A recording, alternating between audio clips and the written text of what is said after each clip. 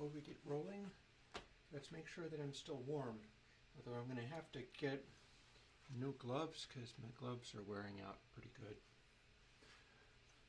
That can sometimes make putting logs in here painful, but one hopes I will avoid that. You'll never. Once I get this taken care of, we'll start dealing with the ConsoleX-ness. I have a plan. I know what I'm going to be wanting to do. And one of the things I'm going to be wanting to do is be warm. So here we are. Also, how are my levels? It's fine. I don't need to worry about levels for the stove cam too much.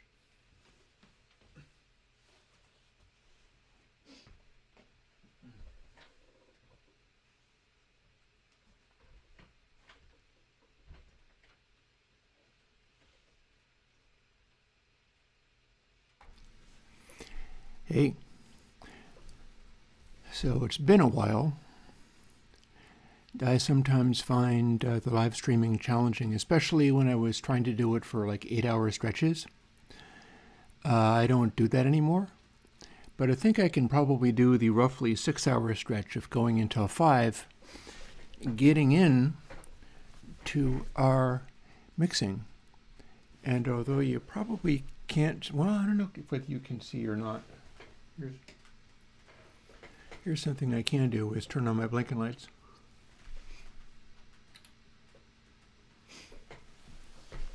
You gotta have the Christmas lights, right? And yeah, I have got 2 cameras going, not counting stove cam. I can also use move stove cam around for if I'm overdubbing anything, because the song I'm thinking to do today is a song where I can imagine an additional part, and more or less set to perhaps try to overdub this additional part, like on the fly in mix, which is not something you normally do, but it's my song. Hey, Jonathan. We'll see how that goes. But I could move the stove cam around so that I can either see the synth I'd be using, because I've got a way of plugging in. I've got my full studio kind of fired up, so there is a patch into the synth area, and there's this Kurzweil micro piano that I can imagine.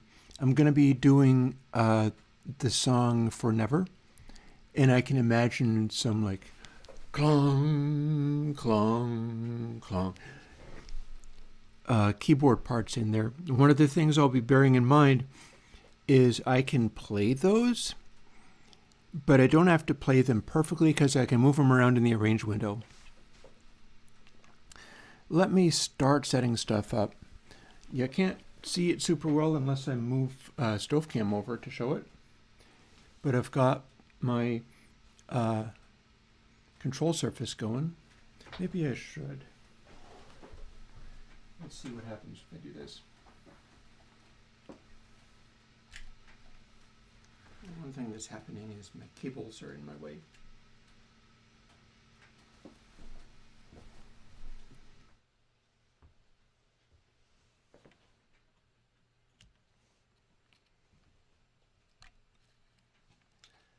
So if I'm careful to not trip over my cables,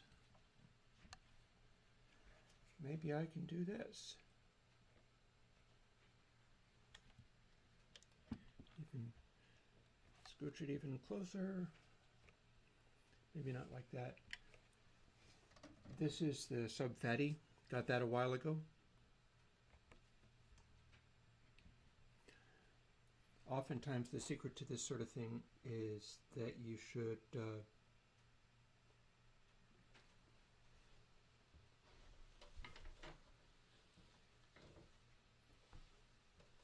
try to get things that you can use and use them.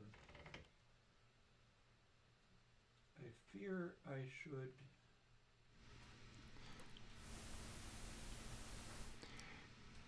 change these mics around, because this is the mic where you can hear what I'm saying because I'm talking into it. And this is the button I can hit where you can see me moving these things around.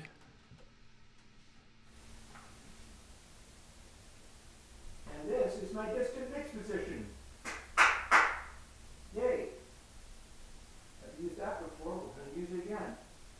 One extra thing that I've done using that mix position, I made a little recording. Oh God, I have a blinding light behind my head. Okay, maybe not have that there. I don't know though, I mean, God Halo.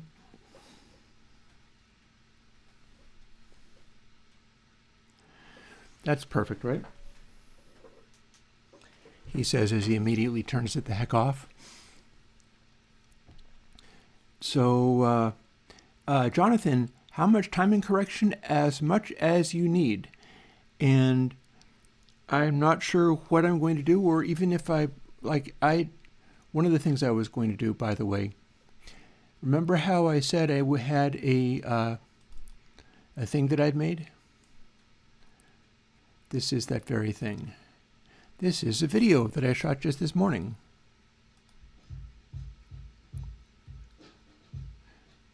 That's my little test thing that I use for reverbs.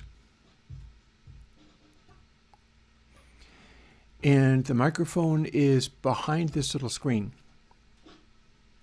so you can't really hear it.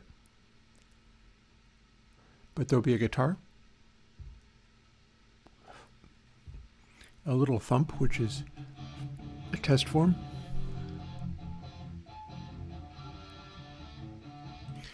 Also, note a little detail. If you want to do YouTubing to support your musical stuff, there are things to pay attention to.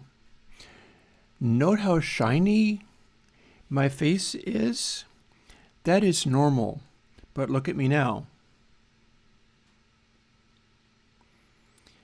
I put baby powder on myself so I didn't shine as much. Back in the day, Doonesbury, the comic strip, had a character called Roland Headley Jr., who was a reporter, and they were always ribbing the guy because they were getting glare off his nose. Well, this is glare off my nose when I have not put on any powder for the camera, which is a thing that people doing YouTube videos and stuff typically have to do. It's all stuff that you learn in supporting your work in one way or another. And the better your camera equipment and so on, the more you'll end up needing it. But this is a recording of my mix room. And the microphone is actually a Neumann, not a Neumann, it does a good Neumann impression, Roswell Mini K47, which is not what I use for making videos, nor what I'm using for this. What I'm talking into right now is actually a Sennheiser sort of miniature shotgun mic. But we got a little alien kittens.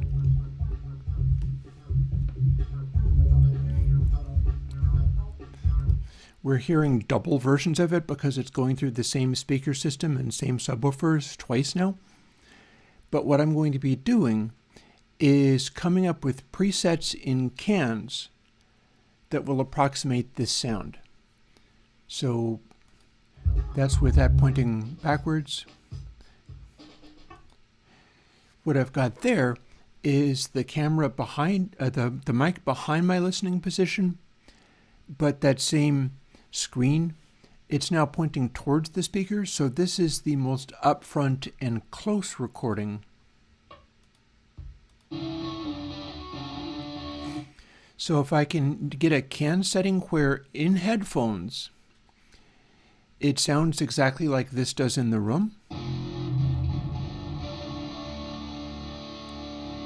whatever level of dry versus wet and so on I use, that'll do. Plus, if I have settings in cans, and I don't know how easy it is to use presets for generic plugins, I can do this.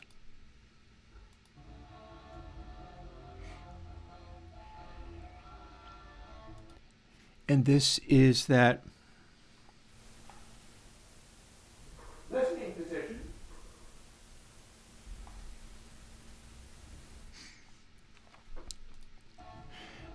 That I was talking about. You can hear sort of how heavy the lows are. You can't really hear it, but it's what I'm going to be studying. I'll bring it into a wave editor, bring it up in level properly. And you can also hear what the subwoofers do.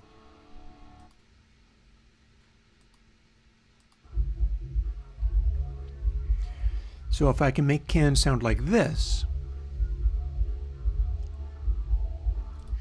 I'll have a simulation of my acoustic monitoring environment as presets in cans. So that's going to be interesting to try. That is going to be interesting to try. I don't think they can be native to the plugin either. But yeah, that's something I did this morning before actually the work I was talking about doing. And here's where I can jump into that very work.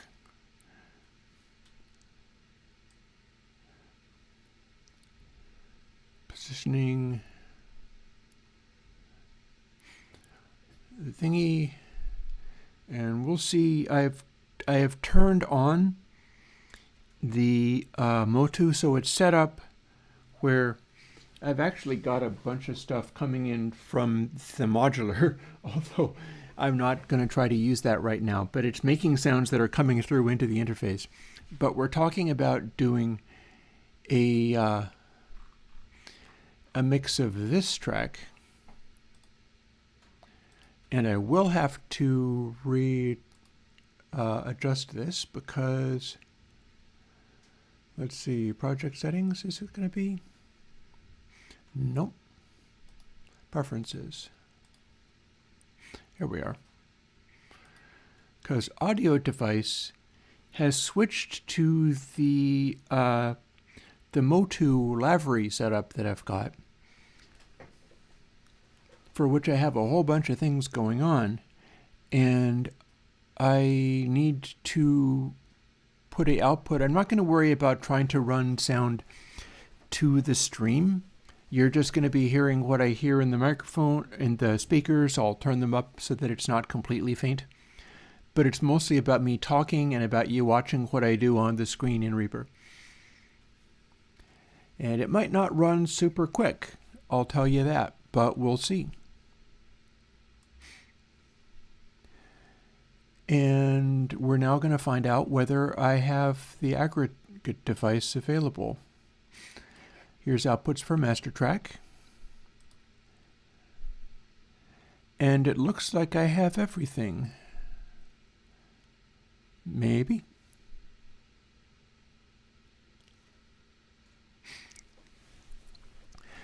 Yeah, so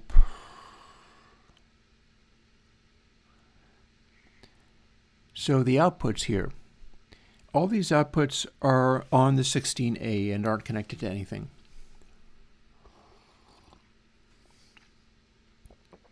I don't believe for a second that output 17 and 18 on the 16A are going to do me any good. Those are in fact optical outputs, but that's not where I do my optical outputs. So my question becomes, can I resize this? I doubt it. Oh, okay. So here's what I'm looking at. Let me move this up so that you can see all of it. These are the kinds of things that you have to do when getting a mix going in a complicated system. And I try to avoid tripping over myself. None of these analog outputs are of interest to me, although you could do things with them in mix. But what I've got is out 17 and 18 on the Motu. Those are the optical out, but that's not plugged into anything either. I don't know if I'm going to use To Tape for this or not. I guess we'll find out. We're just barely beginning. The only thing I have in this mix right now is Retune, because back in 2023 when I did this, I was comping together vocal tracks and then tuning the result in an attempt to get something that would work for me. In future, I'm going to do it differently than that. In future, I'm going to be recording takes and using the simple old school technique of doubling the track and playing both of them, which will mask pitch burbles and turn them into chorusing. And this is a time-honored technique. It works better for people who can sing, but still. This was me trying sort of the modern style of it, in which I've got comped together stuff. It's not great, but it's what I had at the time. For some of these things, I tried to do a rearrangement of them. Actually, let me bump my levels just a bit. Okay, here we go. Yeah, that's going to be more than loud enough.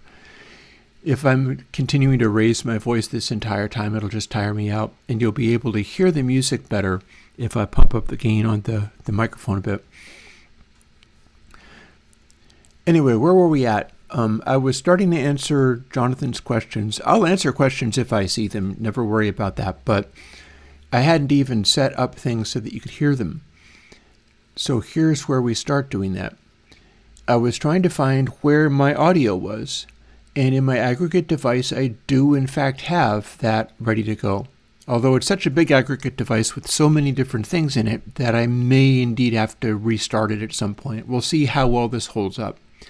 I can probably quit Reaper and restart it again if it starts getting bulky. But 16 and 18, these are optical outputs on the 16A. 1 and 2, that's SWB audio capture. I can set it up so that you can hear that, but I can't hear that, so we're not going to use it. 21, 22, that's going to be a thing called Ray-in audio. And that's a little bitty USB to optical converter that feeds my good digital to analog converter, which is what I'm monitoring through. So having set master tracks to that, life revealed unto the... Wait, why is this rise? Probably because I went to that. Well, we can save this, but this is not the one I had in mind. So I have derped myself, as I will inevitably do. That's what I had loaded most recently, but that's not the one I was going to work on today. You can see this is my music folder. So we've got a thing called Audio Hijack, which intercepts audio for recording purposes and stuff. I don't really use Logic, although it's got some things which are like attempts to make sample libraries back in the day. Berghain is just a bunch of recordings of people who had sets that people had played at Berghain. This is The Gatekeeper. I honestly have no business having it, but I was listening to it in the car.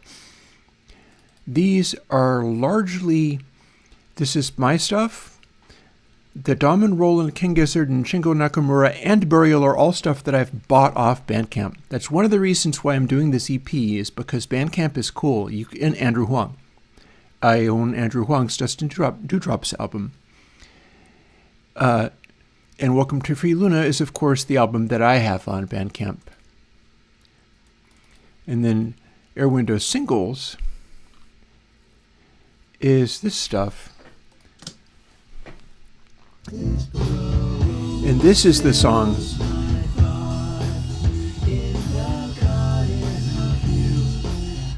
that I'm going to be doing today. And in this larger folder here, hide my shame. Get off screen, you. Now that I've embarrassed myself, I need to go and find that. Surely he's on Bandcamp. I need to find him on Bandcamp and buy that set. I doubt I can afford to buy like the vinyl record set if it's even available anymore. But that's like the big 6-record dark ambient project of the project The Caretaker personified going into senility and dying. So it's some wild, heavy stuff. Oh, and Rise here. So what I've got here is a folder called Human. This is for this year. And it includes guitar, bass, and drums, but that's not going to become a song for an EP. That's what you've been hearing for the last year or more. Well, not the last year or more. The last month. Because this is the quick thrown together thing that I did by just playing a guitar, then playing a bass over it, and then playing a drum over it. And that is how the music is to be made going forward out of here. This is the music from K-Plate B, which I have just set it up to rename, and that's useless. So we're going to try to learn how to click on things and use a computer. But I'm talking my way through this partly because I don't want to get down to actually doing the mixing and the chores of doing all of that. And we're going to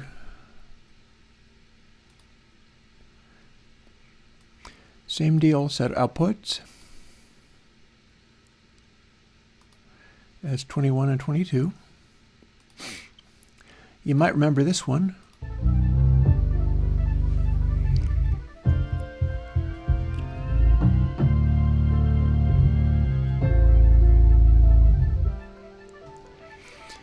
This is what I did for demoing K-Plate. And here's how this is done. My idea, because this went over really well for people, and I'm beginning to understand why. You will also notice that this is set up color-coded. So even now, oh no wait, I can't because I've not got it set up to work with ConsoleLA. I could.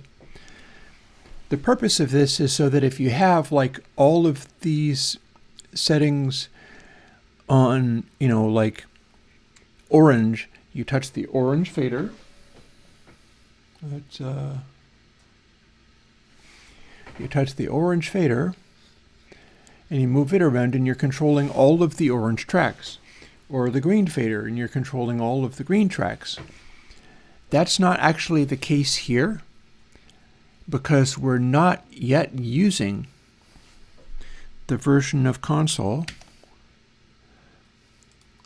that I need to. But this human folder is where I'm going to be doing new music in 2025. I think I can make ConsoleX get better tones than ConsoleLA, but we'll see. What's going to be common about these is literally everything in this folder will not involve like my blinking lights here. I've actually got a Eurorack module where I can run a piezo pickup into it, hit a thing with a stick, and put like timing clicks in there, meaning that I can use electronic sounds and even some of the electronic timing and sequencing with human timing. So I could play a guitar and then put electronic instruments over it, say a track at a time, or combining them. And then I'll have the electronic sounds, which I show up in a lot of my stuff, but with the human timing. And I can make the human timing by recording stuff into the DAW and then moving stuff around in the arrange window. That's really the way of doing it.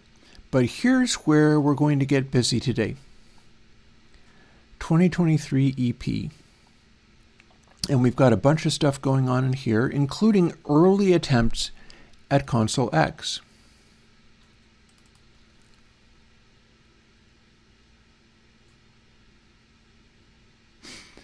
Yeah, you see, here's the thing, Jonathan, is I am looking to be playing things and force the tempo to be what I as a human dictate it to be. meaning I could have stuff be speeding up, slowing down, doing all that Rolling Stone stuff where the tempo is a little flexible, leaning into different framings of how that goes. Let me take a moment here and straighten out this mess. Add new hardware output 21 and 22. So this is what I had for that skydiving thing that I did. I'm going to be revisiting it. This is the original ConsoleX. This is the ConsoleX where looks like this.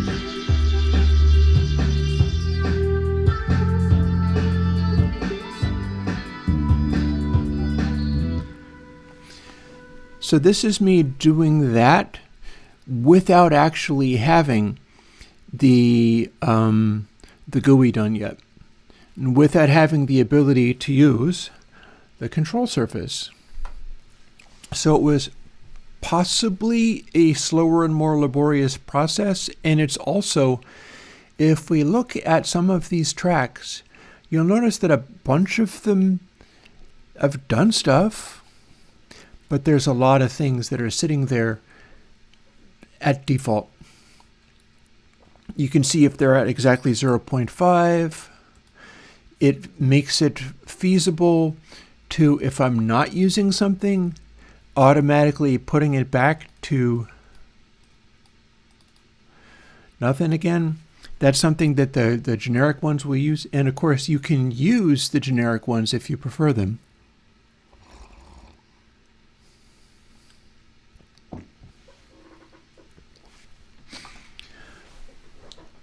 On this, there are no numbers. On a real old school analog console, there are no numbers. And let's see. And I don't think this actually is connected to anything here, but we can find out real quick. Yep. So I was doing this in a mouse. I don't have anything later than 006. I'm probably not going to get anything. The earliest it would be the upcoming week, very possibly after Bacon Paul releases his plugin. So, the guy who's helped me do a lot of this stuff, Bacon Paul, is working on a plugin. He said so on Blue Sky. It was a secret before then. He has a synthesizer idea, which was supposed to be the best executed, worst possible synthesizer you could have. I can't wait to find out what that is. But he wants to release that, hopefully, around New Year's. And so, I'm taking enough time to not break, right? This has been very stressful. I'm going to take whatever time I need, but I'm also not leaning on people who matter to me. And I'm sure the logs will help. I'm absolutely sure the logs will help. It's even possible I'll be able to figure some of that stuff out on my own. Everything so far, I've been able to slowly and painfully figure out on my own because Sudara, who does Pample Juice, is traveling. And he's like, I don't have anybody to come and visit me, but he is visiting people for the season. And so he's spending time with holiday guests, which is not something I do. I just live alone and only do this. And whether or not Bacon Paul is spending time with holiday guests, he's working on his own synthesizer. So I'm going to let him finish that.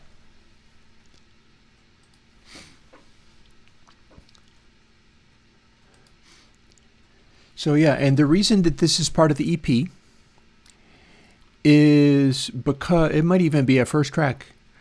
I'm going to get back to doing this, by the way.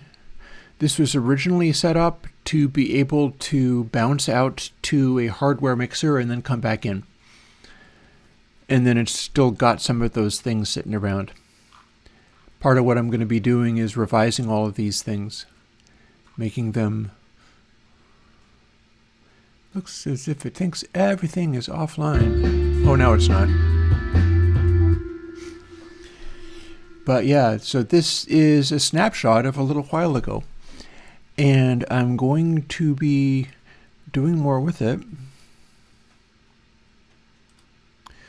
But this is the list of stuff that I mean to do for the EP. Possibly including Cayenne and Discord Welcome Home. Because people seem to like that one. I don't even have a Reaper project for those yet. What I've got for those is like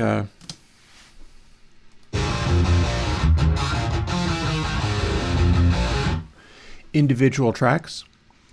So in theory, if I bring all of these in aligned to 0, I'll have the tracks that I had for this, very likely not including logic-based pitch correction.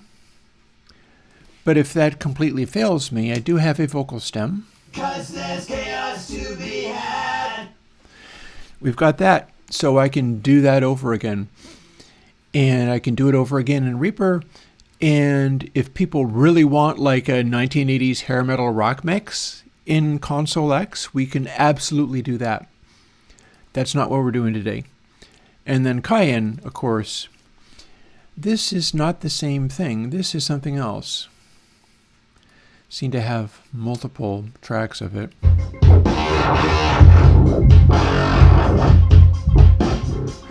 It's almost like a dubsteppy thing.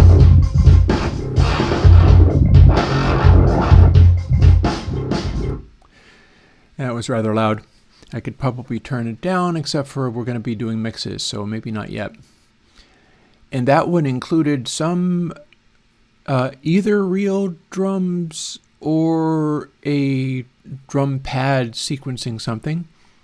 It's got a little bit of Farfisa and the crazy dubstep bass there. That's FM8. FM8 is great. It is the secret to making some of those really gnarly gargling basses that you get in D&B. So I taught myself how to do that. In fact, I think I have a soloed.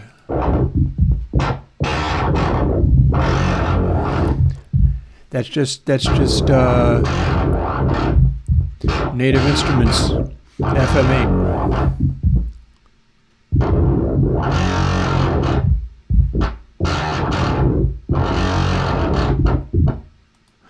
I absolutely should put that up on Analog Me 75.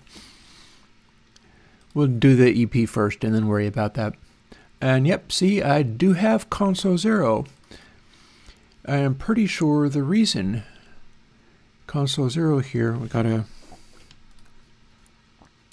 nuke that and go to our final mix output.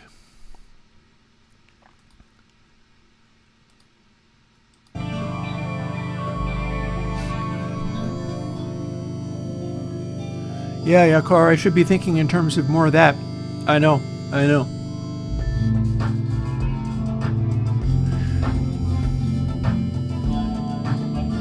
Here's the Console 0 music, but without any mix. So that's totally unmixed. In fact, everything is mono and all at the same level. And the reason that is in the EP is not only because it is older, but because this is one of the many things, including Cliff Diver, where my basic tracks always had to be based off a sequencer. Yeah, this one. So this is going in the EP.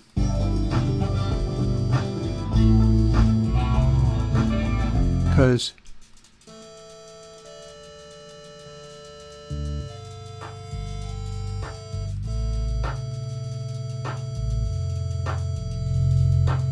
oh wait, here we go.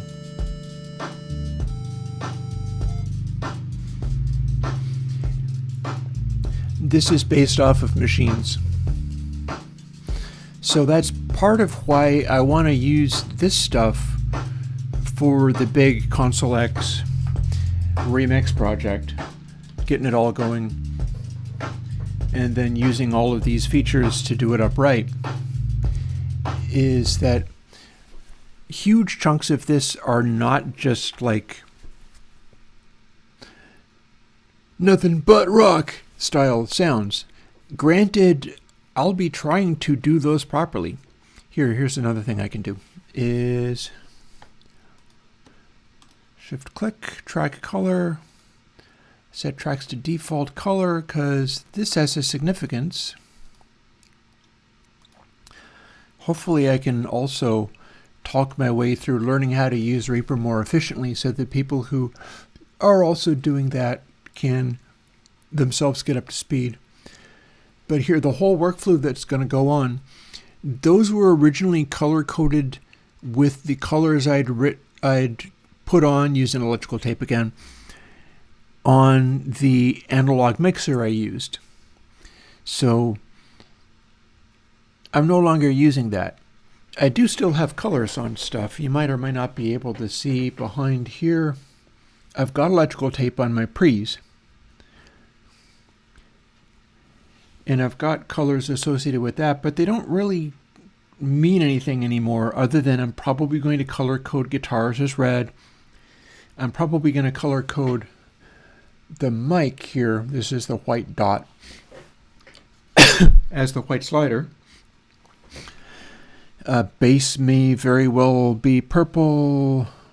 Rhodes may very well be blue. Moog may very well be green, and so on. And brown for drums, which is 2 drum inputs and also a dedicated kick input. Those are all fired up and ready to go. I am looking to come up with ways of using all of this based on playing on instruments, whether they be guitars or like playing a riff on the keyboard rather than sequencing it in.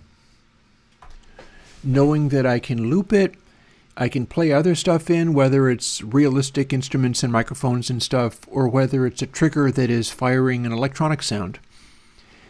And that's the goal for 2025. I'm not going to do that stuff quite yet. What I'm doing right now, and we'll see how much of this I can get done in 2024, is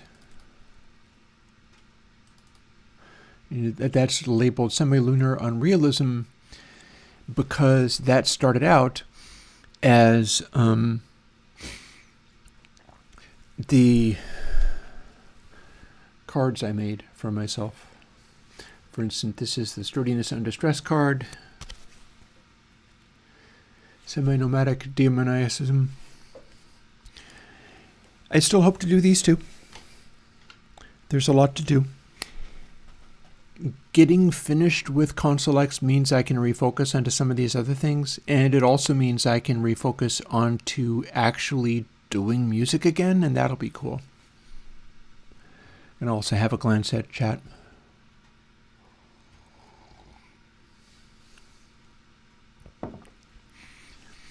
And yeah, that's why I'm very excited about things like the X key keyboards.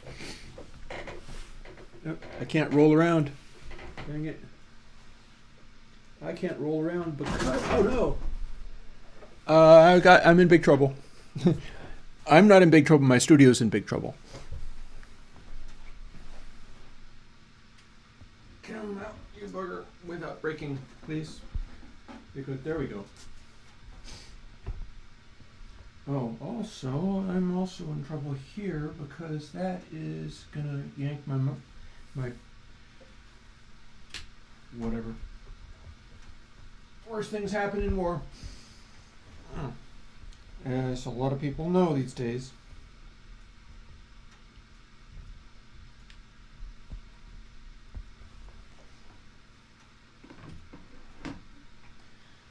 Give me a second while I get my crap together.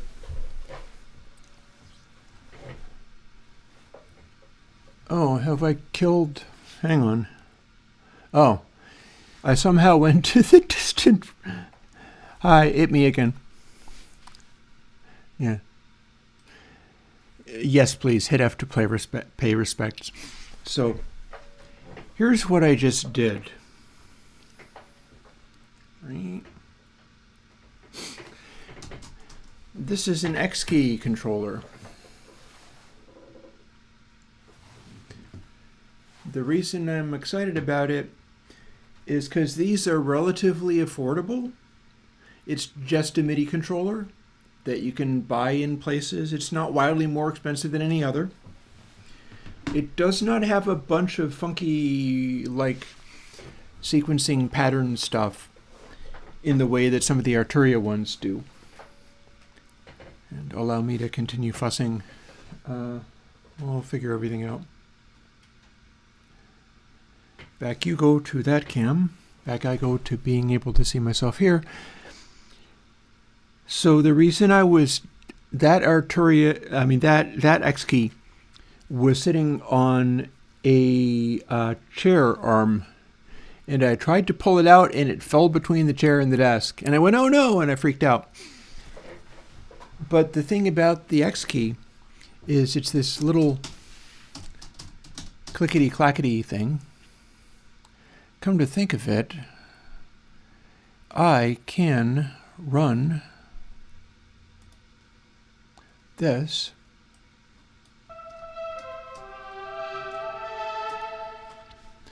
and then if I put display overlay, see, you know how I make standalone versions of things that aren't any use? Surge XD has a standalone version, and it is quite a bit of use because I can just fire it up as is a program.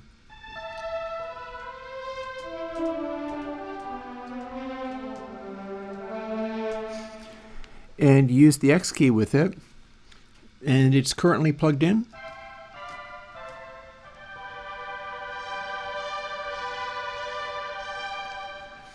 I had all of those 3 notes on, but I was pushing on the keyboard harder with one and then the other. X key is a cheap little accessible keyboard that you can get with chiclet-like keys, which also I feel like that makes it more effective for things like drums.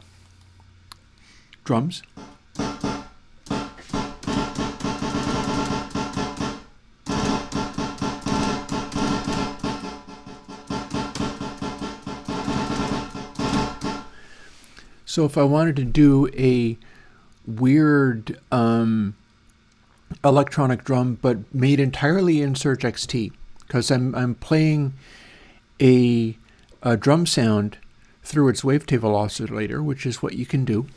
And I know my way around Surge XT, so I can just grab this and go, okay, I want to add an extra snare. I want it to be like this.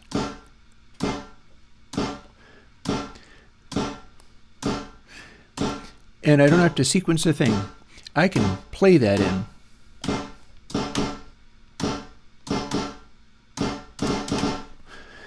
And if I play it right, it'll be perfect. And if I play it wrong, it'll be human. And it will follow whatever. And then, yeah, again, what I was talking about before was, oh, here's a fun one. Organic Life Horn. That's actually rather loud.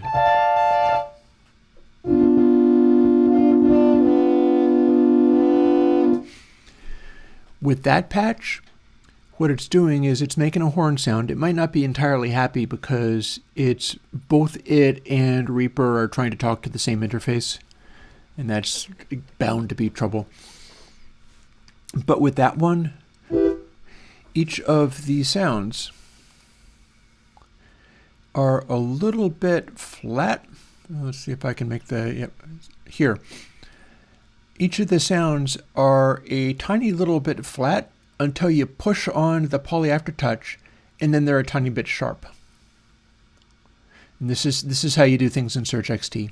You're going to be seeing more of Surge XT. I want to use as much of it as I can, even though I have like real synths and stuff, because people can have Surge XT.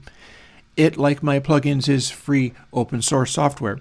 So I really want to push on that. I'm very enthusiastic about the prospects of teaching people how to use things that they can have.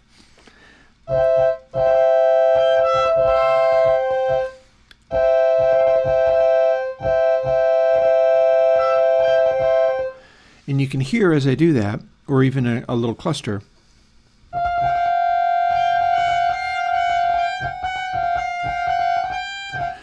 polyphonic aftertouch means you can lean on one of the notes and it pops out volume-wise or filter-wise or anything else you could want to do. It's just another MIDI controller. And that's how I do things like Modern Tron and the Stringtron.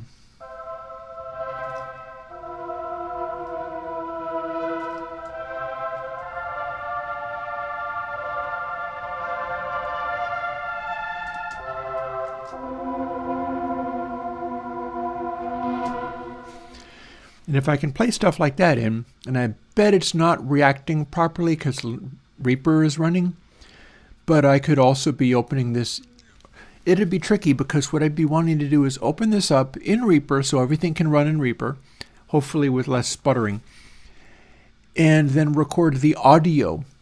Not the MIDI, the audio. I don't want to record the MIDI because I want to just dump the sound it produces and be done with it. Poly aftertouch saw.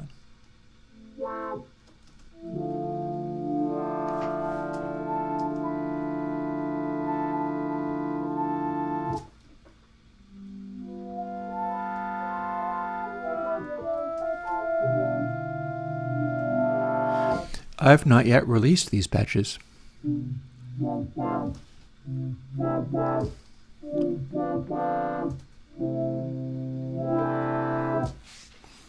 But I will. See, once I actually finish with ConsoleX, that's when I will get to dig into some of these other things a little bit more. Currently, where we're at,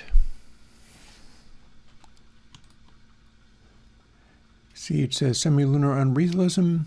I've got 2 songs in this one project because I attempted too many things. But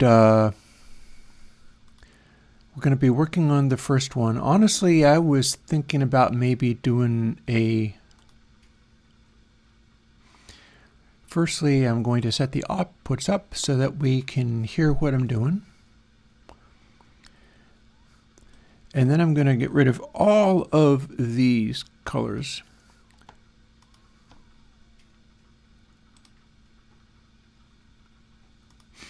Boop. It's opening up track 1. I've got the DS or DBS on there. Oh, I probably am going to want to throw another log in the fire. That's all good. But I'm not going to want to touch retune because this is how I had it when I put it out. And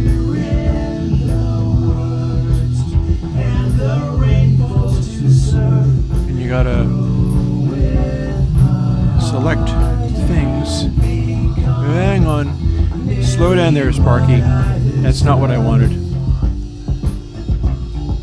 It's gonna be giving me a headache, but that's fine. This is what we have. The worst and the rainbows to serve. Grow with my heart and become nearly what I deserve. So we're going to mix this song. And in so doing, I'm going to have to learn how to manage a bunch of these different things, work out how to select things, color code them, and so on. And we're going to set all of this up with the GUI version of ConsoleX, and be sure and save a lot because if it starts crashing on me, I'm going to keep going. I don't necessarily have it all fixed yet, but we're going to try to do it. And I'm glancing over at chat again. In fact, maybe I'm going to scooch it over so it takes up more space. I'm also quite interested in finding out how heavyweight ConsoleX really is compared to other people's stuff. Oh, you look at that. We are scrolling around something fierce, aren't we? I'm not going to need to have the window be that big for these, because I'm not going to get into the editing of these tracks. Not a bit of it. For instance, this track here, shows that there's 2 takes in here. That's why that's blue. One take is coming in gray, and then an additional take that it switches over to is in blue. But at this size, you don't see it. When you start expanding big enough, you can see where it splices from the one to the other. I don't want to touch any of that stuff because all of that stuff went into the version that went up on the internet. But what I would like to do is scooch over and throw another log in my fire. So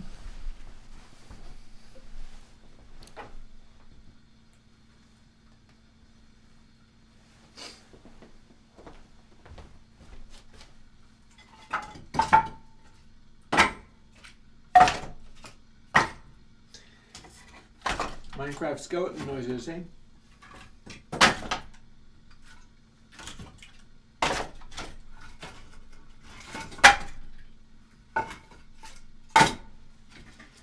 Pretty sure that's all that is.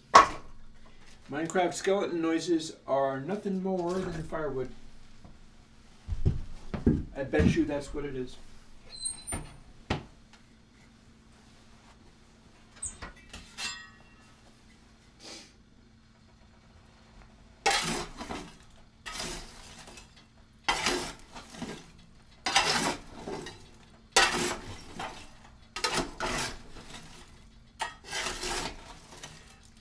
Turning over the ashes so that if there's like unburned charcoal in there, it can be reshuffled around a little bit. And let's see, here's a suitable log.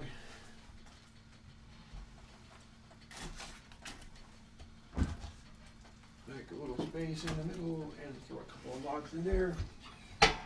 Take the damper in.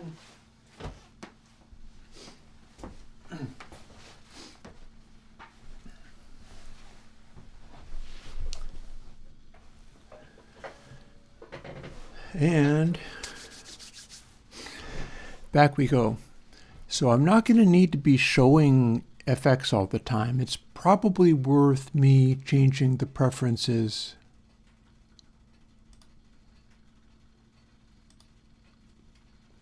I'm not sure it's in here.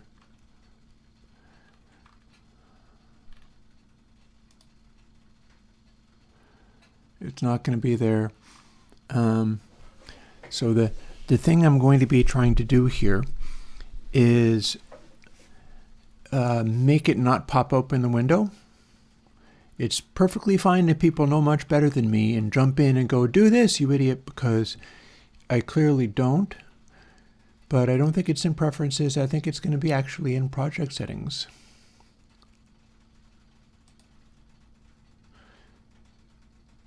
Unless it's not. But I know there is a place. We're going to look back in preferences again.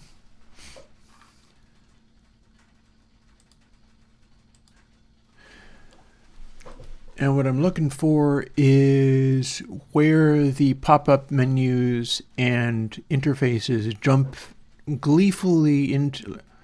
Okay, so I select a new thing and it does this. I need to make it not do that. I suppose maybe it's in here. Do I have an effects control menu for literally in here? Because we have many options.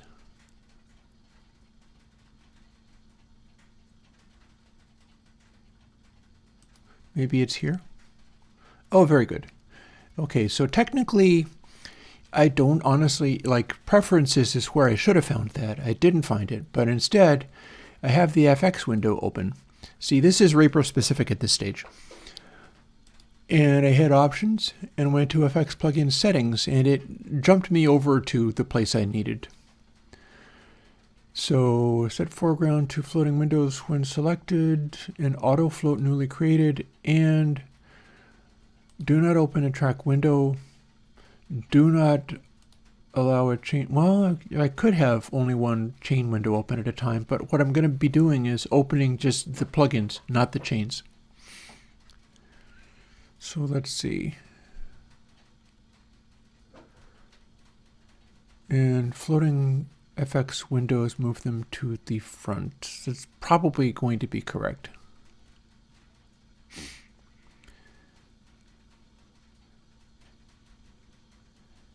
I don't know whether any of the rest of this is going to matter, but that's going to do me for now. Now, if I select something like this, I can do the work on it, but it's not going to just poing open with all of these plugins and things.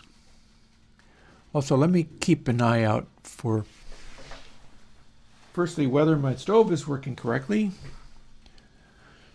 It's going good, but it's not doing anything too wrong.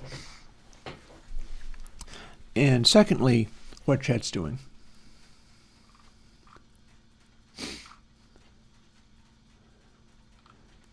So I'm scrolling back a lot to read. I'm scrolling back to read the chat. DL wants a Roger Troutman talkbox sound. Honestly, talkbox is one of the things where if you can get a hold of a real one, that's going to blow away anything that you can do in software.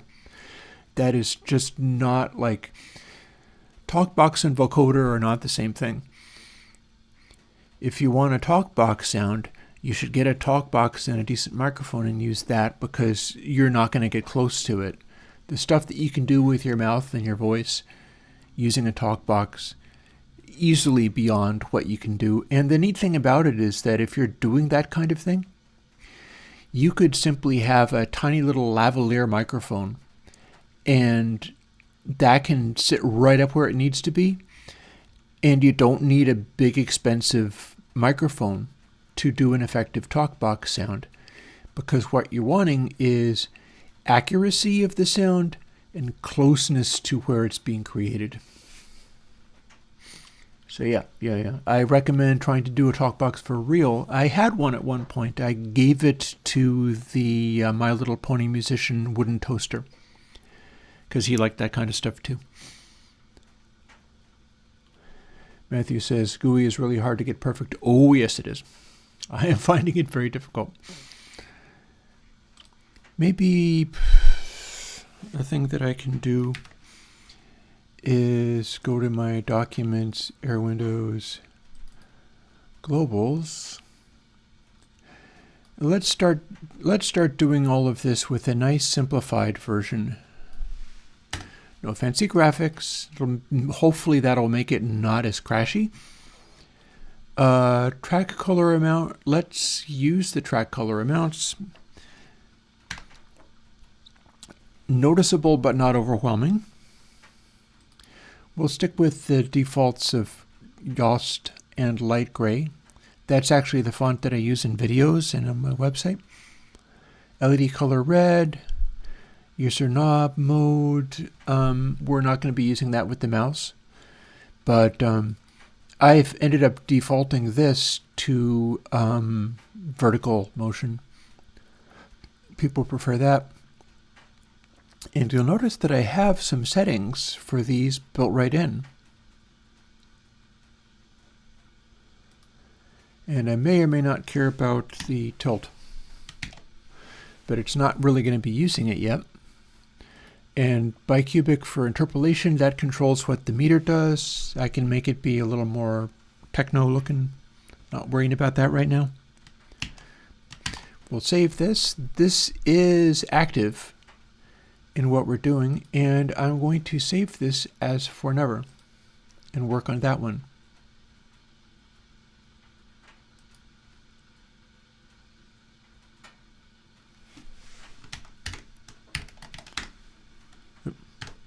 I have all caps.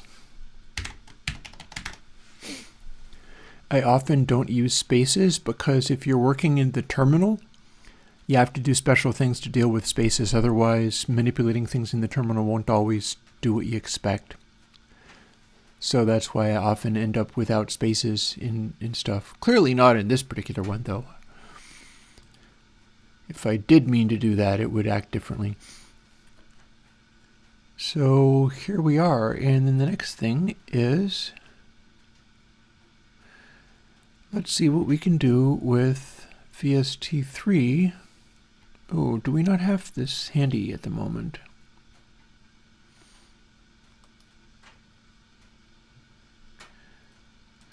ConsoleX channel. And let's see how this starts to behave. Looks like I can resize that so I can get to this param knob.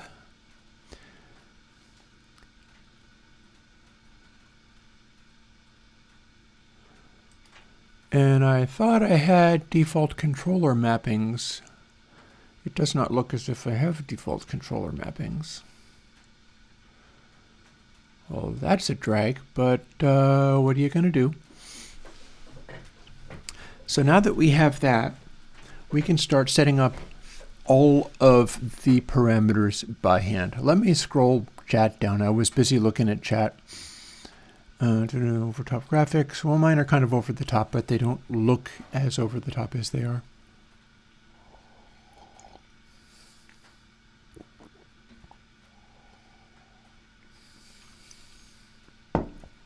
Oh yeah, I scrolled back quite a ways. Ah, Medicine Tourmaline knows Glaze.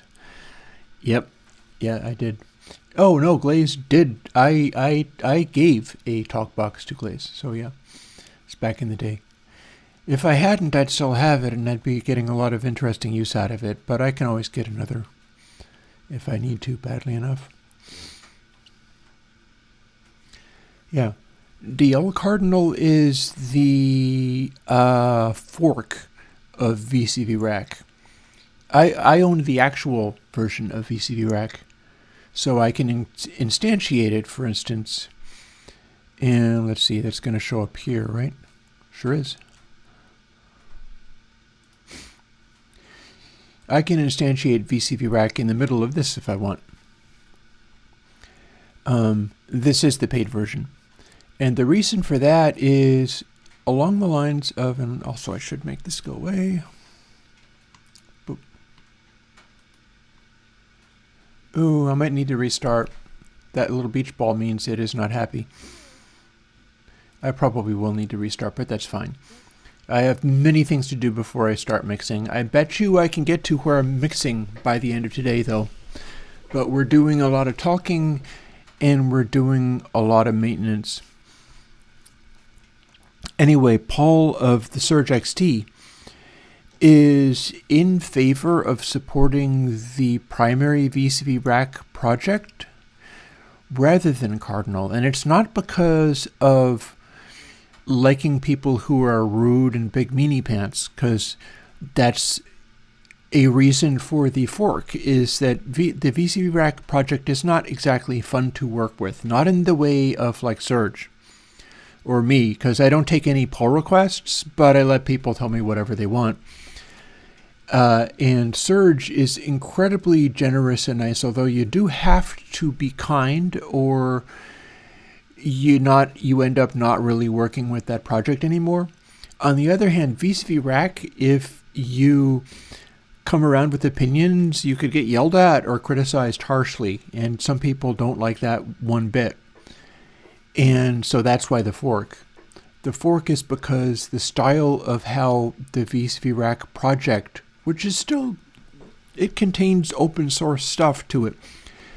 The style that's being run on doesn't sit well with everybody.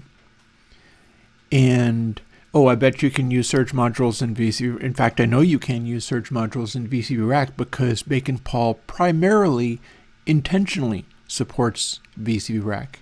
And that's what I'm going to be doing if I start doing stuff and mixing in console using things from VCV in it. Because again, like with the Surge, I would like to end up being able to do all of this music making stuff on things that people can download for free.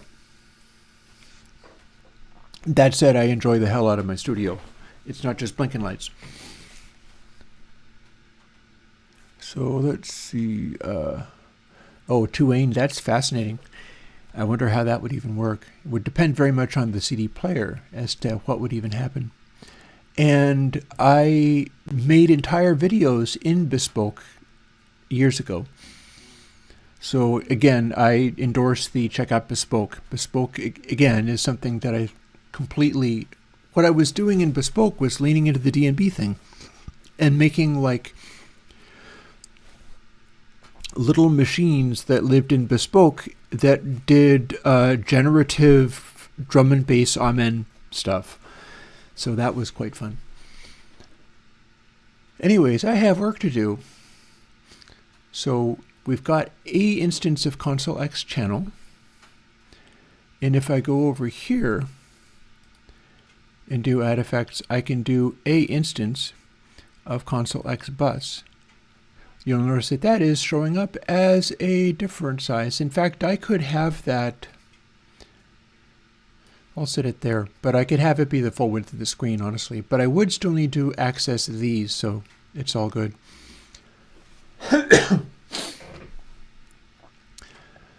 And I'm going to drag that to the beginning, if I can. I'm sure I can if I try hard enough. I'll eventually get there. Drag it to the beginning of the 2-bus. And it's already up and running.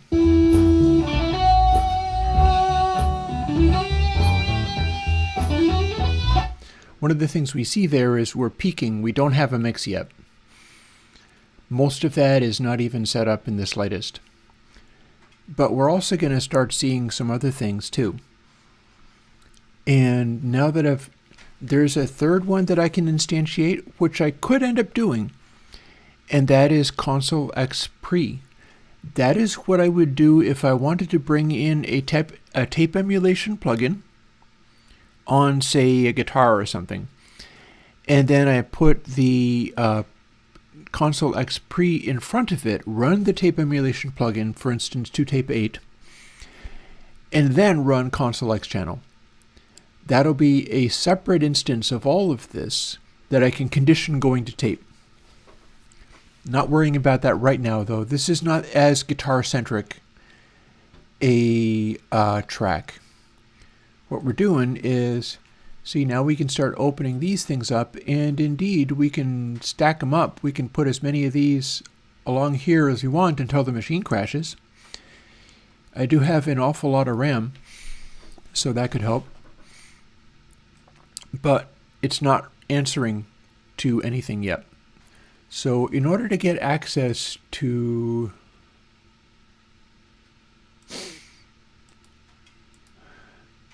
param, oh no, wait, I have access to it. Here it is. See where it says RAM over here in the corner? It'll also take on the name of the track, so it might be a good idea for me to run in and name the tracks, but I don't have to do that immediately.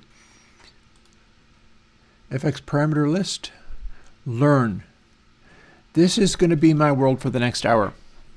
So keep chat coming, and I'll keep responding to chat while I slowly and patiently do all this. May or may not want to go and make another cup of coffee. Oop. There is the wood stove, but here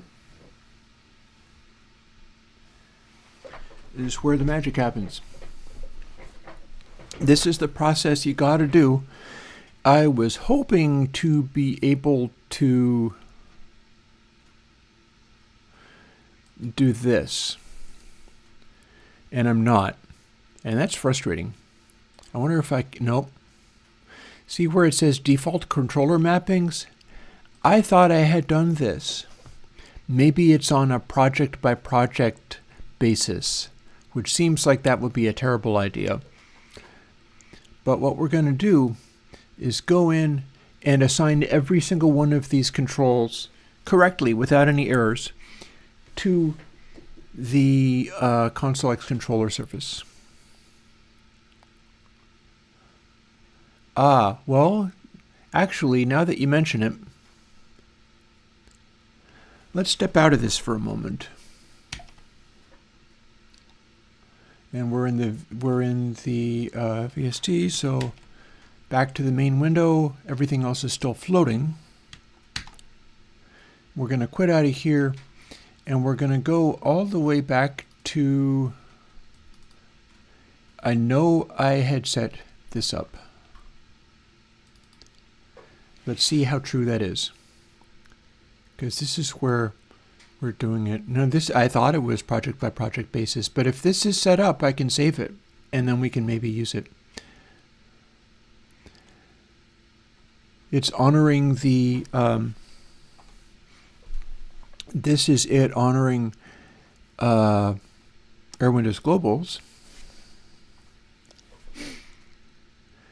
And this is not an actual mix, so I don't have to worry about this stuff.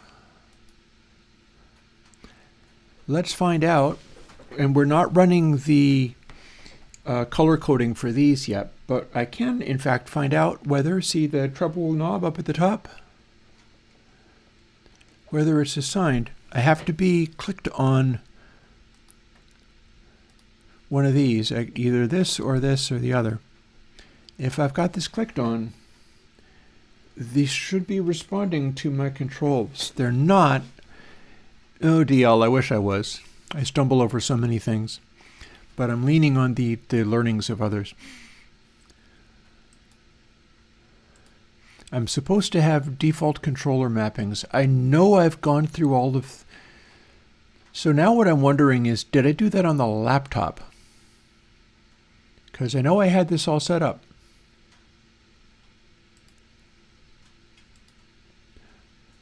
I must have done it on the laptop. So if anybody has an idea about how to get the default controller mappings from the laptop to here, Jonathan, I know how to do that, but if I do that, I'm going to do it from scratch.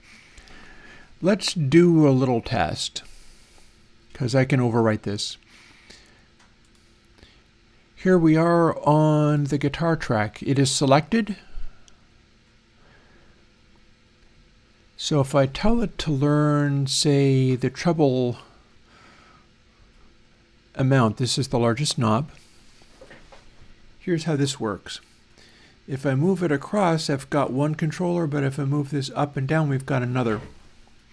I'm going to want it only when track and item is selected, because otherwise everything will go bonkers. And I'm going to want soft takeover, otherwise it'll be much more unmanageable switching from track to track, because everything will jump around. Now that I've done that, if I swoop past the right place, this is now alive. So here's the next thing. I'm going to save this as a default and see if it remembers it in the other project.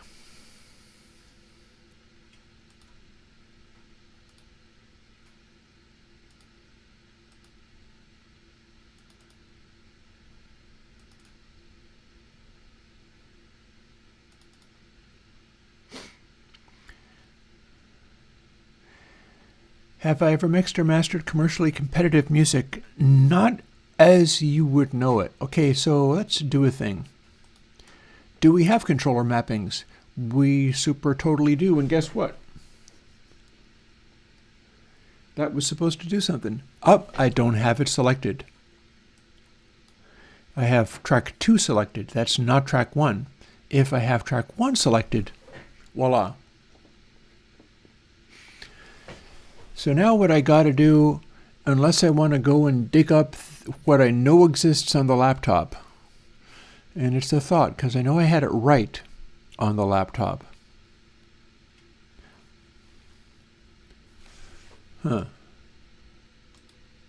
Default controller mappings. Let me see if it shows where these are. I do not think so.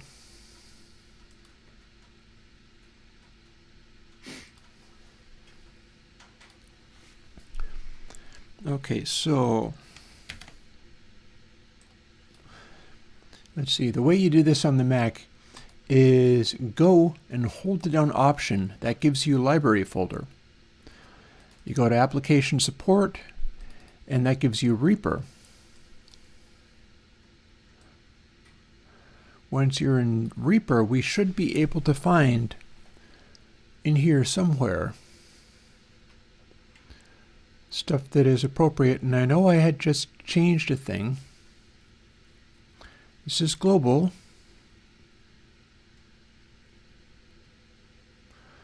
I'm looking around for date modified. Presets. That's 2 days ago. I'm looking for something that was changed literally today. That's not what it is.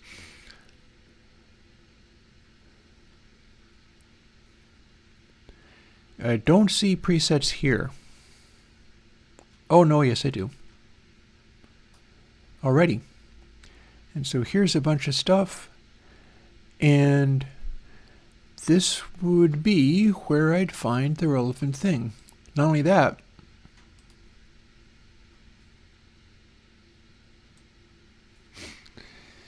we can look it up, and apparently that's all I've done with it so far. But let me go and dig up that laptop.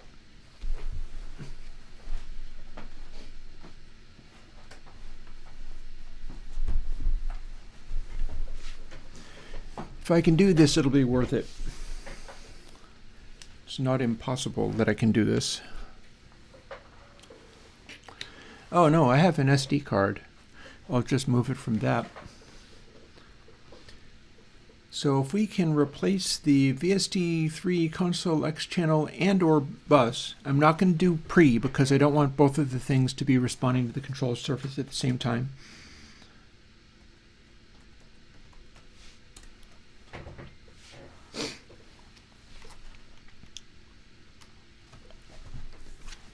Here we are with the laptop. This is what I record videos on, by the way. And same deal, I have to fire up the wireless mouse to make the laptop work. Oddly enough, I'm not able to use trackpads on Apple laptops very well. I have endless trouble dealing with things like clicking and dragging and so on, so I'm a mouse guy. Same deal. Finder, go, hold down Option, and it'll show you a library. Application support, and Reaper, and presets. And with this one, if I open,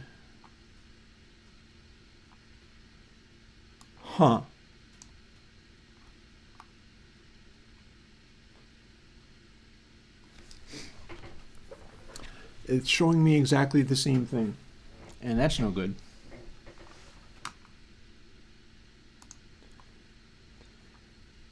Okay, so because that didn't work, now what I need to do is launch Reaper on the laptop, open up the same thing that I used, click on param on the same thing that I used, see that it does in fact have default controller mappings.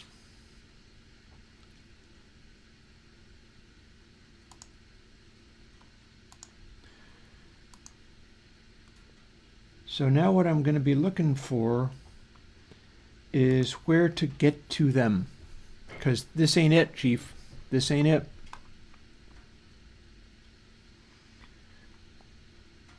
Like, I can see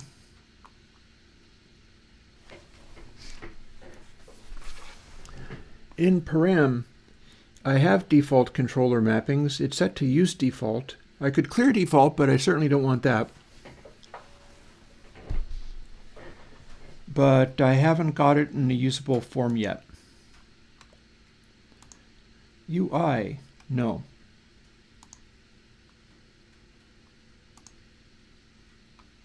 Program 1, no.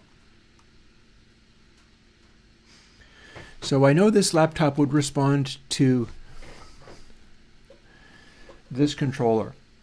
So it's got all of the presets set up. And if I can move this from the one place to the other in less than an hour, I'll be saving time. If it takes me more than an hour to figure this out, it'll be a complete waste of time. So Granz apparently knows how to do this. I don't.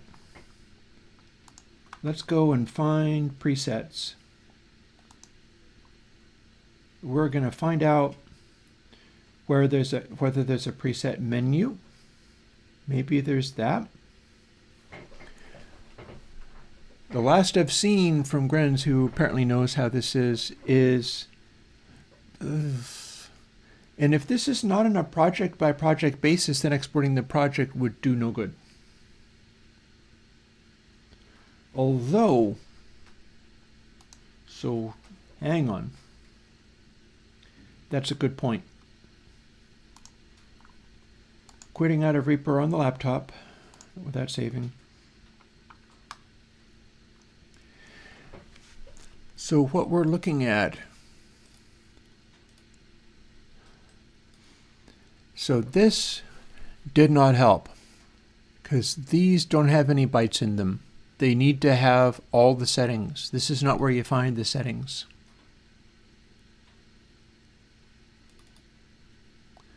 Don't see it there either.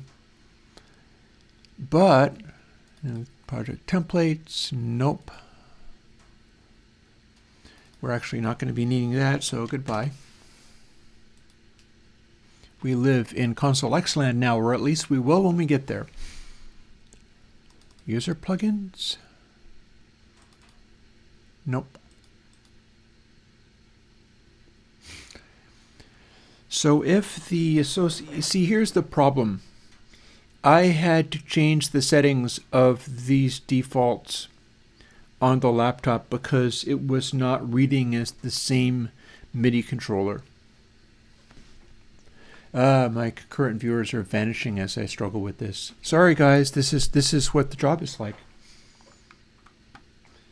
But there is a chance that if I run Reaper on this, actually no, I don't even need to run it again, do I? We can open it right up and close it back up again. Ooh, it quit. That's always good. Don't care.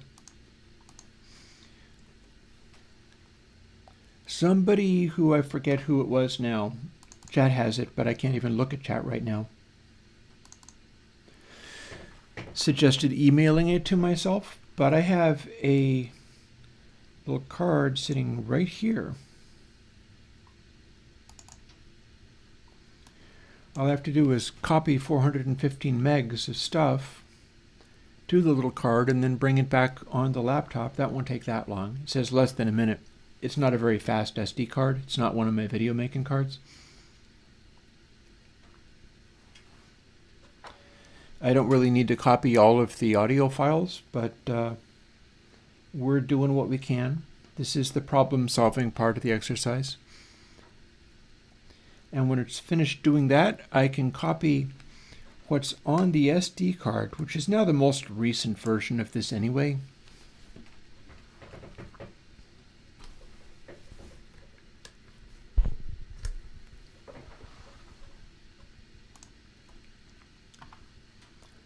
And just quit out of here. Because if this doesn't, well, actually, no, I can't be sure of that, can I?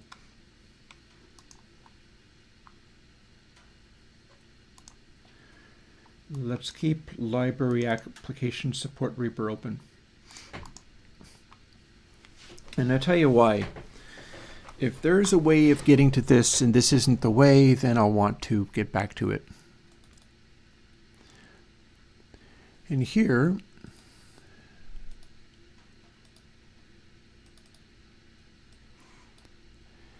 is this.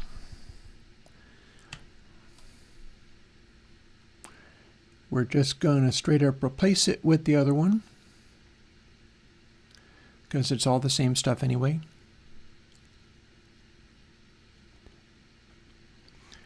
This is a newer computer, so it'll copy faster. See, it's only taking a few seconds.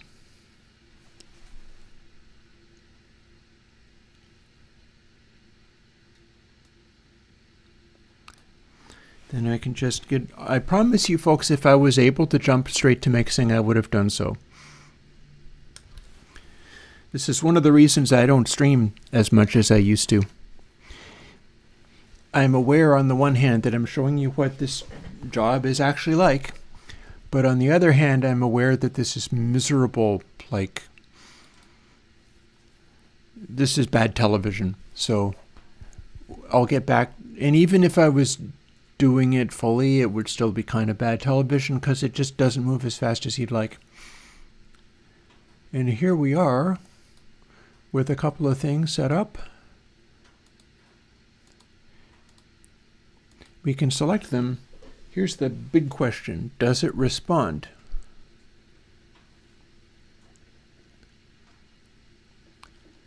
That's going to be a big fat yes. I had these all set up so that they all did what I needed to. So now, param, default controller mappings.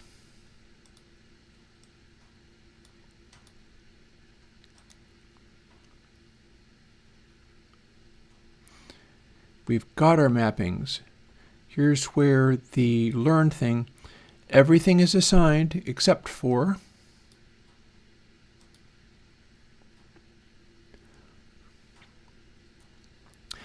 fader, either bypass, wet, and delta. Those are not assigned. I'm hoping it's going to feel a lot more natural because one thing about it is that I can reach to a place that's always going to be in the same place. I'll show you. So I went through and assigned all of these things. So in this project, at least, is default controller mappings.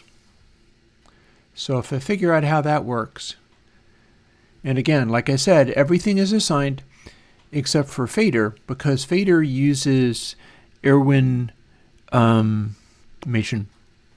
And then the wet, the delta, the bypasses, and so on, those are not part of the controllers.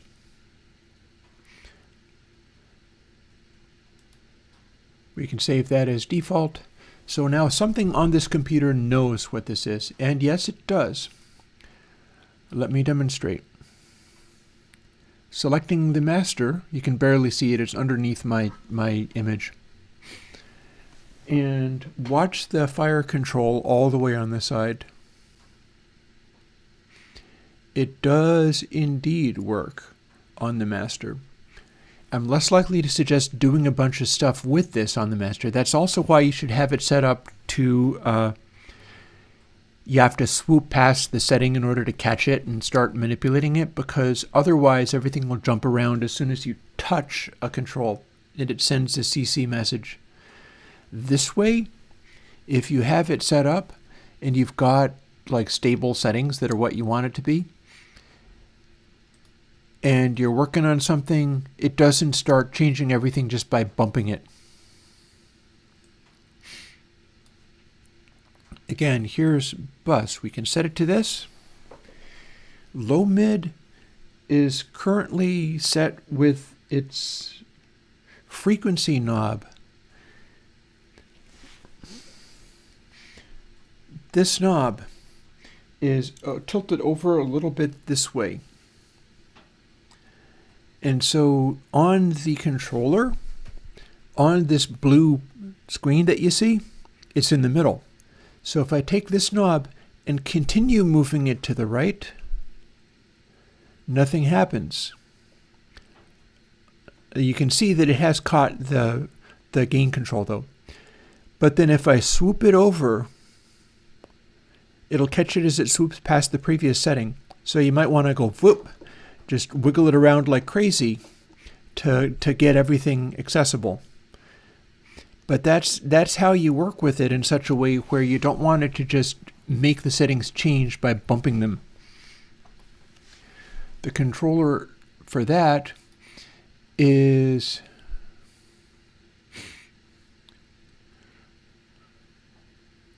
learn, and then it has a setting here. In fact, that was just last touched low mid. That's the gain. So see where it says here, MIDI OSC learn, you'll be doing this a lot. And soft takeover is latch. So what we're going to do is make damn sure that that's still set up to the correct thing. It's supposed to be low mid and not low mid frequency. Low mid frequency would be 30. So we make sure that it's 31. CC mode absolute. Enable only when tracker item is selected. Soft takeover. Very important. Oh, did I just jump to 31? No, it's fine. I thought it jumped to 31, but maybe it did after assigning it. Anyway, it's cool because we can just quit out of here. Actually, let's not quit out of here. Let's see whether we can find that apocryphal setting for exporting the kind of thing.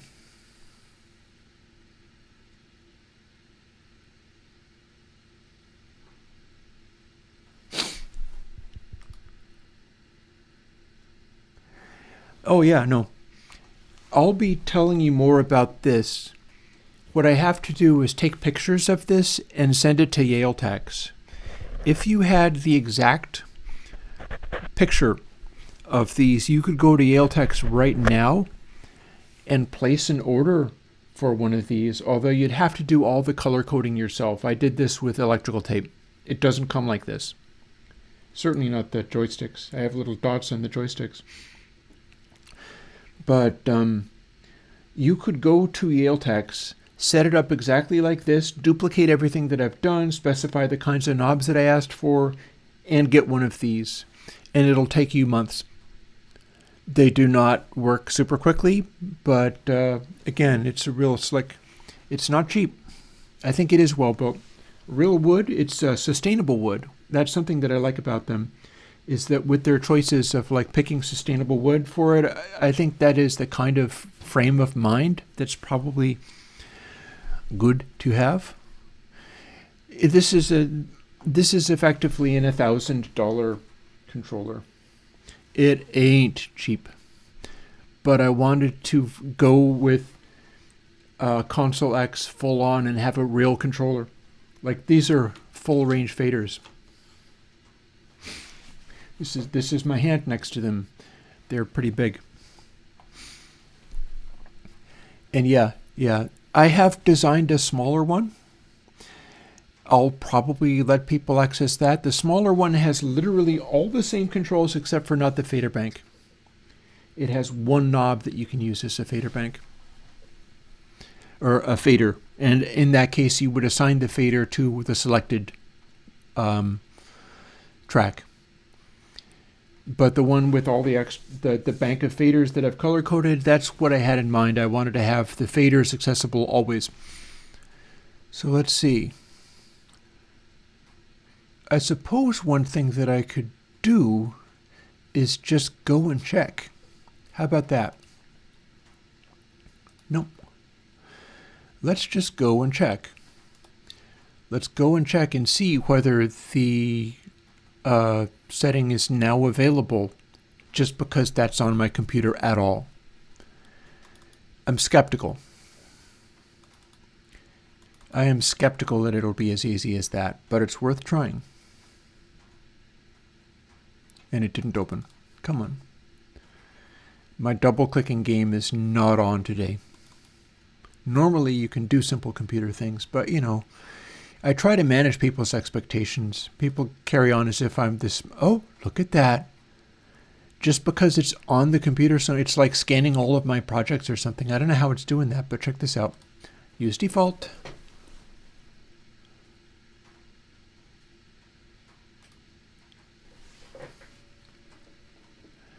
That's going to save us a lot of time, even though it took us a solid hour to get here. And here's our low pass. Everything's all set up. Top dB. Here's our lovely big pan. It's a bigger knob here than it is on the control. So now that we've done that, oh, look at that.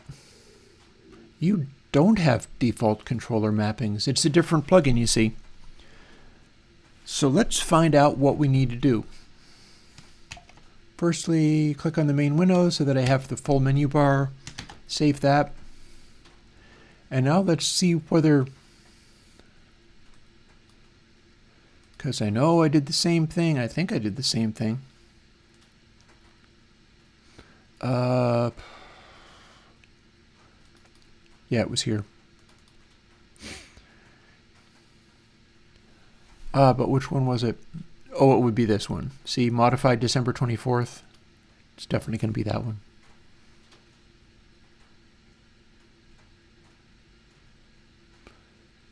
Doing the beach ball, it's struggling to load. It should. I've made it so that it would.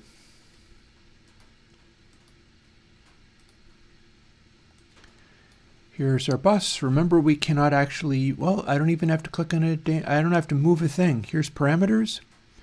Default controller mappings. Ah. So here's the deal. on the bus for the purposes of making the video. Parameters, learn. I have assigned all the parameters. On the channels, I saved them as default controller mappings. On the bus, I assigned all the parameters. They're all set up correctly. You can see on here, I normally won't want to fiddle with these, but it'll do the thing. Watch the stone thing, which is right in here. Actually, for what it's worth, I can just move the threshold knobs. Those are much bigger. Oh, no, we still have guitar selected. Never mind.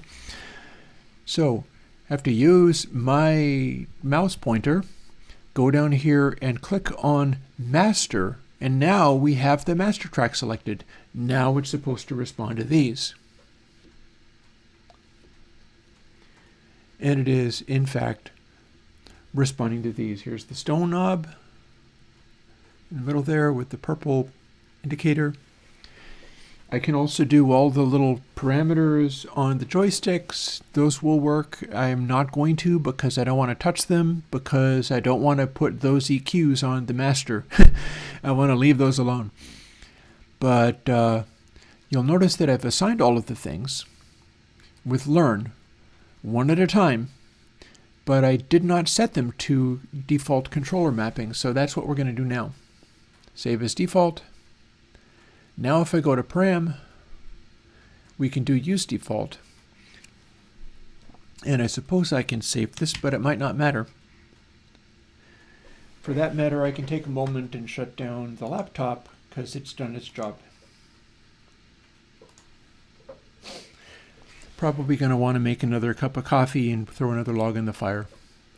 It's, yeah. Shut off the mouse. There. Put the laptop back where it lives.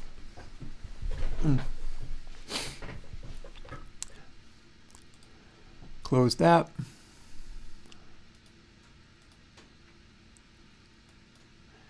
Back we go to 2023 EP and this and this. So now, if I'm not mistaken, every new project that I open will have controller mappings accessible. And as you see, the param knob is hiding here. We have controller mappings. I've told it to use default. And with this, right now, none of these are assigned. You can't see it, can you? Oop. Right now, none of these are assigned.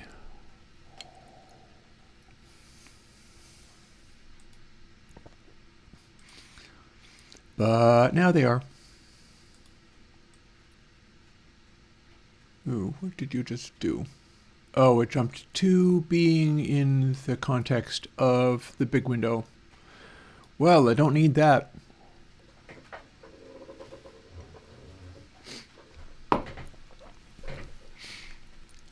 You'll also note that I have the meter here. I intend to mix using this meter and not Air Windows meter. I see Air Windows meter as being more of a mastering meter. And I want to see what I can do with this strictly as a more casual meter where it's showing me stuff as like a color light show. One of the immediate tells me that that's too loud. But you may ask, what about this? I only have one of these. Well, here's where stuff gets more rewarding. We've got track 1, and in fact I'm selected track 1, meaning that we've got all of this stuff up and working. Rather than go through that whole rigmarole, I just drag this to every track that I need. Oh, that one's going to want to be, yeah, that one's going to want to be C-Rick bass. Do I have that handy? Probably not.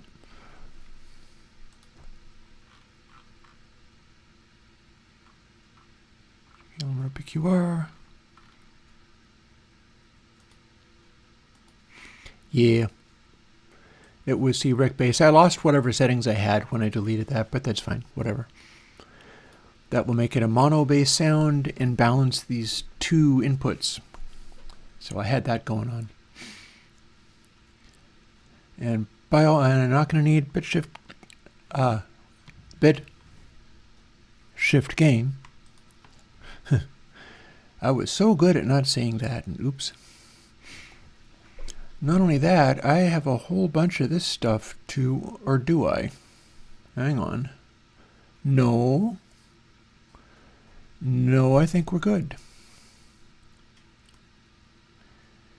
We're probably going to change these, but I have 4 AUXs I can use. They are this one, this one, this one, and this one. The controller has 4 spare knobs for use as sends, and I have a specific idea in mind for what I want to do with these blue-colored knobs. You can barely see them, but they're blue-colored knobs. As generally going for one kind of sound or another. But I'll work on that in a moment.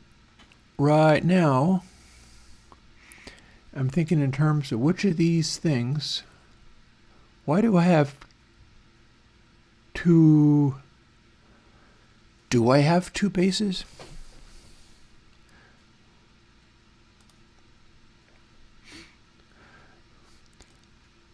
Let's set up a little looping section.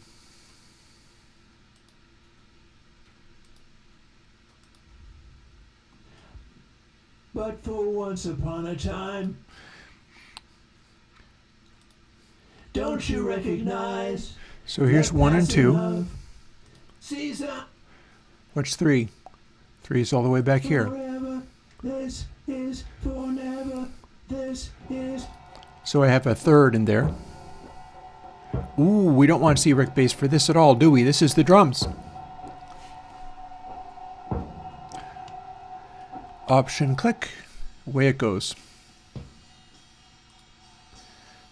This is our drums, and we don't necessarily even have a kick.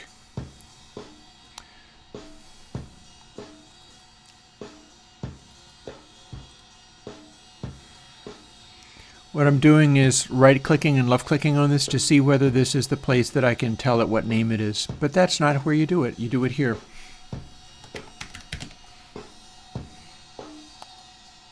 And having done so, it's now labeled. That's what we want. Forever.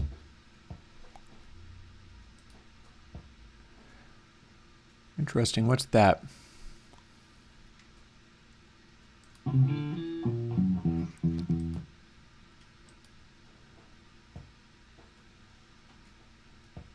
We've got some kind of sound poking through here.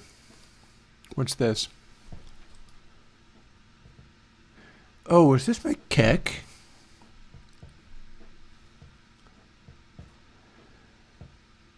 I think it's acting a little bit like it's my kick drum. Oh, and this is where I click. Good, good, good, good, good, good, good.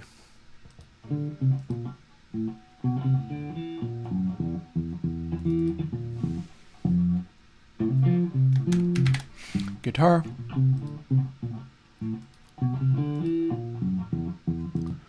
What's here? Lead.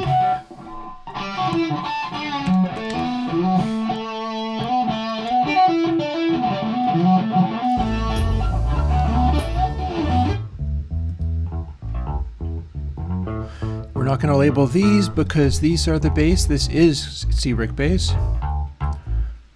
But this is enough to start copying over the controls to everywhere we need them. So there's guitar, there's lead, here's bass.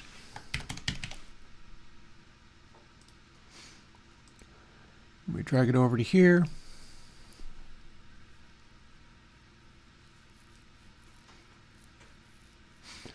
I see there's a conversation going on, so let me try to get through these things.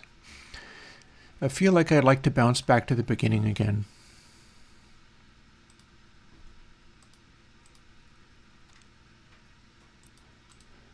And we don't need the selection. Don't you recognize the passing of seasons? Seasons.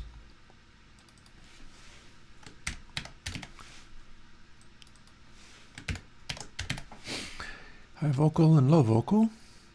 And what's this third vocal?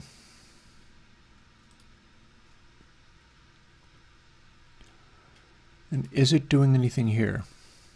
Sun burns to sear in the words, and the rain falls. Extra low vocal.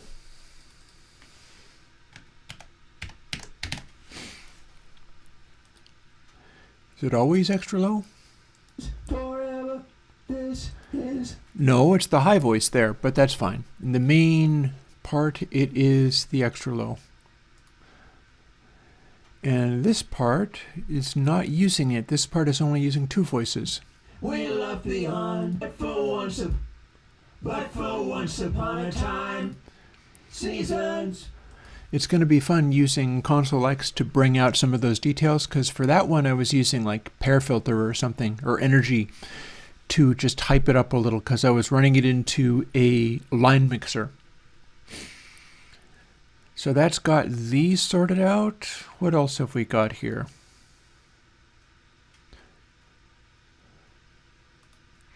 This is drums.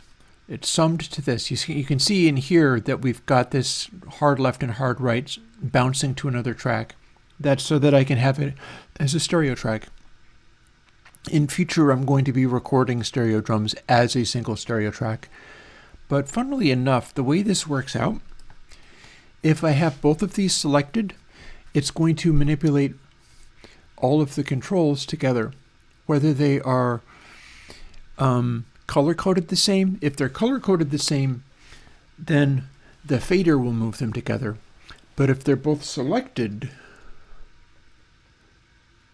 the control surface will adjust them together. And that makes it much less important to have them be stereo tracks, because I can literally just do pairs of guitars or entire guitar sections and dial them in and have them all match, as long as I multiply select them. They kind of should be contiguous, but I think if I control click, or not, I don't remember how to do non-contiguous selections, but that's okay. I'll just try to avoid having to. Here's everything so far. Can I make this be smaller?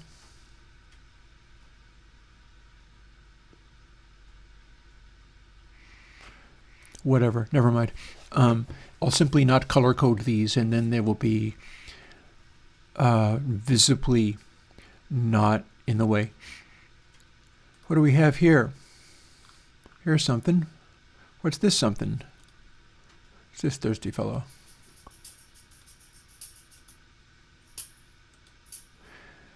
Live tambourine.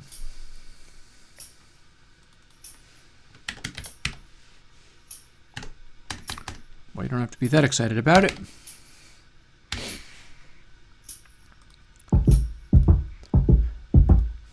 Ah.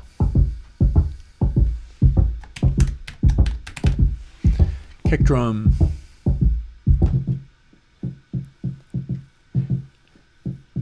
So we're combining a live drum kit, including a kick mic of some kind,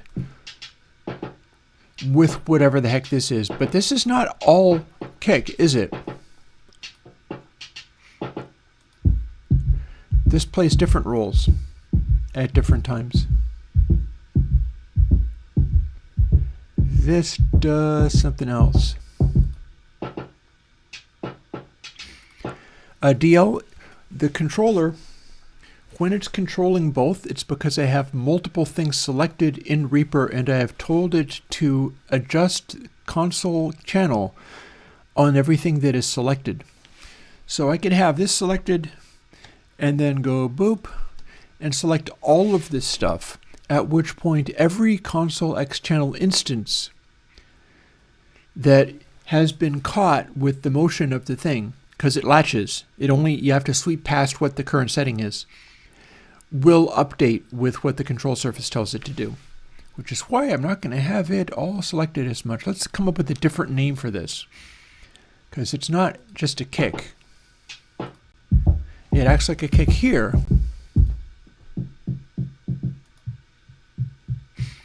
It's part of my synthesis, although in future I'm going to have this kind of thing played in using a manual trigger. I got a little drumstick and a thing that I can hit with a piezo on it.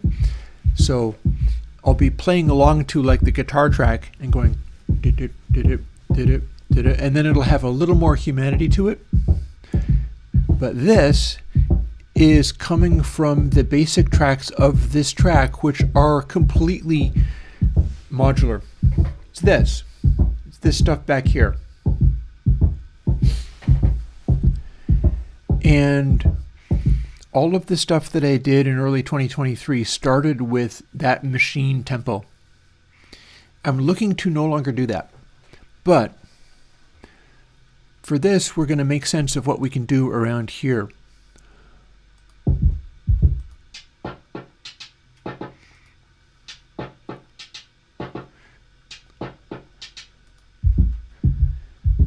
So here it does thumps.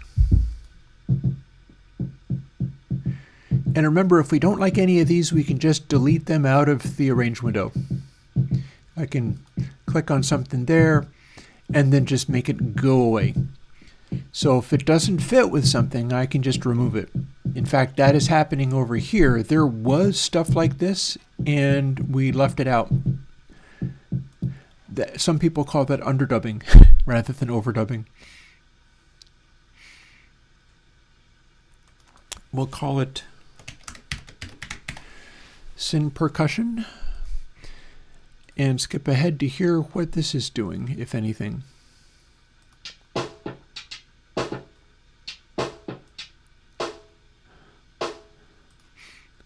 That ain't nothing but a sample snare.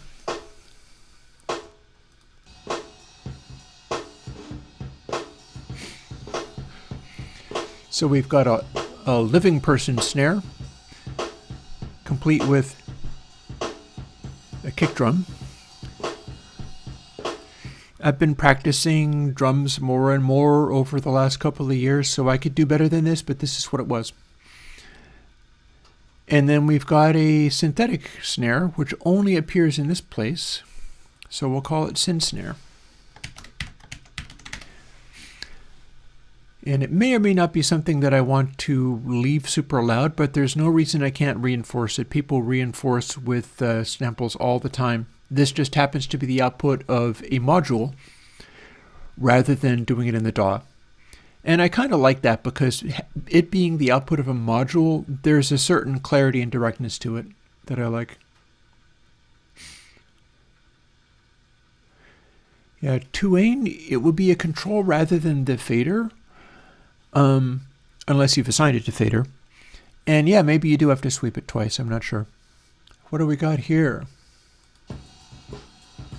Well, first of all, let's make the drums go away again. That is a syn hat if ever I heard one.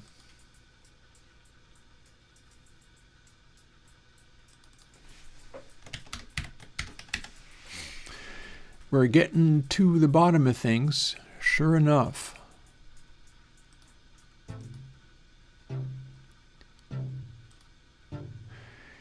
Here's one of the chords that started this stuff off.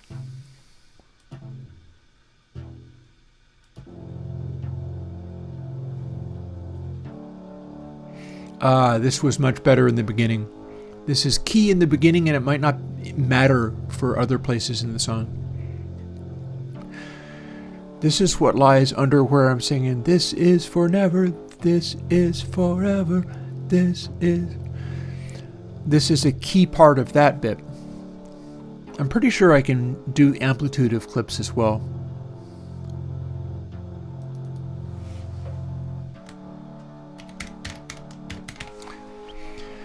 So chord pad, that matters in the intro. Ooh, and we have multiple pads. None of these are surge or whatever, although I could have them be surge quite easily. These are coming off of my modular, the thing that's blinking in the background here. Is this stuff is what I can make the modular to do. It's chord organ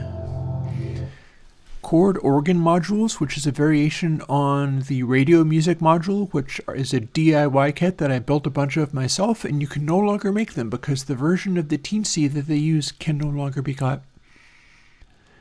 So I never intended for this to be a unattainable, my secret masterpiece thing that I built and that presumably will become overwhelmingly valuable because I used them and now you can't make them anymore. You could if you could get the kits. You could if you could get the kits and if you could get Teensy 3.2s, but you can't get Teensy 3.2s, so these are now unattainable. But it's basically a really raw 12-bit output off of a Teensy, which is like an Arduino-like thing. And the filters are basically Blue Lantern filters. You can still get those, although they're always different. The Blue Lantern filter that I used on one of those is a Asteroid Operator VCF, and that's a big crazy filter that I've always enjoyed the heck out of. So let's distinguish these. We got 3 different things. So chord pad, and then this was softer.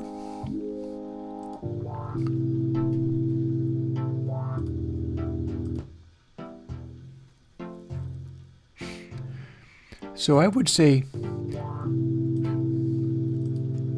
this is more like a real chord pad. So this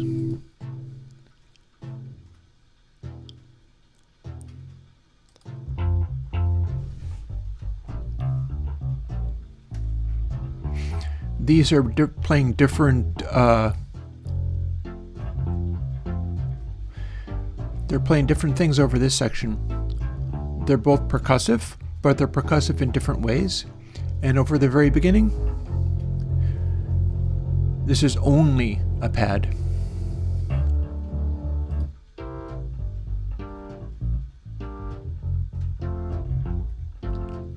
We're going to call this AND pad. Or AND chord, rather.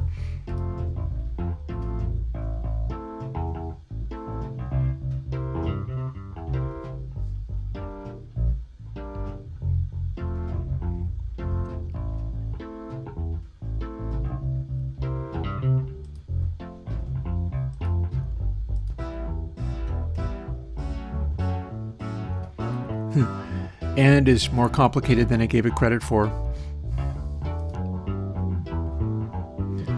And there's our pad going. And here's the percussive chord. It's always a little more percussive.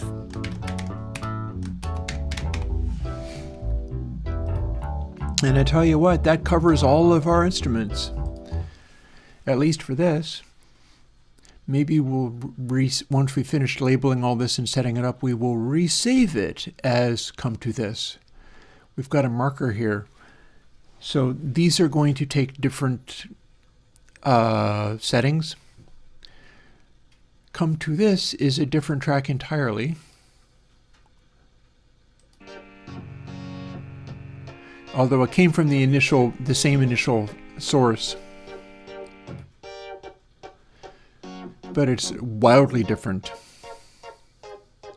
So firstly,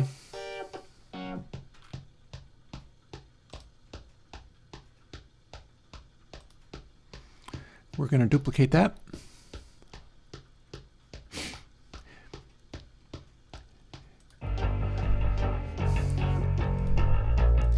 Yeah, come to this is the one that does this.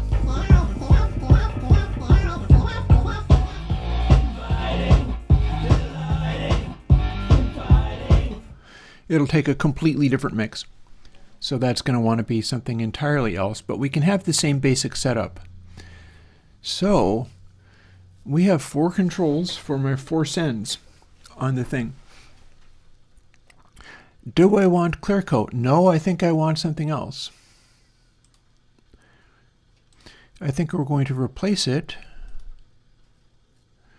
And once we finish doing all this, we're going to save and like reopen, because I don't trust this to not get itself confused and crash. It's been pretty good about it.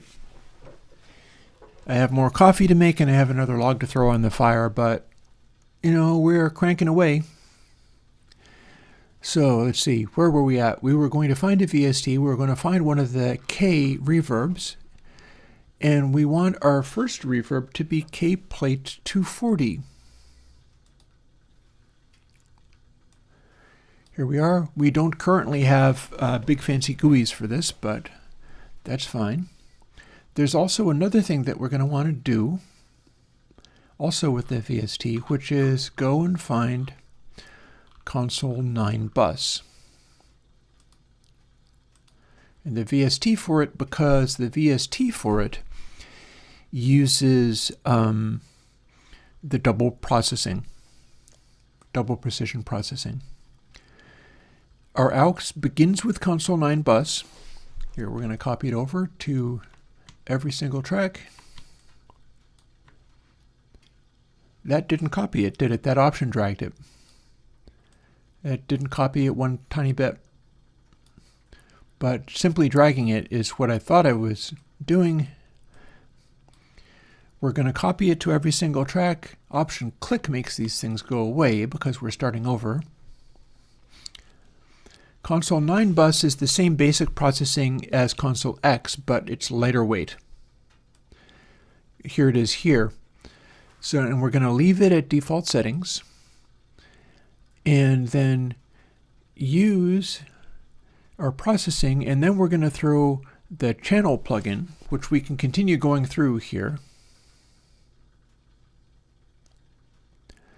And interestingly, it looks as if there is a place for this in all of the sends. Just adding 23 made another AUX come in. That's convenient. I didn't think it was going to do that. I must have had one before and removed it. And now we're going to add for the second one. Send A is the short reverb, send B is going to be the big reverb, and we're going to use the plate for that too. Back to K. KLMNOP. And we're going to use K plate 140 and set that up to be a lot bigger and deeper once we start actually working with it. Then I was thinking send D could be what the heck, my most recent Flutter plugin. Yeah, Flutter 2. Because if I set that full wet and have the speed real low and the flutter real high, it's not set up yet, but when I do set it up, I can have it be a stereo widenator. And then anything that is present, I can add just a hint of funny little detuned echoes hard left and right. And that will do nicely. So that can live on send D. I'm setting up defaults for these things.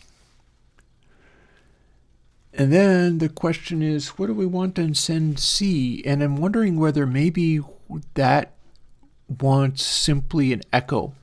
How does that sound? I feel like having a echo is going to be the convenient thing for me.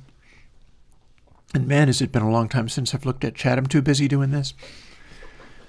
So let's go and get one. Again, VST, so I can have that double precision processing. And PQRST, here we go. I am most likely to be going for that, and it's going to be tape delay 2, I expect.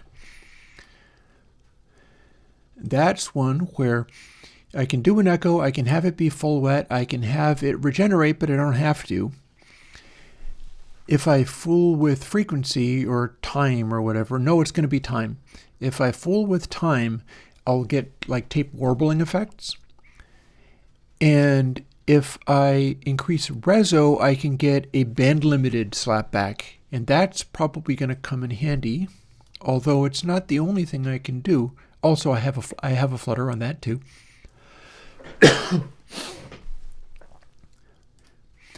Because what we're then going to do is start bringing ConsoleX channel with the following of all of the controls.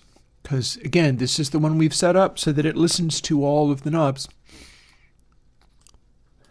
We're just going to keep going. Boop, boop, boop. We might not ever be able to have all of these displaying on the screen at once, and that's fine. And then every single one of those AUXs also gets this. Because although these get sounds of their own, I'm very unlikely to go for like a tight band. Like here's the, oh, and let's rename them.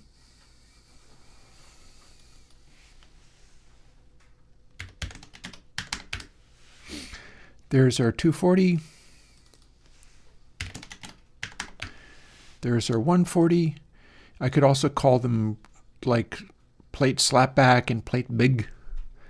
Vocals are going to be hitting the plate slapback. That's why that's there.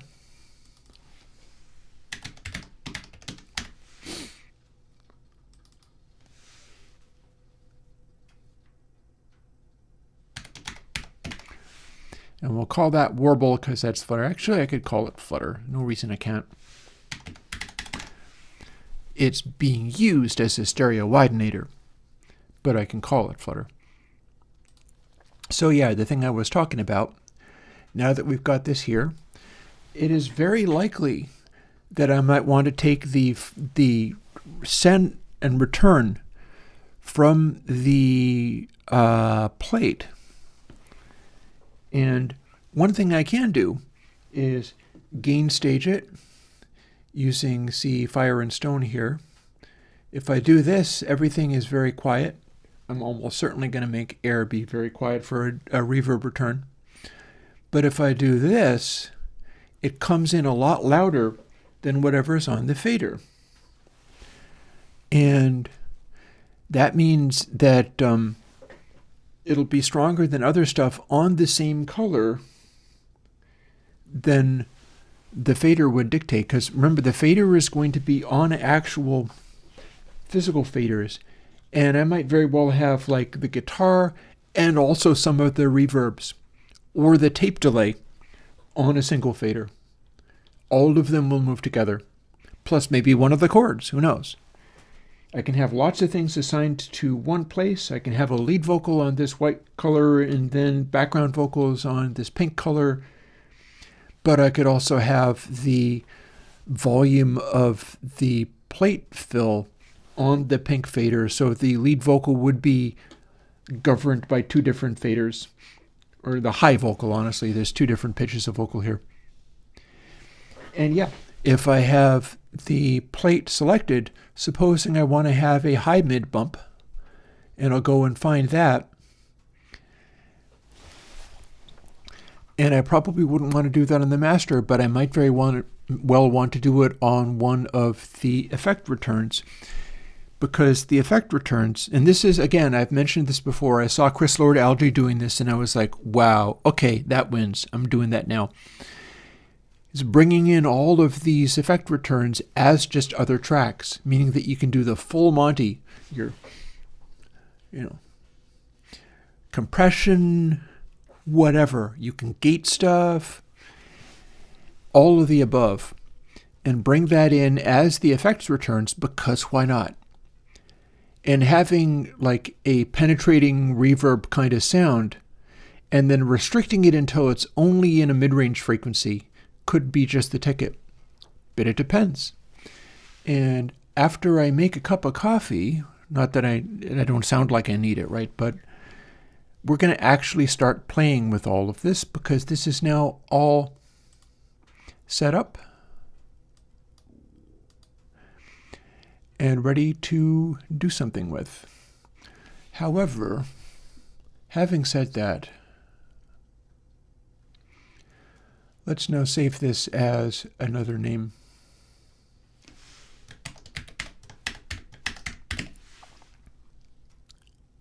We're in the same project directory, so it's not going to copy media anywhere. But here's where all of our settings live. And then back to this fella. Oh, did we not save? Oh, for heaven's sake. Okay, let's go back to the one we just had because that contains all of the changes we just did. We actually need to go back to here. This has all the everything, and then we need to resave this as the original thing again.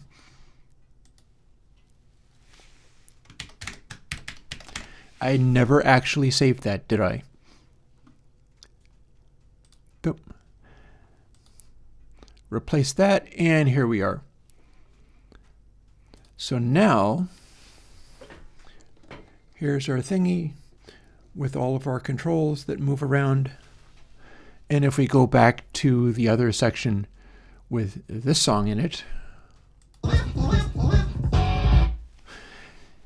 that also has all of this stuff set up. But we're not worrying about that today. That's not for today. That will get a whole separate bunch of settings. We're on this one. This is forever. This is forever. This is forever. And one more thing that's not saved in the actual file, and then we will start to actually move. And that is as follows. Show action list, script air windowmation, and simply run.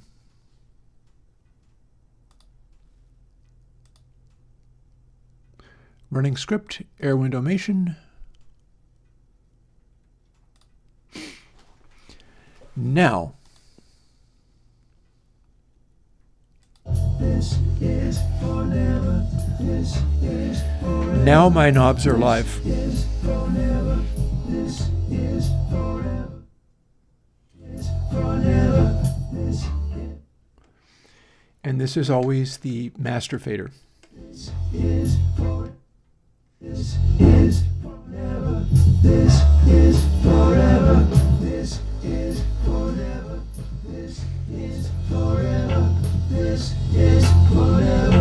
This is forever. This is forever. This is forever. This is forever. This is forever. This is.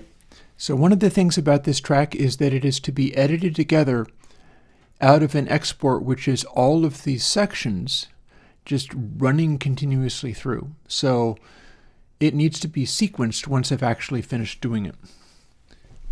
What we see here is like 5 minutes of singing this riff.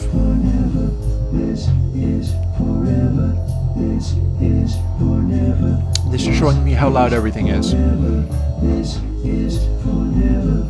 This is We can push it into compression. forever. This is forever. This is forever. This is forever. This is. But we're going to tend to avoid that. But yeah, if we push it way beyond 0 dB, it will kick in the compression unless we have the ratio settings turned off. So yeah, this is up and running. One of the things I've been thinking about is in future recordings that I do, what's going to happen is I'm going to set it all, including the master, to record on a separate track so that I can play the mix when doing the final export. And I'll assemble everything in the arrange window like I'm not doing here, so that it'll have a continuous like flow of reverbs and decays and things, which I'm not going to have here. And that way I'll be able to do stuff like this. This is forever. This is forever. This is forever. This. See, I can't actually set that up so that it'll do it using automation. I mean, technically I could. But what I'm looking to do is have it set up so that everything's arranged in the arrange window. And I can't do it for these 2023 tracks because I've already done all of the pitch correction, and that's tied to a particular time in the timeline. So that's beyond my ability to move around. I've already tried and failed to do that. So this will be sequenced as a 2-track master tape once I've exported all of these parts, and the parts just kind of continue onwards as they go. I will select a section from each of them and sequence it together into the final song. That's how this was built. That's how the other one was built. But then once I start doing stuff in 2025, using, like, rather than editing stuff and using Retune like that, just editing stuff together in the arrange window much more flexibly and freely, what's going to happen is I'll be able to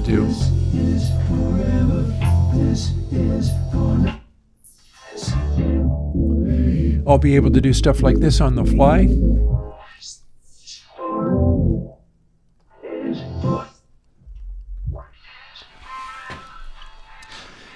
And I'll be able to do that and play it into a 2-track capture of what you're hearing live, and that'll be the final version.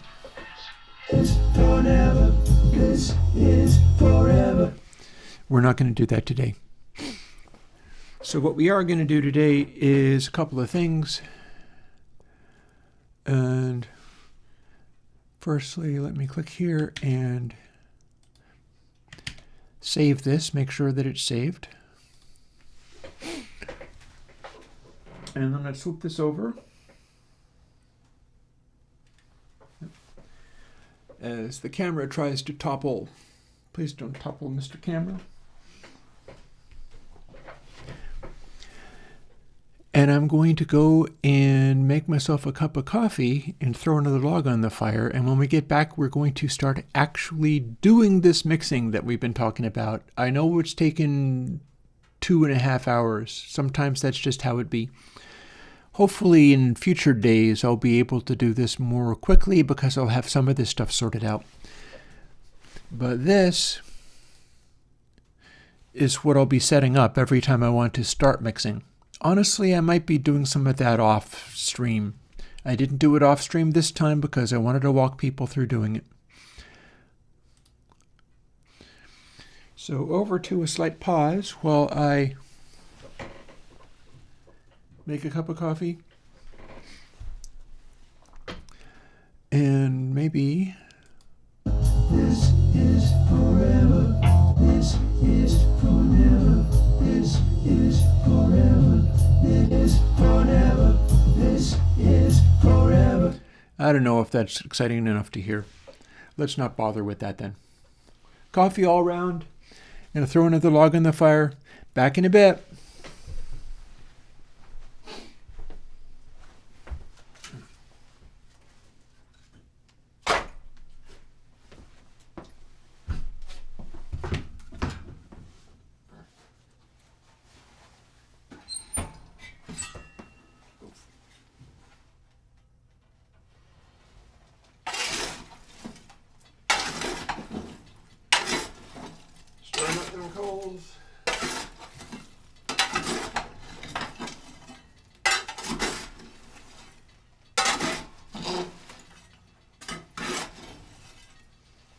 Making a little valley in the front for wind to flow through.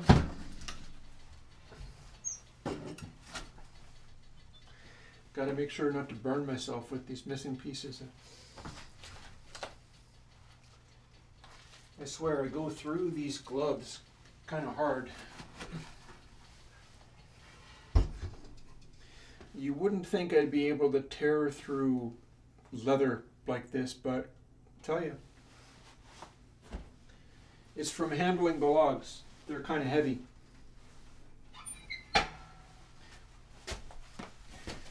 You wear a glove like that partly to protect yourself against the heat, but also because you'll tear your hands up doing it. Back with coffee in a minute.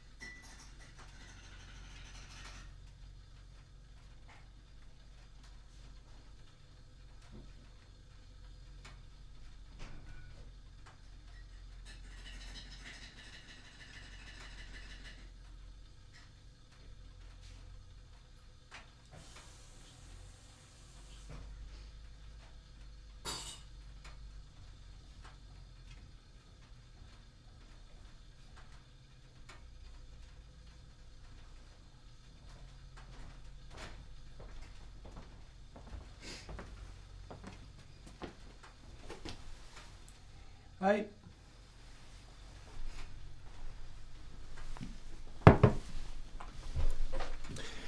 I'm back.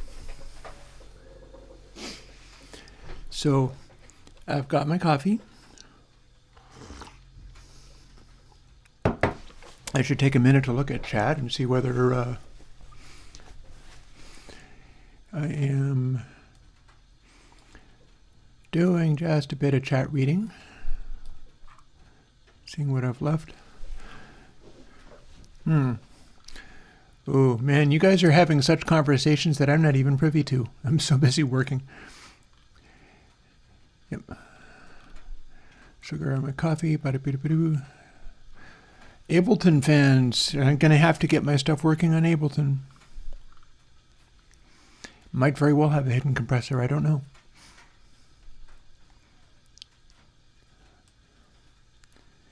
Anyway, there is a additional thing that I was going to do, which is, after glancing at that stuff, Matthew, the wood stove is, to some extent,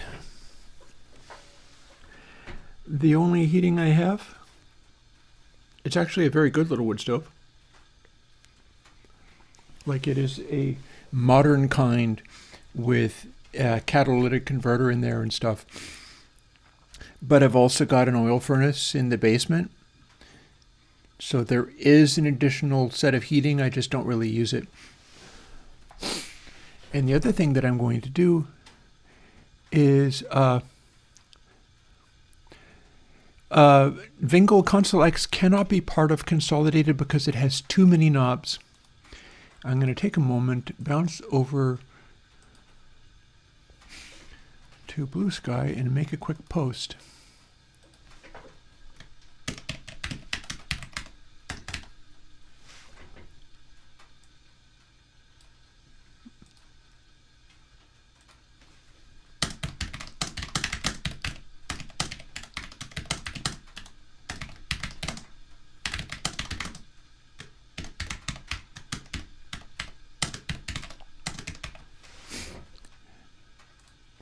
I'm posting that to my social media to indicate, and I'll close it again. So I have a question for you folks. Do you want assistant mode? Because here's the thing. I have just spent like 2.5 hours walking through all the little steps to set up this.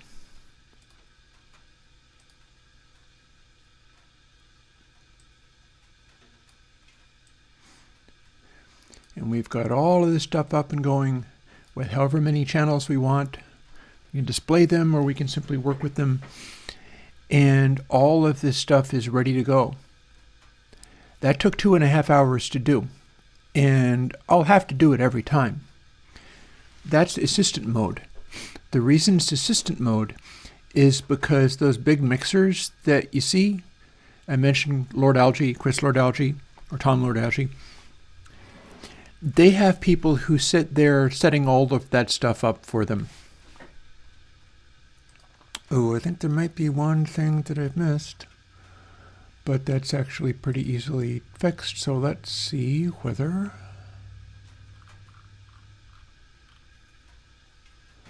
Nope, I think we're good. Watch this. See these little things over to the side? That's what this stuff does. So send A. I have to select stuff, but I can select a bank of them. Watch what happens to each of these sends as I manipulate it. That's A. That's B. That's C. And there's D. Those aren't part of the ConsoleX plugin or part of AirWindowmation. They're just the normal actions for adjusting the send volumes. Send 1, send 2, send 3, and send 4. And I do, in fact, have them all set up. So we're good. We're ready to go. But yeah, those big mixers have people doing all of this busy work for them, and only then do they begin to do a mix.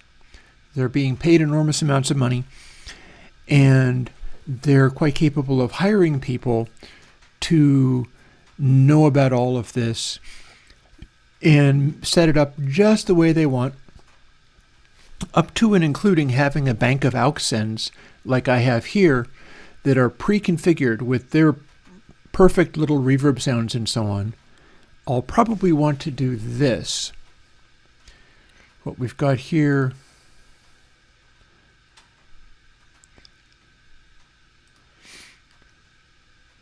let's see. So if not that. I'm probably going to want to set these up the way that I want. Might not be in the very first track. Sometimes you do, though. Sometimes you set things up for the first track so that all the other ones can match. At that point, I'm going to save a preset of all this. Presumably, FX plugin settings. So I've got a copy all effects, copy selected effects, paste effects, etc. Or in the effects menu all the way up and to the left, I have add effects chain and save effects chain. That's what I'm going to want to use. So I'm going to save each of, once I get these sorted out, that they're doing what I want, I'm going to save the effects chains and then load them up for new projects so that they have the same reverb settings that I have, like the little reverb, the big reverb, the tape delay, the flutter. They're going to have initial settings that I won't have to dig up each time. I'll probably customize them each time, but I'm not going to have to dig them up each single time. And again, that is Lord Algae mode rather than assistant mode. I've been in assistant mode for 2.5 hours. So now that I don't have to be in assistant mode, scoot that guy over. We're going to remove the selection. And now that we've got things named, let's start adding colors. We can do all of this literally on the fly, by the way.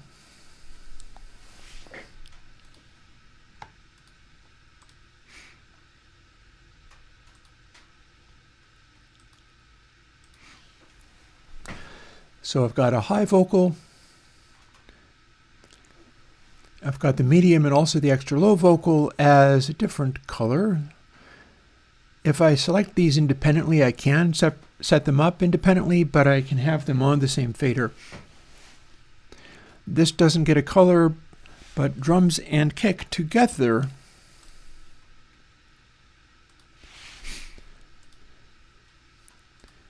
get the color brown. So now I can control those separately. We've got a guitar. I can give that a color red because when I use these distorted guitars, I often feel like that's a reddish sound. Here's a lead guitar. We can also call that color red. Don't have to, but we can. Or we could have that be the same color as the lead vocal. It depends. I am still learning how all this is going to come together. Bass. Okay, so how about bass being purple? On my preamplifiers where the bass comes in, because I have a VT bass, which is, this is me pushing it. I'm recording in through a Sans amp now for bass rather than doing this quick bass stuff. But it's coming into a channel on the high impedance in, and I've called that channel a purple color, so we're going to call it that.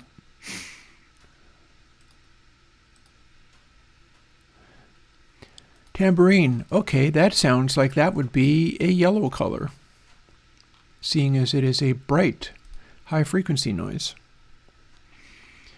And then we've got this stuff. And then we've got a bunch of chords. Okay, so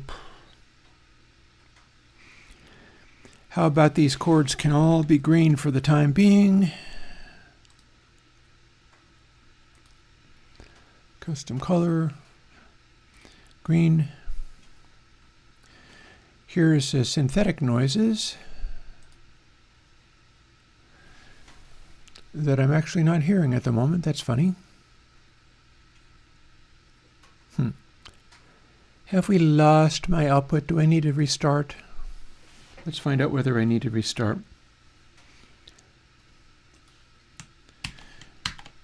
Save, quit.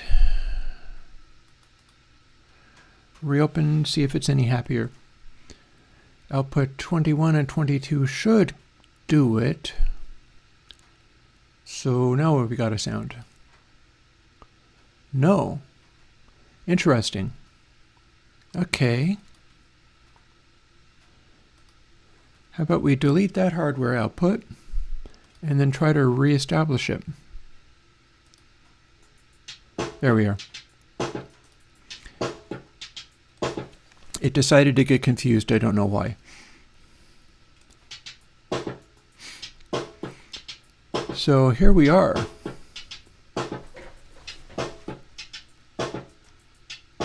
Here's the syn percussion.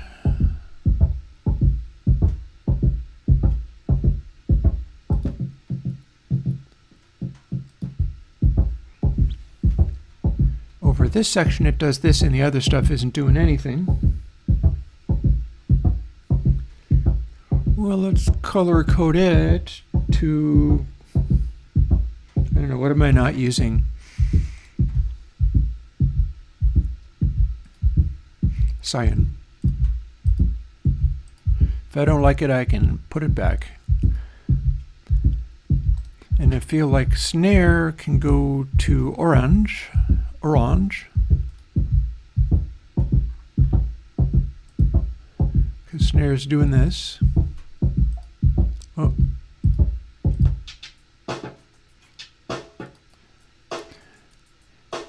And how's our hat versus tempo levels?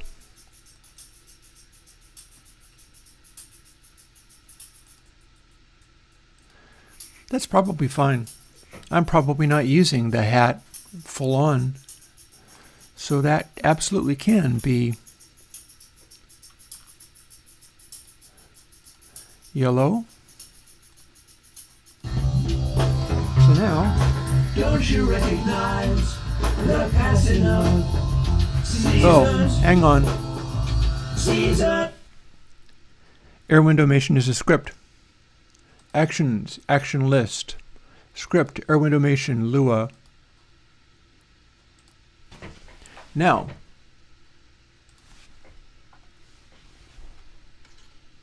for a precious, we love beyond.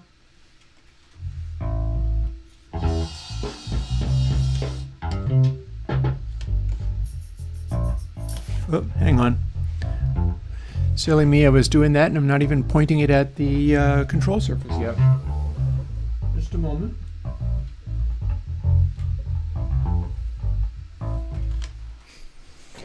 So here's what we've got. Nothing is unassigned. This is all the ones that haven't been assigned, or if you assigned them the color black. For a precious time, we love Lead. beyond reason. Background. Here's our guitar, but it's not everywhere. It's here.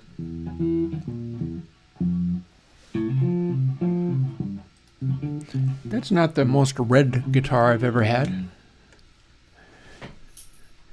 Here is our percussives. Notice that master is lighting up in green because it's bright sounds. Here's all those chords. Those are darker. It's showing up as red and purples. Here's syn percussion. It's a number of different sounds. Do we have blue? We don't have anything in blue. And here's our bass. And there's our drum kit.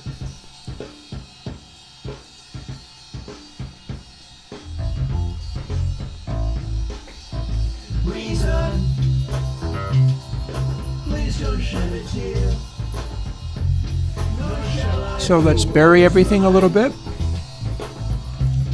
and start playing with some of these drums and basses and things.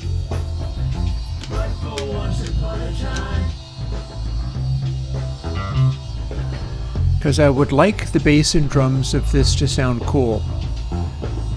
I've got my Rickenbacker bass going on, and there's a lot of things where I would like there to be that sort of authentic, old school stuff going on. And let me stop for just a moment and catch up with chat. Or I can try to catch up with chat anyhow.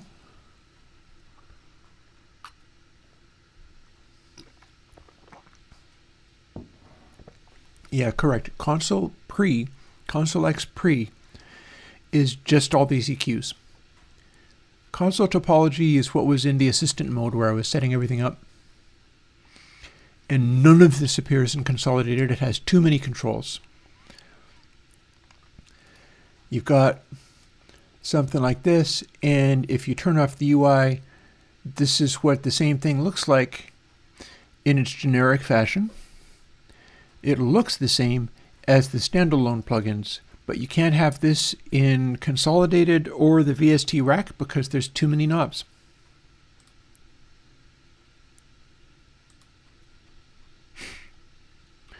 Also, it is interesting how my color coding is working, but this will help me recognize which tracks I'm on. So there's that. Also, let's have the guitar in there as well, because one of the things I'm doing here is using the bass and guitar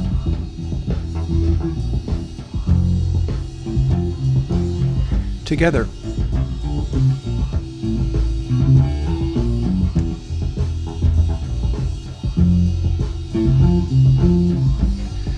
Those are playing the same line in this section. That's the same thing that was done on Yes's Roundabout. They had a little acoustic guitar, one of those arch tops, and we're playing the same line. So let's start fooling with these things. Here's our guitar.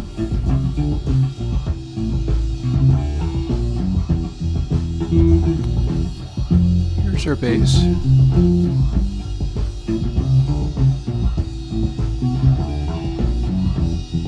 And here's our drums. They can sit down here.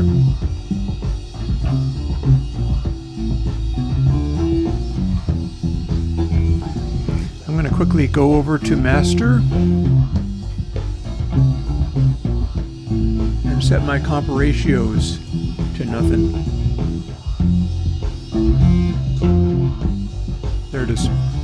And my gate ratios.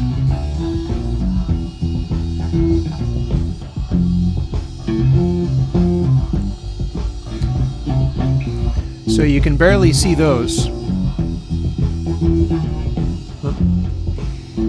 feel like I should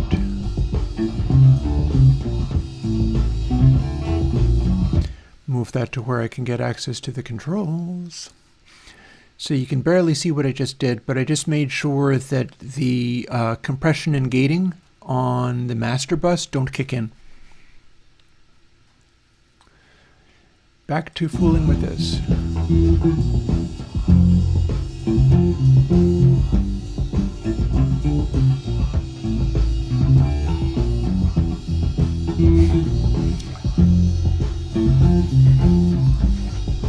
Firstly,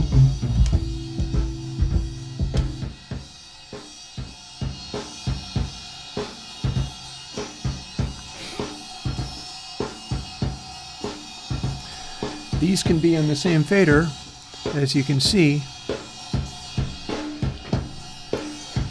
but I feel like I could be doing things differently here.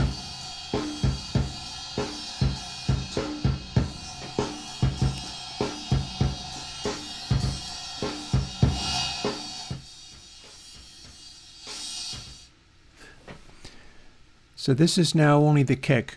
I've just used stone, fire, and air to mute the one track with this fader still up. Because what I want to do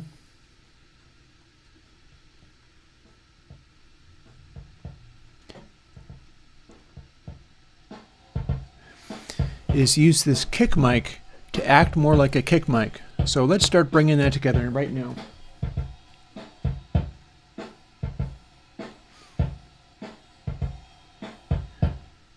First experiment. The range control is what dictates where stone kicks in. If I set it too low, we barely have anything going on. If I set it high, it goes right up into the mid-range. And let me replay that again. There we go. So, fire.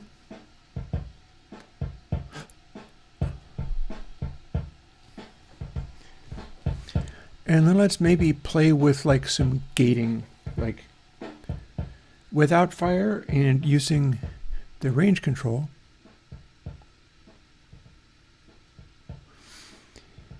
The lows of it are coming out, although it's still very much just the hint of a thing. And that's why I'm going to be adding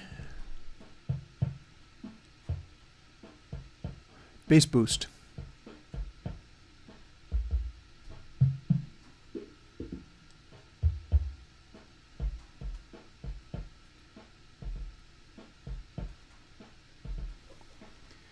And here's our width.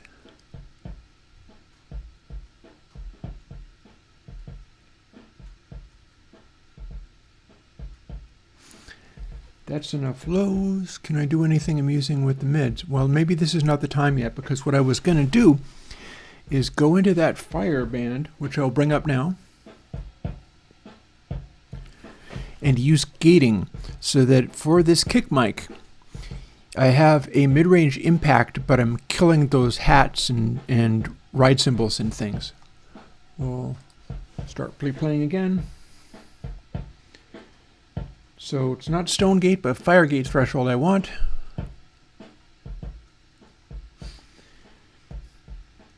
And we're going to turn the ratio all the way up, the sustain to something, and turn the release all the way down for the moment.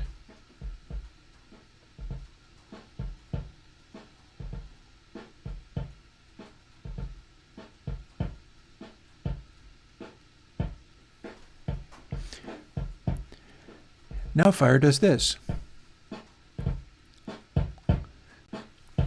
We're still getting a little bit of the snare in there though, although that might not be a bad thing. And if I manipulate the sustain, and again, stone is still coming through, that's where the lows are coming through. We're not gating the stone band, but we are very much gating the fire band. And you can't gate the air band, but it will get gated along with the fire band, which is actually kind of cool. So let's do that. And then we can shorten it even more.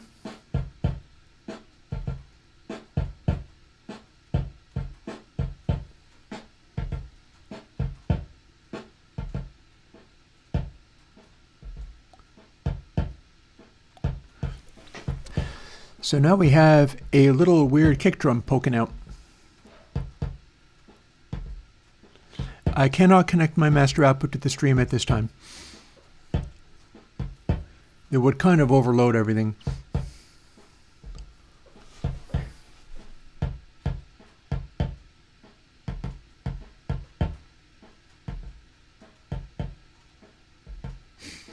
So if I lower the threshold a little bit and get that going again,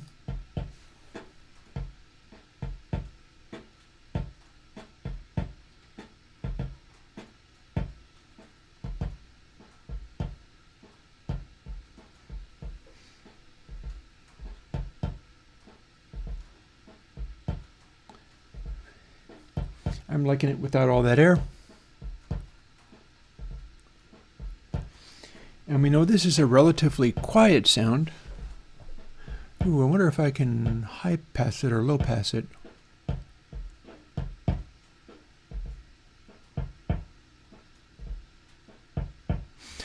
See, the low pass is a distributed low pass, so that's going to help other things in the sound. And I haven't even touched top dB yet, so at a low top dB setting, what this is giving us is a very clean direct sound, but we can use the sort of hypedness of it. Turn up top dB.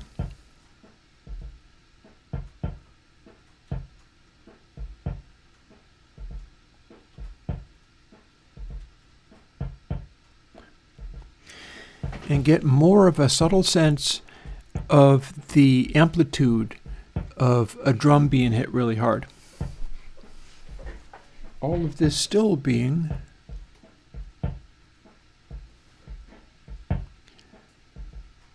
like, you get a little bit of a sense of how aggressive that sound is when top dB, when discontinuity is doing its thing.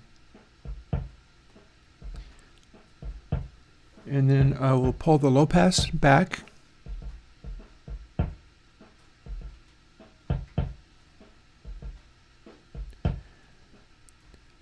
But maybe not as far back as that.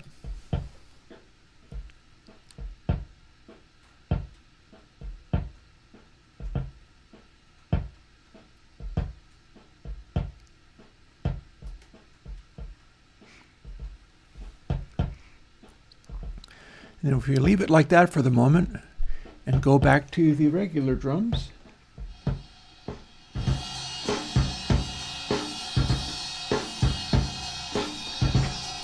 now we got, oh, we don't have air yet. Come on, there we go.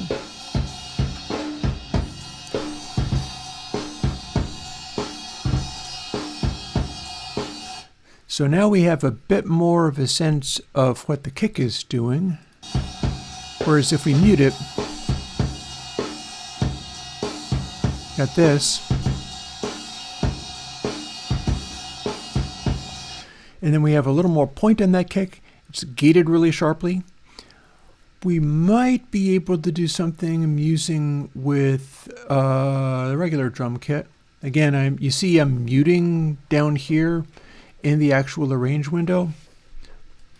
I'm also going to take a moment and hit save, because I never really quite trust whether these are going to crash on me or not.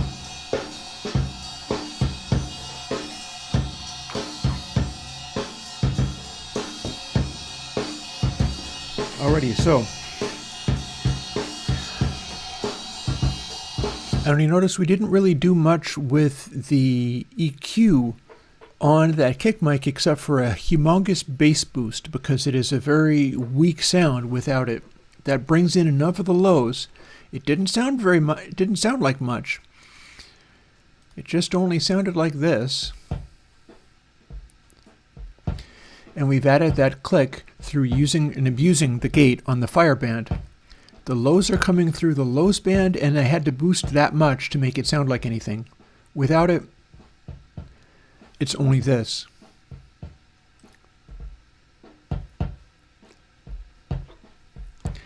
Also, I noticed that where that is hitting, that big peak is coming in blue, meaning that it's balancing fairly well.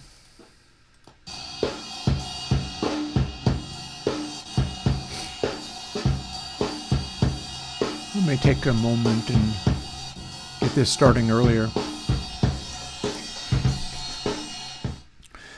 So here we have our drums that we can crank up good and loud, and we're not listening to the kick at the moment, although it's riding on the same fader. What might we do? Well, we might play with the threshold.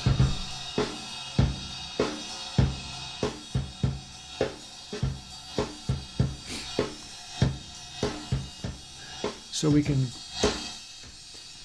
shut all these things off and leave only the air band. We can still use the EQs to dial in what particular flavor of ride cymbal sounds good. But this is what our air band is giving us at the moment.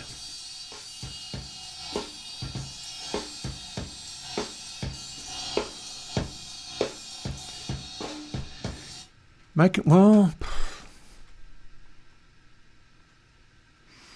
I don't know if I trust this, but several people have asked for this now. I have to have this output going. But we can risk distorting the heck out of everything.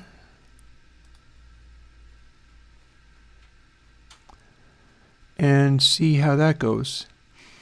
This is part of my OBS. Actually, no, this is part of Reaper. SWB audio capture. We will see whether that works.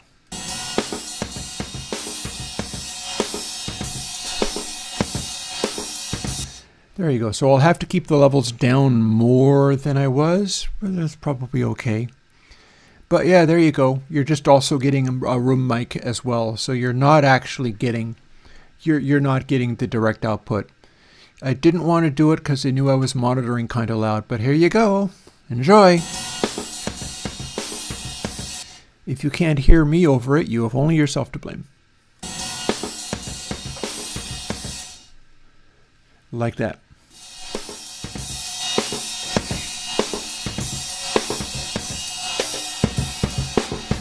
So here's our body in stone. We've got fire compressed, and here is where range is. So for this one, I'm thinking, let's separate it between the air band and the stone band. If we turn range down, it's crossing over lower. Oh God, you're going to hear delay. That's why I didn't want to do this.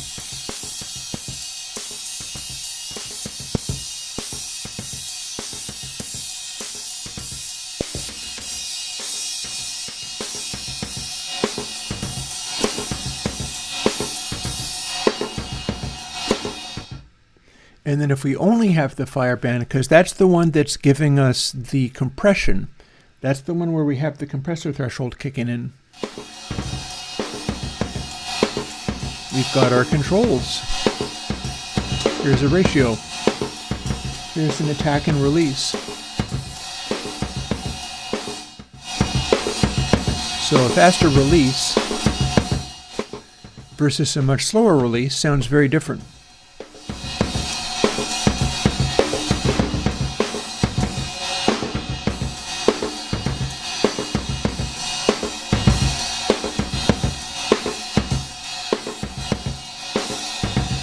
Turning it down a little bit, and I'm going to explore. This is not going to stay at 1-to-1 ratio. This is too extreme. But we are seeing on its little meter what just this one sound is doing. So let's see, attack. That's giving us just the point on the beginning of it.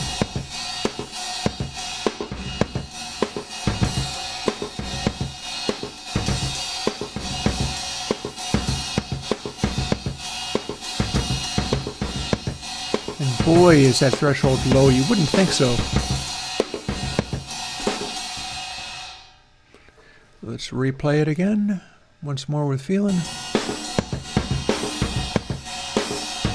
That kick is coming through it's a pair of front of mic recordings. Front of kit, rather. So my kick foot is very heavy because that's how you play this style.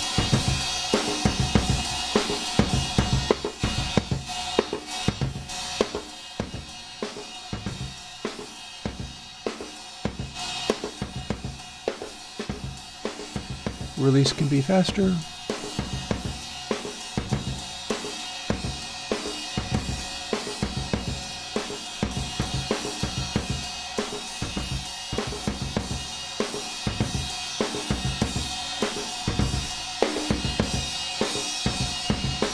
There, it's starting to come into focus.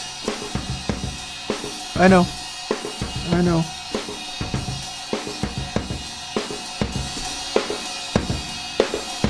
We have more of the drums when we don't compress this hard, you see.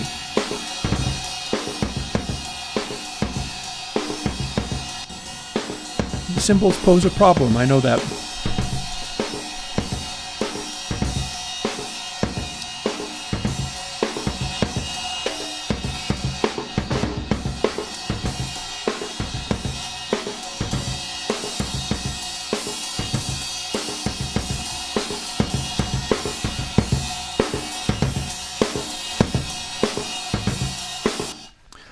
So that's probably kind of a start.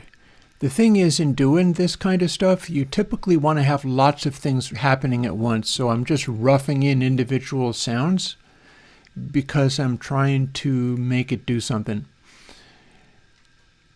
Let's put that kick back so we hear both of these things together. And then one of the things I'm going to do, well, there's a number of things that I could do. You know, one of the things that I was doing is putting cans on these recordings and then throwing a distortion on there, and we don't have to wait for that. We could jump right in. Lights on means the sound is coming through. Gain reduction means it goes black. Herkimer, thank you so much. I have been practicing over the last couple of years, but this is 2023.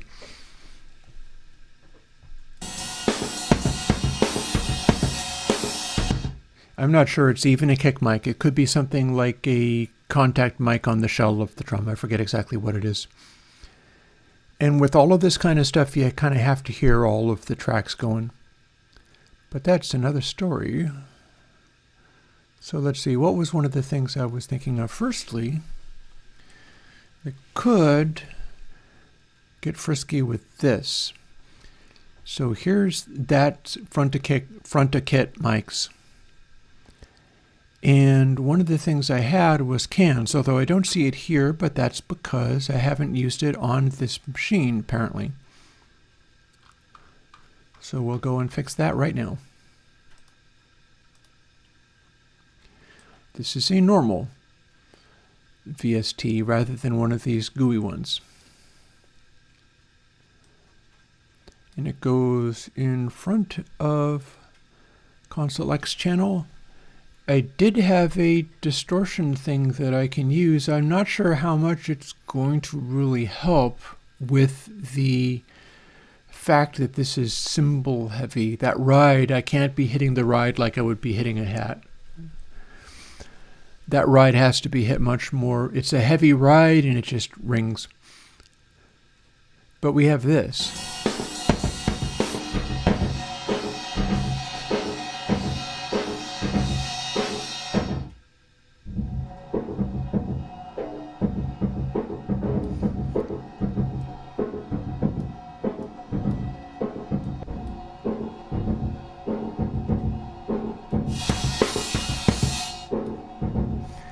I can use that to take away those hats. I mean the ride.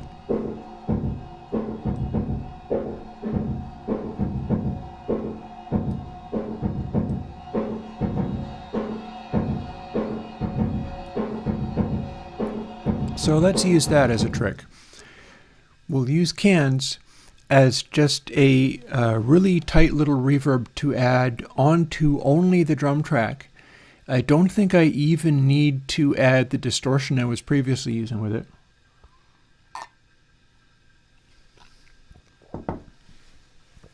I had demonstrated that earlier. The idea of running cans and then running one of my more recent plugins. I'm so busy doing this I don't remember what it was. If anybody wants to tell me that, it would come in handy. It's the recent soft saturation plugin, the squishy, not all at one place distortion that I invented. Boy, you'd think I would remember it. I could look in one of my folders and go date modified because it was just recently. Hypersoft, that's what it was. See, it was one of the most recent ones. Arguably the most recent one, other than ConsoleX itself. Yep, got it. Grenz is there just after I got there, but I had to look it up and Grenz remembered.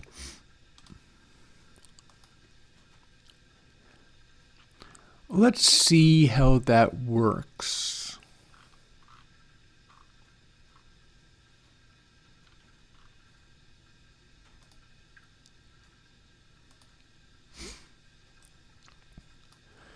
Again, we are just on the drums.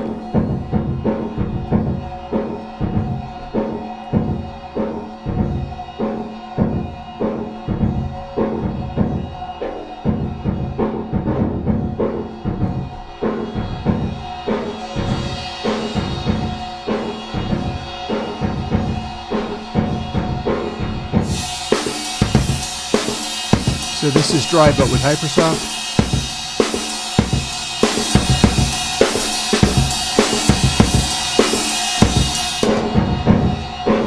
Dark mode.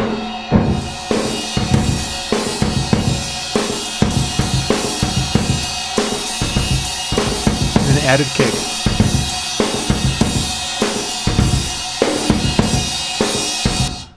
So we'll leave that alone for the moment, although I can probably bring a little more air in.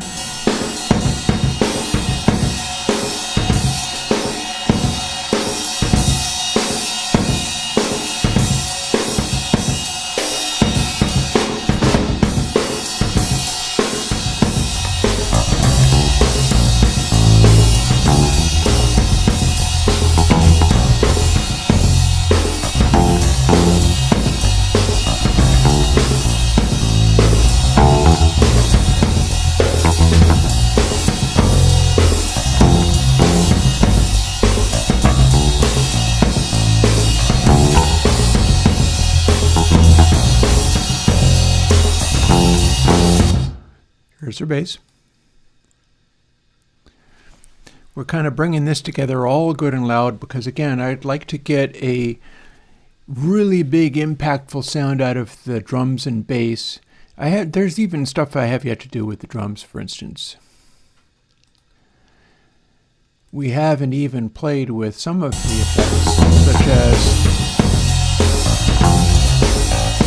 drums high mids.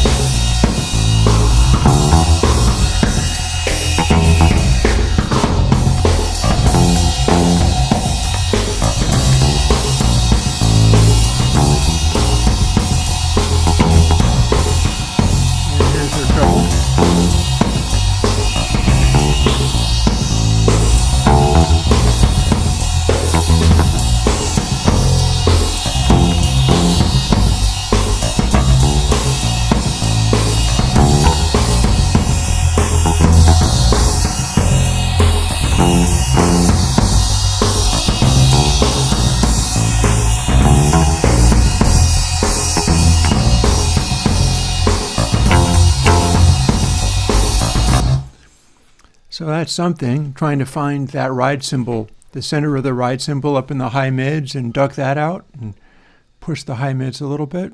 It's something. But the interesting question is, what can I do with the bass?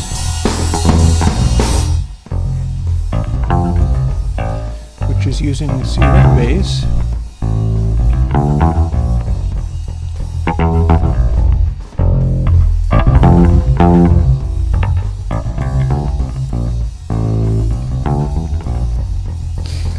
That's the thing. I've already got air. Air in Console X is the same thing as Air 4. See, it's a little yellow knob here. That's Air 4 right there. It doesn't have the cutoff thing, but that's also what discontinuity does a bit. Don't think I need to. Don't think I'm going to need to, and I'll show you why.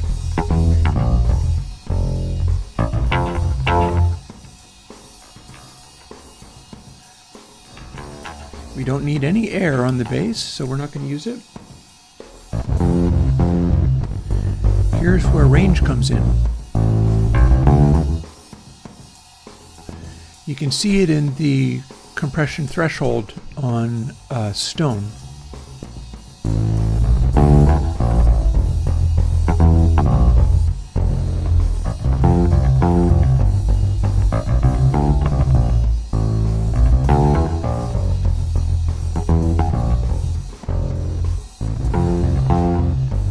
So I'm going to set range real high, which is going to cause it to lean on those slightly grindy lows more than it might otherwise do.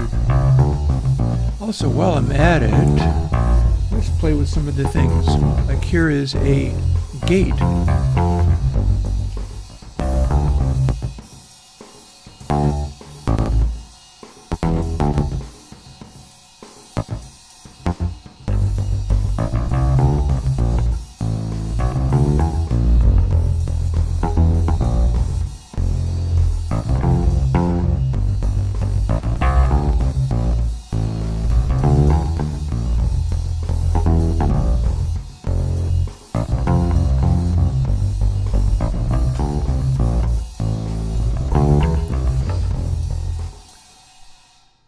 Oh, and it finished playing, so hit play again.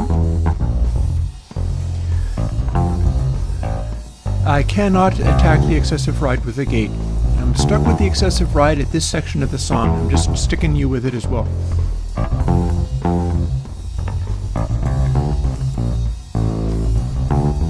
So I'm also curious as to whether I can do anything amusing with that threshold.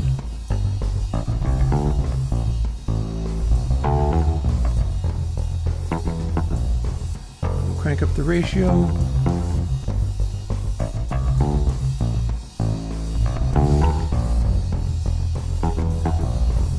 So you're doing this with the compression is going to cause the bump on the beginning of the note to poke out.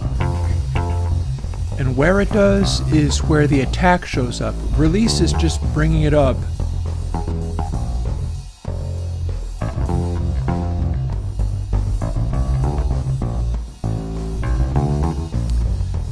So in doing this,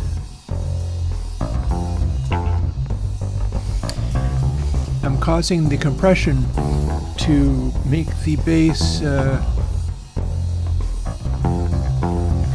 poke out a little bit as it attacks. And I can soften that with ratio. Likewise with the gate ratio. So this is just stone.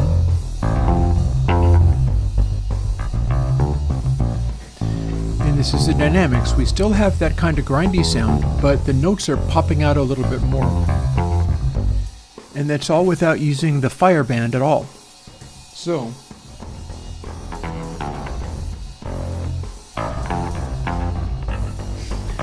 the fire band is giving us the sort of crackle on the top of things, and we're not going to get anything from air much at all.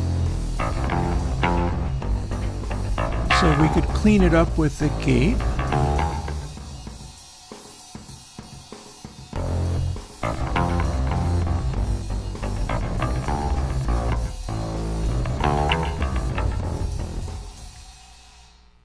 Oh, gotta get it playing again.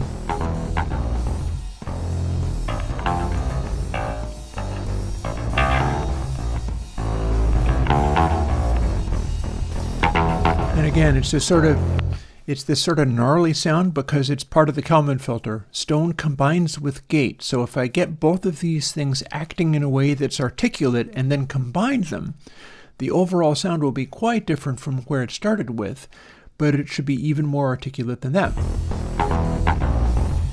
Can't but try. Here's our gate. We're not compressing this one. We're going to have the compression ratio be fully on.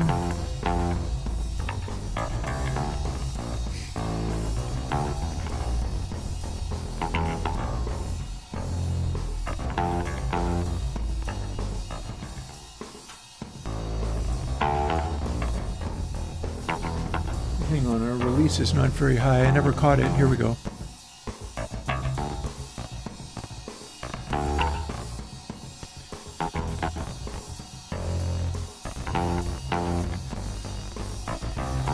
So now we have all this little crackle off the top edge of the bass, and only bits of it are poking through. We're only getting this kind of clank, but the rest of it is kind of going away real fast.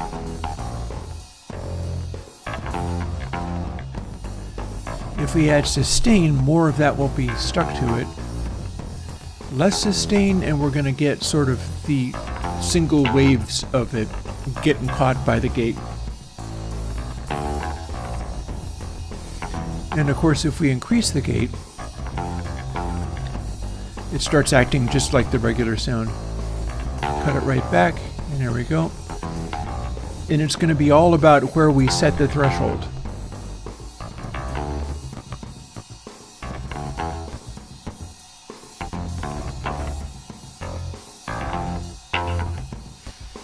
Now we've got that gated separately. So when we bring both of them up,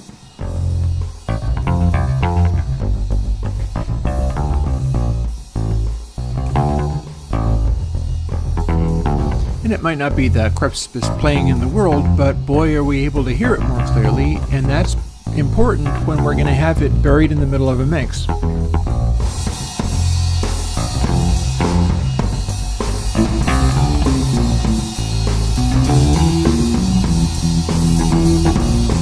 Such as if we're busy playing with this guitar. Here's our guitar, same deal, except for gotta get it playing again.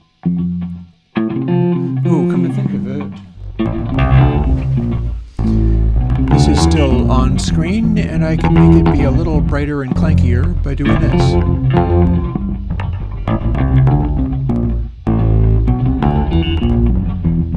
Like that.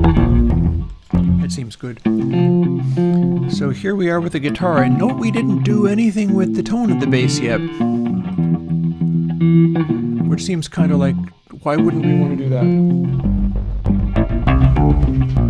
So hello, low mids, because low mids are probably an interesting place to play.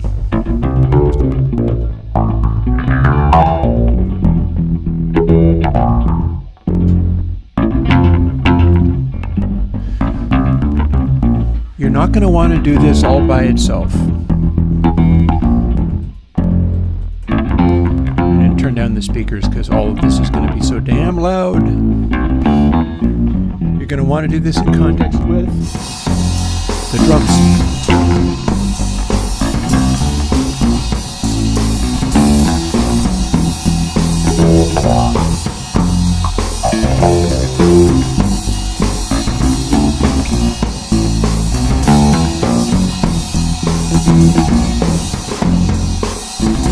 Hear the difference? Big boost on the bass, but it could be here.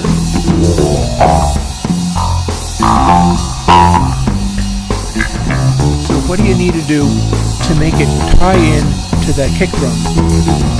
You bring the low mid boost down.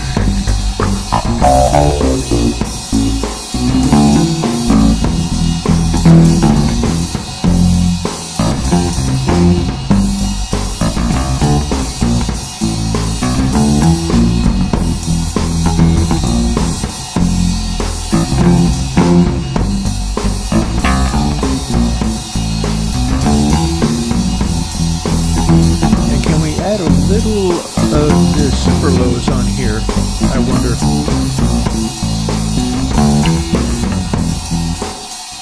Oh, better hit play again.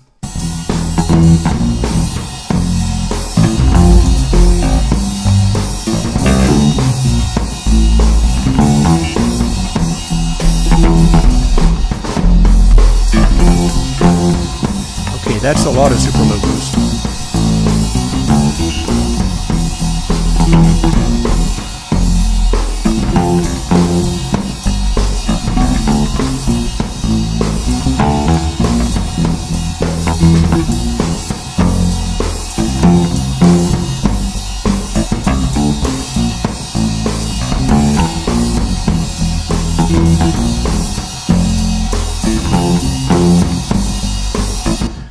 So the idea of doing stuff like that is whatever these instruments are, I'm trying to get them to sort of move as a composite thing. I also could do with another log on my fire, but I'm getting busy. The dialing in the lows of the bass and bringing in that extremely low note there, it's putting a foundation on everything, which is a combination of the kick drum and the drums moving in a certain way, and the playing of the bass. I need to feel like my fingers moving and the notes coming out in such a way where it moves together across a bunch of different frequency ranges, where the low frequencies can come out in a certain way. And at this point, oh, I absolutely can loop stuff in Reaper.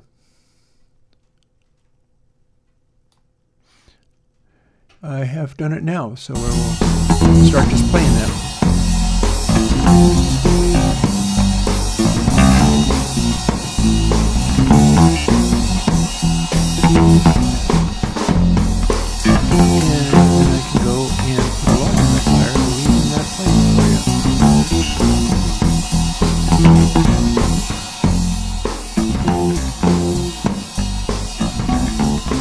less aggressive volume level because I can see on the master that although it's combining nicely, it's making less noise. So now you're actually hearing it and I am not. But once I put a log on the fire, I'm going to get that amplitude back.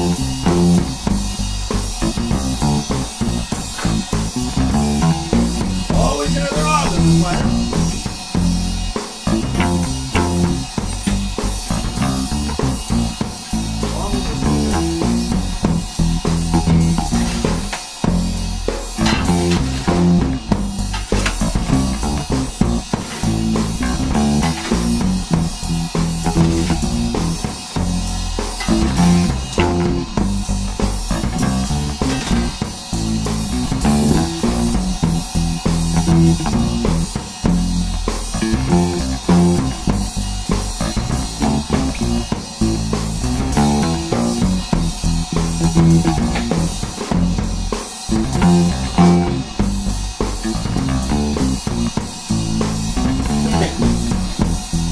Alrighty, that ought to do it. Yeah, I'm going for a while.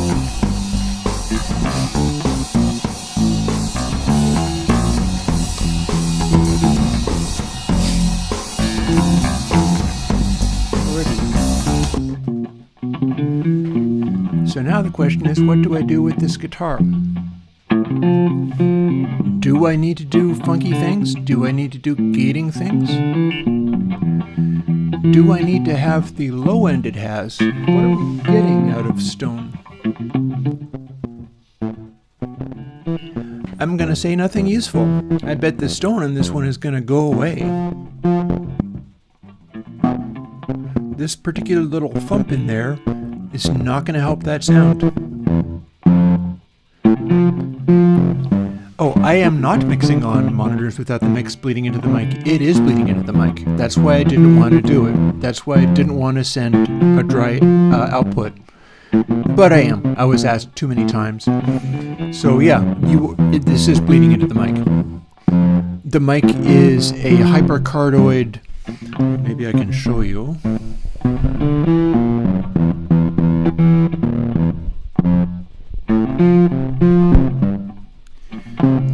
This is like a Sennheiser miniature shotgun mic.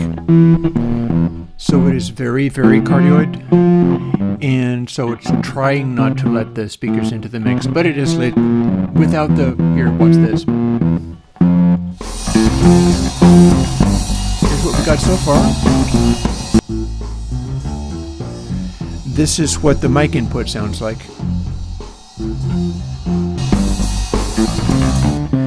So yeah, no, you're getting lots of bleed.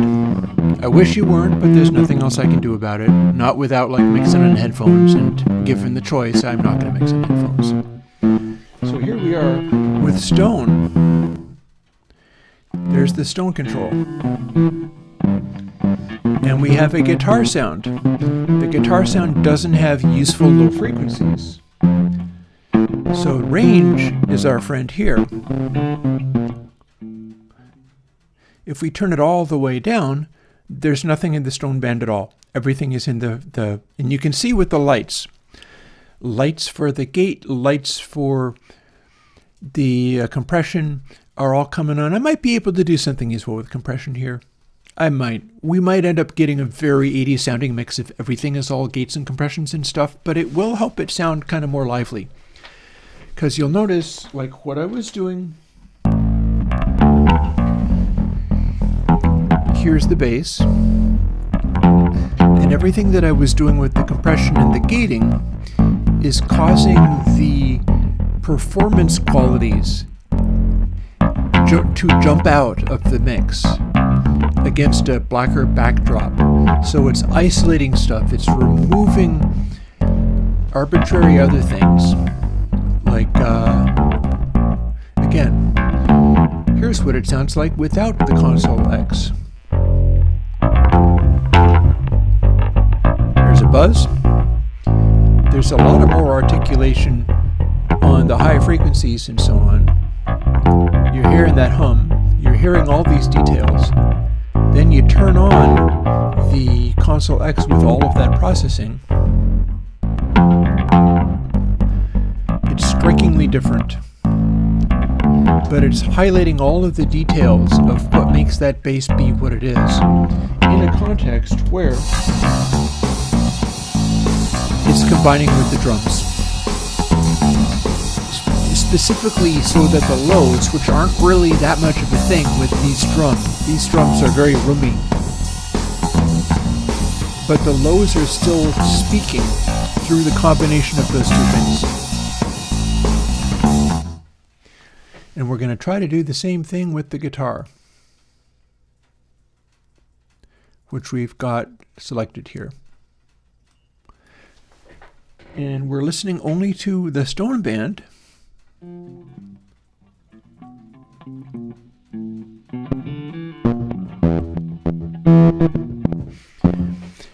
But the lows coming through here are not what I would call useful.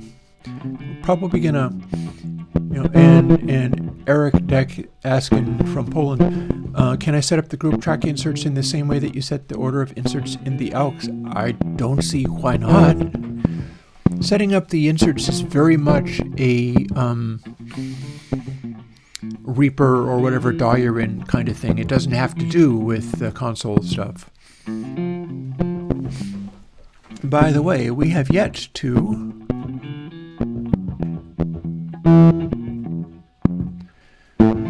set up the sends. In fact, it feels kind of like I'm not hearing the sends, and that would be because they're on this black knob.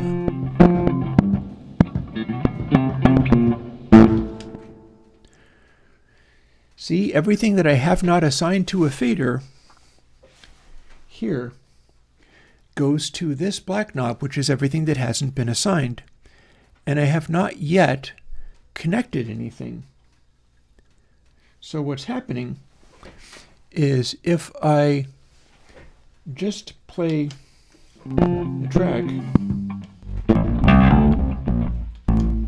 you got that. But over here, here's some stuff that is feeding the outputs. It's our effects, but we do not have it on a colored fader, so it is on this black fader here. So let's play with that for just a moment while we have the obnoxious guitar poking through.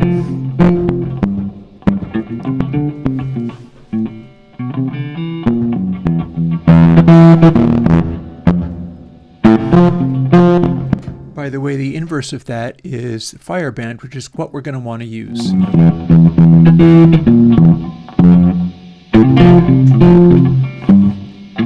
Maybe not exclusively. But it's called a Fireband because it is giving us a certain kind of vibe, aggressiveness, a certain kind of attitude. And the stone band is filling in the weight, and that's what the bass is for. So we're going to leave that one with less of that weight, and we're going to use the range of the stone band.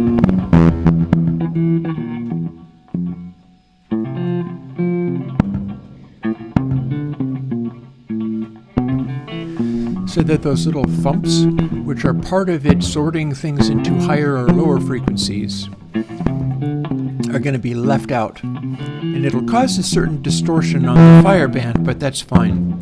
I also notice I have a bumpy dynamic quality, so we're probably going to get into the compression.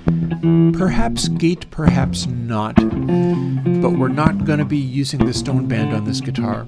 But we are going to be using this stone band to set up the sounds of these reverbs. Here is play 240.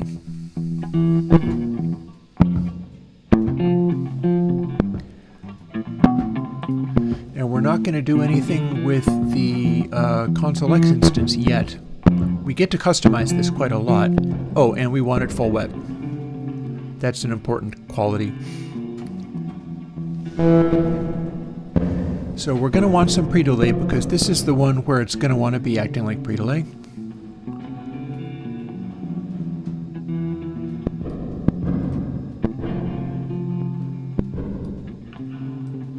Perhaps not that much.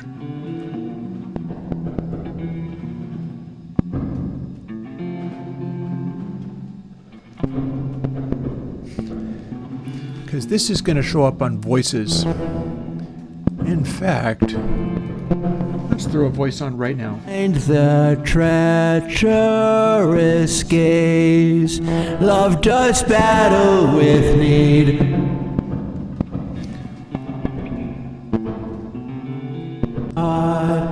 In the garden of you, Yeah, we don't need that much regen. Without fear to the spot where my darling was true.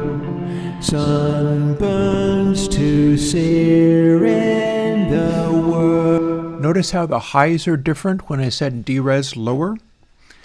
That's a effective way of cutting down like sibilance and stuff, although we do have deep bass there. Also, let's tighten up this loop so that the loop is all on vocals. In the garden of you, go with. So this is going to be our primary vocal thickener reverb. Was true. Sunburns And it absolutely in the words, can use some of this. Rain falls to serve. Grow with my heart and become nearly what I deserve. So we've cranked it way, way up. Again, here's our plate. In the garden of you, let's get funky with this plate. To the spot where my darling was Same true. thing. Sunburns Stone versus fire versus air. Probably don't. Well, maybe we want air. The rain falls to serve. Grow with my heart and become. Now that we're boosting, we're listening only to air off of plate 240. We're going to bring D-res back up to full crank.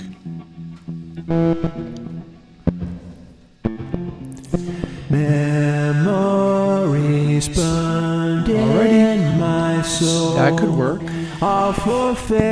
What's our stone sound like on this band? Did you believe okay, hate that. in the cold as the wind starts to howl? Broken. Sounds like exactly what we don't want. How about our fire band? And alive just to bleed behind the treacherous if you go without fear to the spot. Okay, so here's a fun thing. We can compress these separately. Sunburns to sear in the words, and the rain falls to serve. Grow with my heart and become nearly what I Compression ratio is full deserve. crank. Attacks kind of slowish. Let's make release a lot faster. Memories burned Okay, that's starting to sound more full. Awful fair, awful foul. Did you believe in the cold as the wind starts to howl? Broken. Compressing it harder is going to make it squish things more. This is not a compressor with makeup gain built into it. Just to bleed behind the treacherous if you go with. We're starting to get voices like poking out. Where my darling was true. Sunburns to yeah, it's the compressor we're messing with here. The words and the rain falls to serve. Grow with. Let's isolate those different kinds of compression on this reverb. If this works, we're going to end up using this reverb for a lot of other stuff as well. Here it is on the stone, which is going to sound like Bud all by itself, but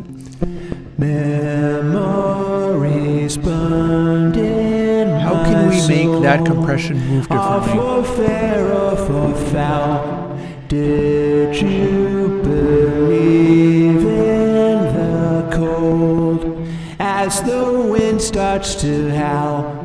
Broken. So a slower attack is going to make the body of it jump out more. Faster attack is going to stop the attack from jumping out. Behind the treacherous if you go without. And of course, ratio controls the intensity of the overall effect. We're probably going to not use a full-on ratio. This is just showing me how it moves. That's what I'm caring about. The rain falls to serve. Grow with slower attack and become nearly what I deserve.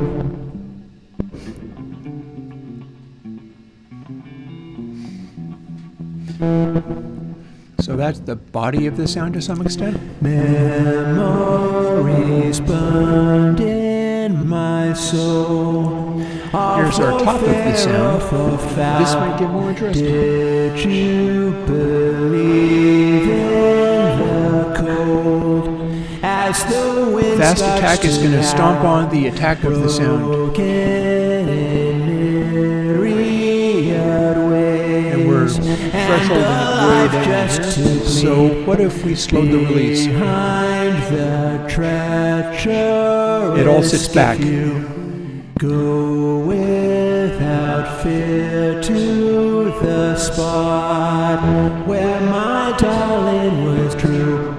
Sunburns to sear in the words. So I got a slower attack in the stone section and a much faster attack on fire. What does that give us? And remember, air is doing something here because it's such a high frequency reverb.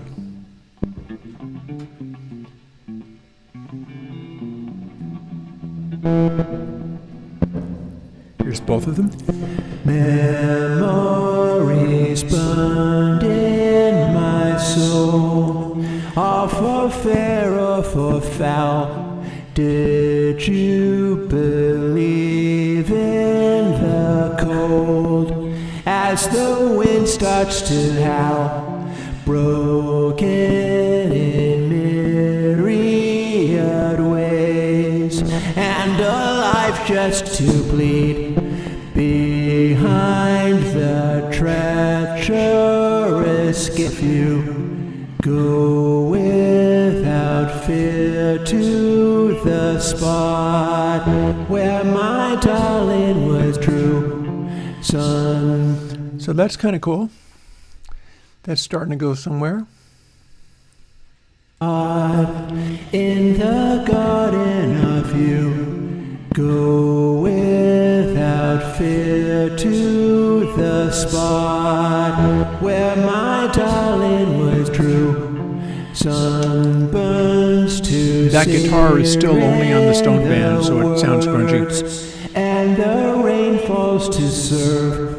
Grow with my heart and become nearly what I deserve. And lastly, can we do something, since we're doing all this compressing, let's use those EQs. Those EQs are separate from the compression. So you do this. All for fair or for foul. Did you believe in the cold as the wind starts to howl?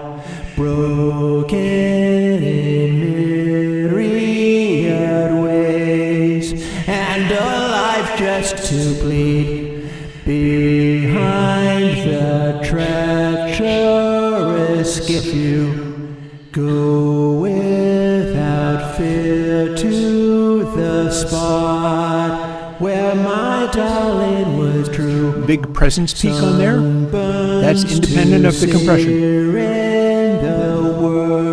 Is there anything we can do with the low mids, I wonder?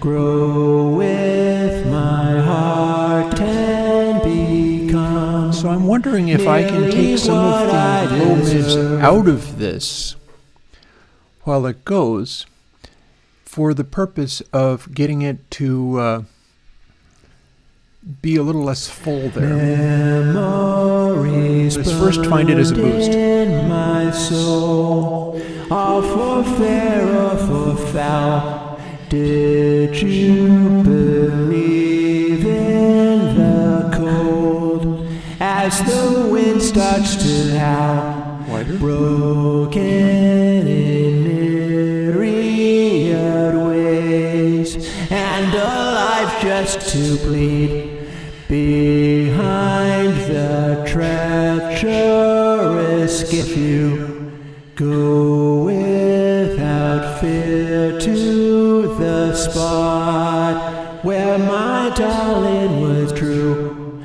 So I think that's getting into the zone. So, plate and its console section seem to be doing reasonably okay. So at this stage, let's jump back into that guitar. We're closing in on 3 in the afternoon. I still haven't even drunk all of my coffee. Still got some people enjoying the madness. That's how it's going to be. We're going to do what we can with all of this. Again, I've switched over to this. None of the controls on the control surface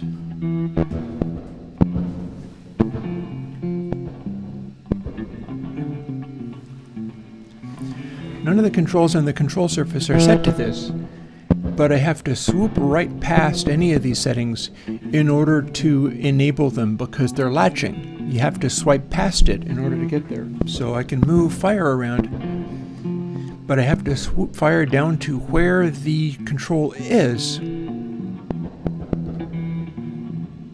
Oh. And that's actually, I've got plate 140 selected, so let's not do that. See over here? Maybe not. I just moved the fire band here, which I don't need to do. So let's not have that one connected. I'm not even using that yet. We have this one selected. Now, guitar, I can move fire band, but I have to swoop it down in order to catch it.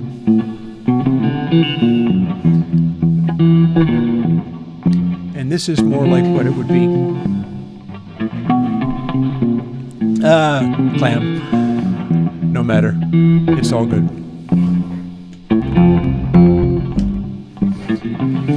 Since this plays along with the bass so much, let's listen to the bass with it.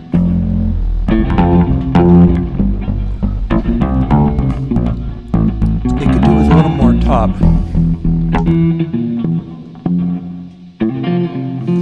And again, we're using it to send to plate 240. In fact, we can dial that off of the Vox.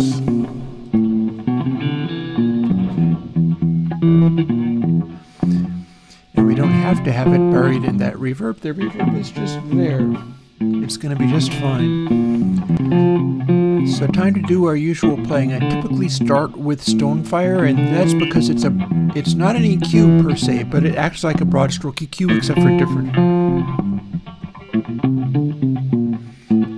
And if all of these things are exactly to the middle, it's like bypass.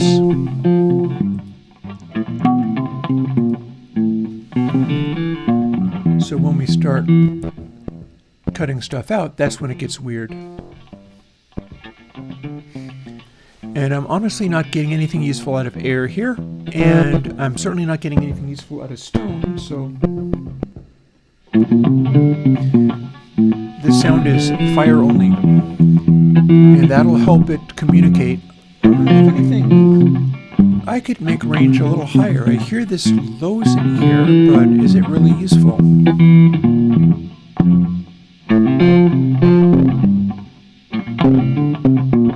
Maybe a little bit. I have audio hijack for Mac. I agree, it is insanely useful. yeah, one of the things that we were talking about, I do have it sending to the stream directly, but I'm not able to do the, you're bleeding into the mic. The speakers are bleeding into the mic. I'm mixing over speakers. I'm not going to try to mix over headphones. Certainly not until I do the matching my room with settings on cans that'll let me do that a little more easily. Then maybe, but even so, probably not. I'd rather not. So let's see, what can we do here? Let's neutralize these things again. Let's start playing with, we probably don't need gate. Although I hear a background noise, I could get rid of that background noise with gate.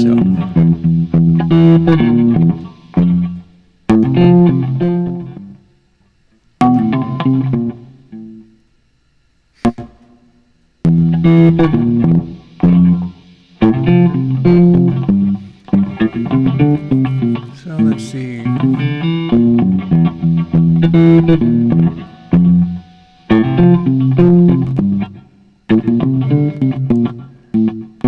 That seems to be about where that hiss is.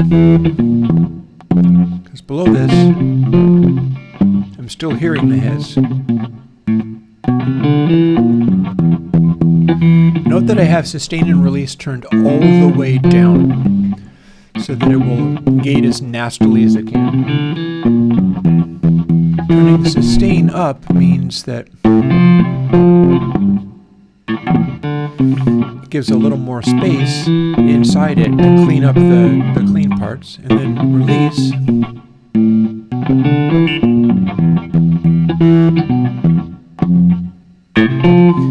probably ratio is what I'm going to want.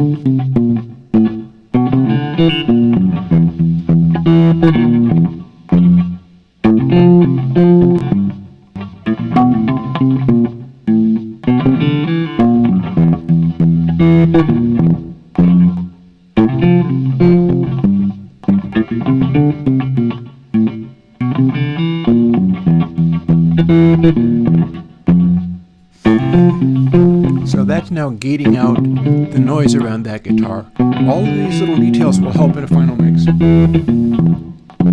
Next, what can we do with threshold? Currently, threshold is not doing anything useful. That's because we haven't even begun to set it up, but here's how we do. We can have a really fast attack and release. Now it's like we have a compressor pedal on the guitar.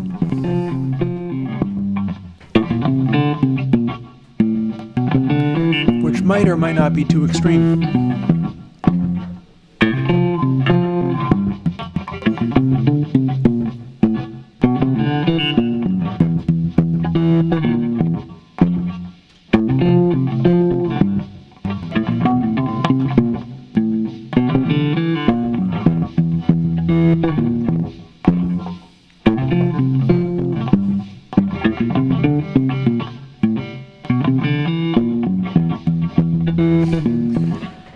So this is going to be too much, but what can we do with the attack of this guitar? Bearing in mind, it's in this context.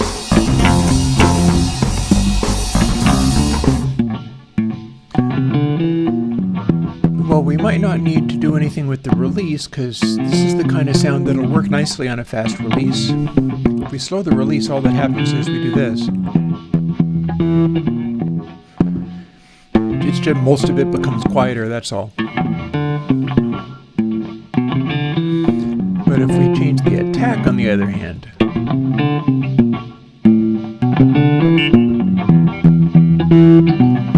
now the pluck of the guitar is jumping way out. That's probably going to be useful.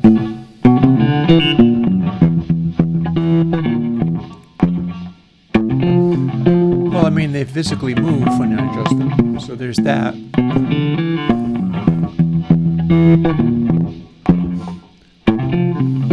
So here is just the front edge of that popping out. And hear is more of it popping out as it hits threshold.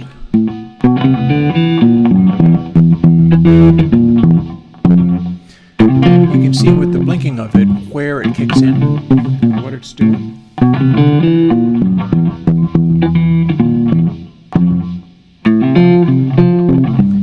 And if I dial it in just right, I can make it so you really feel the attack of that string going plunk. And I can have more of the attack poking through or less. And that's going to depend upon how it sits with the bass and the drums, because that particular riff only matters in conjunction with the bass and the drums. What it sounds like all by itself is irrelevant. So,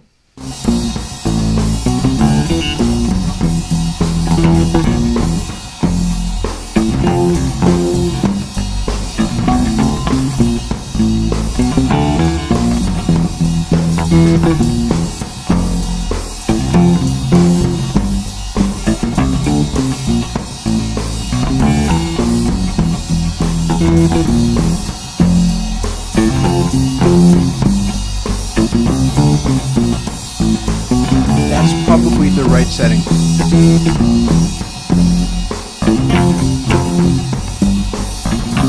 Remember, we've got all this too. The cold as the wind starts to howl, broken in myriad ways, and alive just to lead.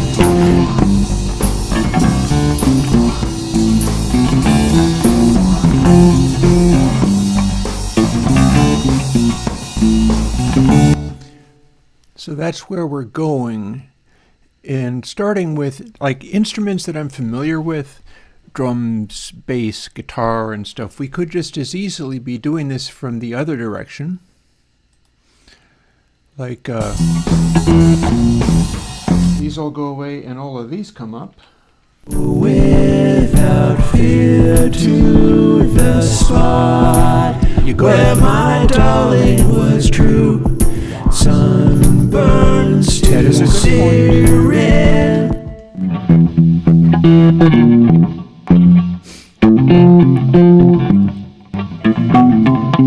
We haven't done any of the things with the EQs yet, and so I think Grenz is correct that we could add a little articulation with the high mids. Remember, the high mids, as one of the EQs in ConsoleX, do not react to compression and gating. They react to gating, but the compression doesn't do anything. So this is going to give us a sound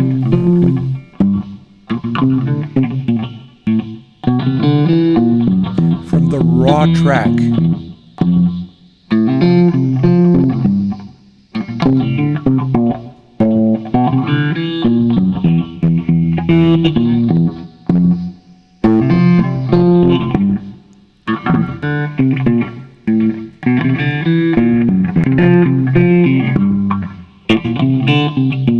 Oh, there's a nice,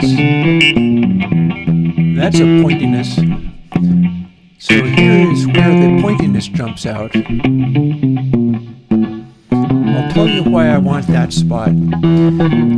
The amount of sort of scronkiness and pointiness jumped out so strikingly there that I want to use that as my high mid boost. That is because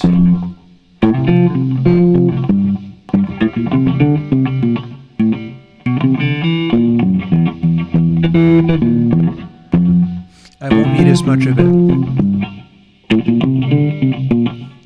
It's right here.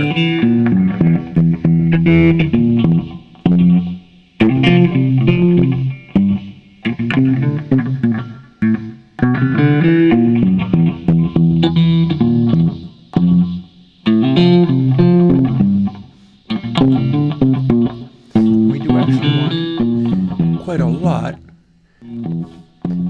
because if it's talking very loud this way, that means we don't need as much of it in the mix. In fact, I can just full crank, full crank. Yeah.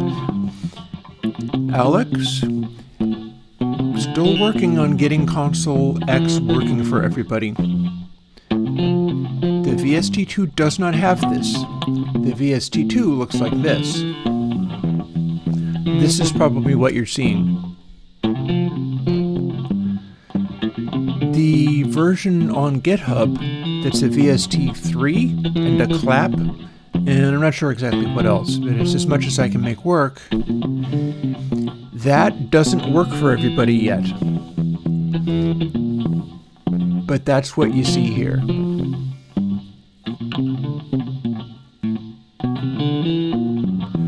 wonder if I can do something with the highs.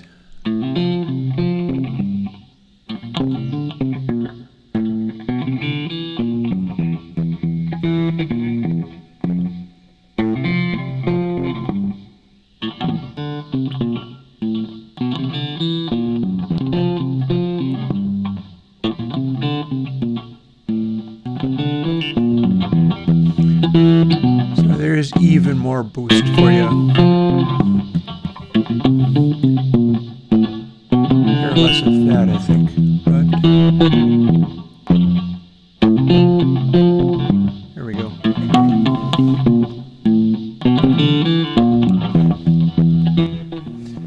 So what that's for is being able to use those narrow bands for the guitar to poke out in useful ways.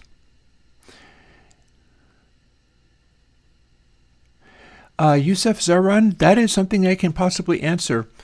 To use Air Windows Global Text, as I supplied it, it has to be in the place that Juice looks for your documents folder. So I don't know what that is on every computer. I know what the Mac Documents folder is. Mac Documents folder is like in your home directory, there's documents. Inside that, you put a folder that's capital Air Windows. Inside that, you put Air Windows Global's text. Or if you've already got one like that, then put Air Windows Global's text in there. So, yeah, Air Windows Global's text has to be in exactly the right folder to work. And when it is, it will respond to what you did. So, it has to be in capital A Air Windows folder in your documents folder, and what it considers, I'm assuming you're maybe on Windows or Linux, because I should be supporting Linux. If Juice thinks that there's a different documents folder, it's going to need you to put it in that. If you're not allowed to have user access, it's not meant to be a hidden folder. It's meant to be an accessible folder, but it has to be the one it's expecting to find. I have no way of specifying a particular folder. It's going to look for the user available documents folder. And you put Air Windows folder in there, and you put Air Windows Globals in Air Windows folder. So give that a try. My hope is that Juice is always going to be able to find whatever that folder is, but I'm probably going to get better instructions about how to do it on every platform, because I can't guarantee that it's going to be exactly the same on Windows. I only know that it's going to have to look for Air Windows / Air Windows Globals.txt in whatever your user accessible documents folder is.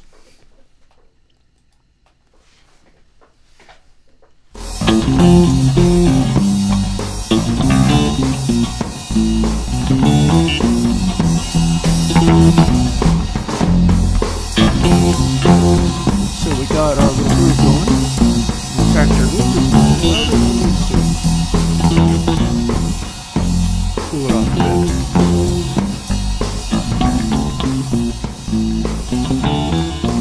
That's what this master meter is showing me. If it's peeking out with colors showing up all the way out here, that means that it's going to be too hot. It's doing okay, although I've got clearly my guitar is making those green marks. So it's going to show me where that shows up. Live in the cold. as the wind starts to howl. It is 3 in the afternoon. I'm almost done with my coffee. Want to have a try at vocals. Vocals are tricky and dangerous, but we've already got their reverb set up. Oh, the ride's gonna be too loud. When more stuff is in the mix, it'll help a little bit. The ride's gonna be too loud. What I need to do in order to fix that is learn not to play like 16s on the ride. That ride is a big, heavy ride, and it just makes too much damn noise, and there's no fixing it. I still have it. I've got it set up. I've currently got it set up on my drum kit like front and center, which will hopefully remind me not to play rides on it. That ride needs to go ting like once a bar. And that's it. Ooh. On Windows, if it is My Documents folder, use that. I don't know enough about Windows to be able to tell you. Let's play with vocals. In the garden of you. In fact, let's set all the vocals simultaneously. To the spot where my darling withdrew. Sunburns to sear in the words, and the rainbows to serve. Got a little reverb on there. Let's start looking at these. Become nearly what I deserve.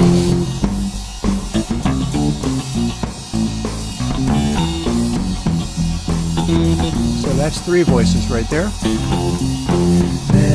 Memories burned in my soul, all for fair or for foul. Did you believe in the cold as the wind starts If we to want to play howl? with dedicatedly voices, we can start singing again And what the Kalman alive filter just to does the bleed. vocals.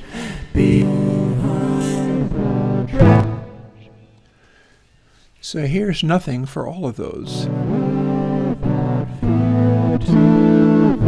I feel like we're going to be using range here.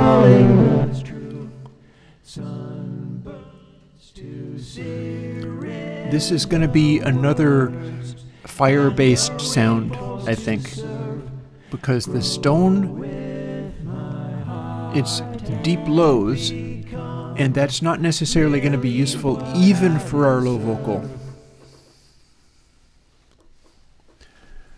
And we're going to let it play. It's going to be a little while.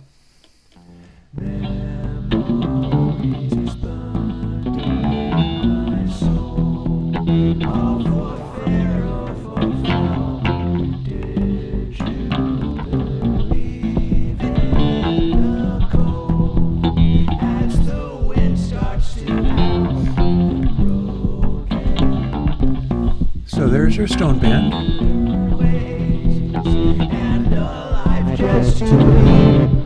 Almost none of it's going to be useful.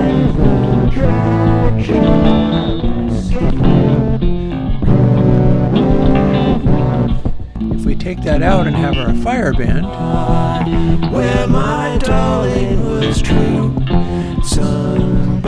then the lows are getting in the way a little bit less. The Kalman filter adds a slightly distorted edge. rainbows to serve.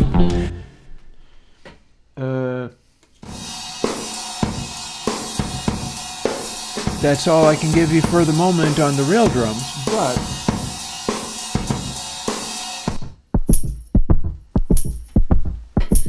and let's see. That snare is not playing in this section, but the synthetic stuff is there. Yeah, no, I don't have a ride mic. That's front of kit mic. And weirdly, the ride on that one is not up at the front of the kit, but that's why I thought it was okay to play it like ding ding ding ding ding ding ding ding ding ding, ding, which was a bad mistake. So there you go. And a life just to lead behind the track. So there's the fire band. What do we have in the air band?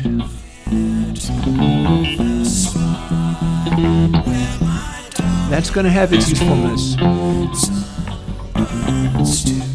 But remember though, as I'm wrestling with this, with that ride doing what it does, you can say such a shame.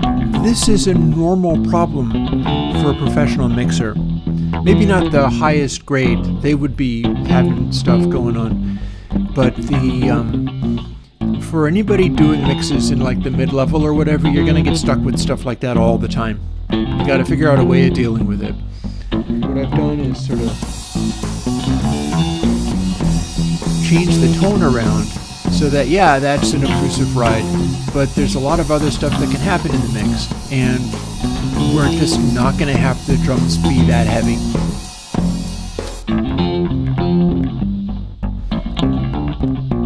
And we should have those voices. Are they going to come back? Oh. I was fooling with the Stonefire stuff. We haven't even touched the EQs yet, and that's key. We could also fool with, see the top dB in all three of these? We can probably, it's probably better being quiet. Top dB sets how overwhelmingly loud everything is. I'm not sure if I even touched it on guitar. In fact, one of the things I might try to do for future mixes is go through and set top dB to as low as possible for everything as a default and only add it to stuff that needs it. Because, check this out. Arrow for foul. Did you Here's very leave in the cold as the wind starts to top howl? dB being very high. As this. Myriad ways and a life just to bleed behind the treacherous gift you. So if you set it up for being Without fear, a very quiet seeming sound using top dB at very low, it's going to be a lot cleaner. When you push it so that it's attempting to simulate a louder sound, it'll add verisimilitude to that, but remember, compression fights that. So, sort of take your chances. nearly what I deserve. And let's move these so that I can hit play more easily, like this. In the garden of you, go without fear to the spot where my darling was true. Sunburns to zero. So the default setting for top dB is about 100 dB, but you'll notice I'm not singing at 100 dB in this track. Way over here in this other track, which is going to be a whole separate deal, I'm belting. And when you're belting, you could make top dB be, like 90, 100, 105 maybe if you're that loud. But you do not set top dB to like 120 dB as a single unamplified voice, unless maybe you're Robert Plant. Because Robert Plant is known to be audible even over Led Zeppelin without amplification. That happened under some circumstances, like the PA would go out, and he would keep singing, and you could still hear him. That's a loud voice. In this track, my voice is absolutely not a loud voice. In the So if we have top dB high, go without fear to if we have it incredibly quiet, it's also where not my sounding as good as it darling could. was true. Sunburns to sear in the words and the rain falls to serve. Grow with You can set it to just the right setting and where it become seems to work. nearly what I deserve.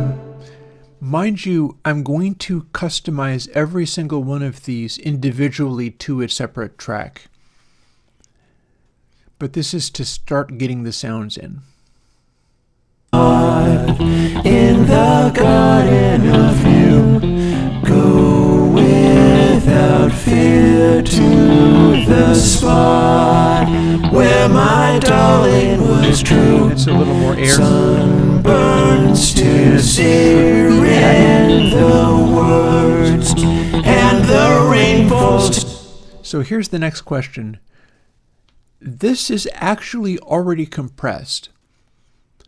Stuff I'm going to be recording in 2025, I'm going to be recording it uncompressed so that I can fully use like TopDB and so on and have it sound right.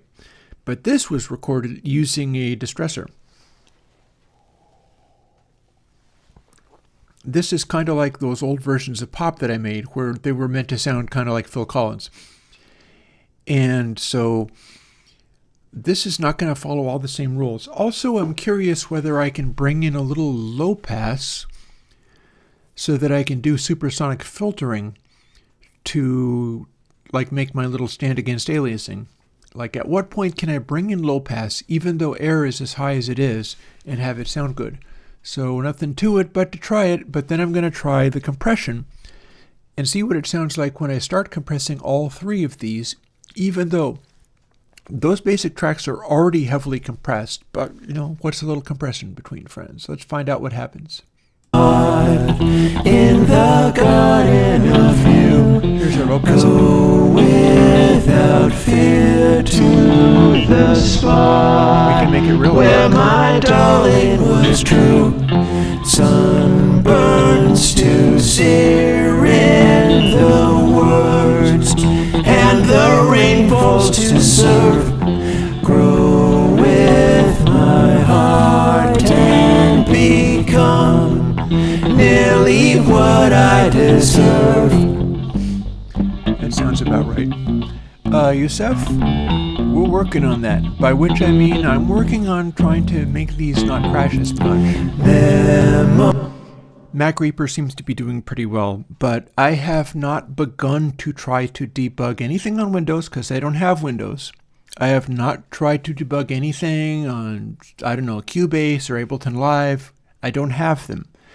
So this upcoming week, I'm hoping to get like bug reports and things from people. If anybody in chat can help with these things, please do. But if you find actual bugs that I need to fix, I'll try to get the information about them, and then I'll try to fix them properly this upcoming week. I'm not going to be able to do anything about it this weekend. And yeah, the low pass seems to be helping. It's such a bright sound. In the garden of you, go without fear to the spot where my darling was true. Sunburns to sear in the Compress. words and the rain falls to serve. Grow with my heart and become nearly what I deserve. So the idea of the compression, and it's going to work even better when I have uncompressed tracks, but these are all recorded through a distressor, Memories is to even out individual sounds there. all for fair or for foul. Did you believe in the Without cold it, that's kind of as the wind starts to howl? Broken in myriad ways, And if I compress it and super a hard, life just everything's to leave. very evened out. So what can I do with the attack to make syllables? Yes, If you go without fear to the spot, okay, that makes the voices seem to drop back. Sunburns to sear in the words and the rain falls to serve. Grow with my heart and become nearly what I deserve. While we're at it, let's look at what Stone's doing now that we've skipped it. Good point, Chris. Memories burn respond in my soul, all for fair or for foul. Did you believe in the cold as the wind starts to howl, broken in weary? And this is all without any direct EQ yet, or any individual adjustments. So, yeah, the harmonies, you know, I don't think the way I did these is something I'm going to continue trying to do. I played them on guitar. I marked on the guitar what notes I could hit, which is basically up to for belting, it's up to the high D on the folk chord of D, which is not the high E string, it's one lower. And I can belt that note. And then if I go to a falsetto, I can go to a G sharp, but this is not me doing that. And I can't go any higher than that, but I can go all the way down to the low E on the guitar without too much trouble. So that's me doing that, and I have enormous trouble with pitch. So this is heavily comped, and also retune is in here as well. All of that stuff is going on. But the way I got the harmonies was by playing them in on guitar, one string at a time, to something that I thought sounded good, and then using that guitar note as a reference. And only then did I start making up words. It was guitar notes first, like clang, clang, clang, clang, clang, clang, clang, and making something that would sound really cool. And only then did I figure out what the words were. So that's how that was done. In the garden of you, go without fear to the spot where my darling was true. Suns to sear in the words, and the rain falls to serve. Grow with my heart. Backing down remember, got this now, air windowmation. It means that I can take any of these things, just identify what the color is, and whoop, all of this is at my fingertips. That's why I wanted the control surface so much. Even these unmarked ones, which are the reverb returns, that's on the black fader.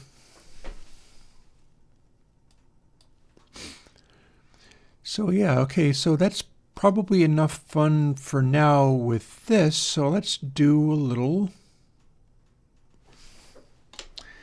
isolations. In the garden of you, go without fear to the spot where my darling was true. You can hear how the auto-tune's kicking in here. Sear in the words, and the rain falls to serve. Grow with More stone, my 'cause I can get away with it. and become nearly what I deserve. Little edge on there. Now, what can we do with these EQs? Memories burned in my soul, are for fair or for foul. Did you believe in the cold as the wind starts to howl, broken in myriad ways, and alive just to bleed behind the treacherous gift? You go without fear to the spot where my darling was true. Sunburns to sear in the words, and the rain falls to serve.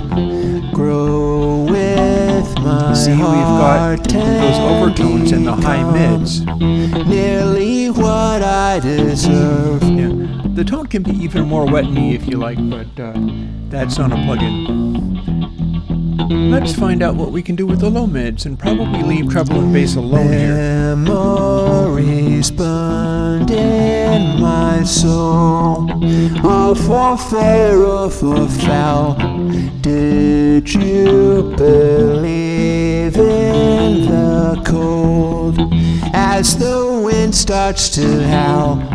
Broken In this case, I tried to find and alive just tone to bleed behind the treacherous gift. You go without fear to the spot where my darling was true. Sunburns to sear in the words, and the rain falls to serve. Grow with my heart and become nearly what I deserve.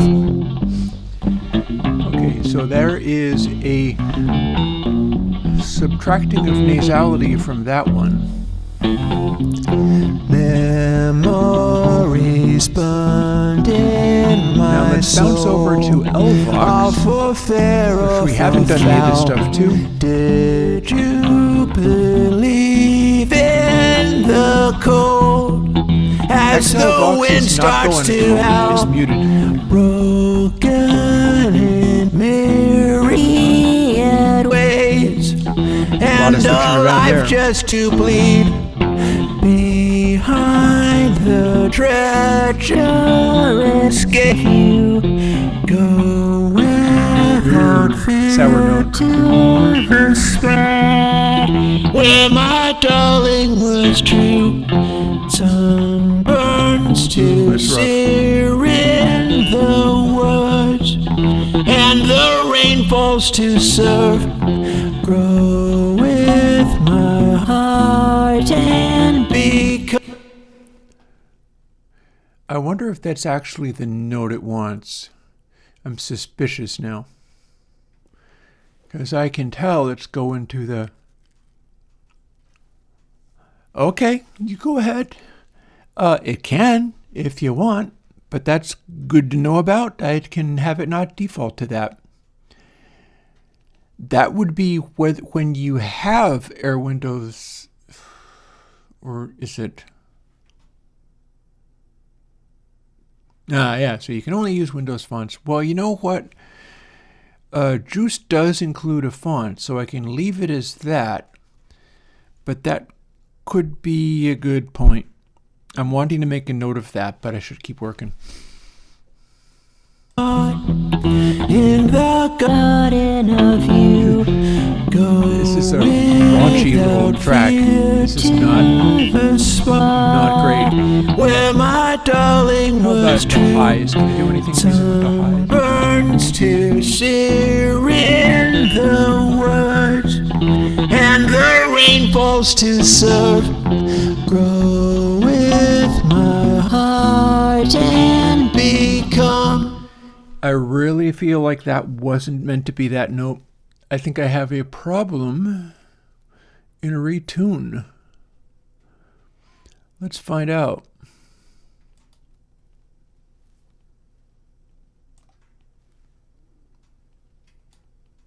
In the garden of you, go with.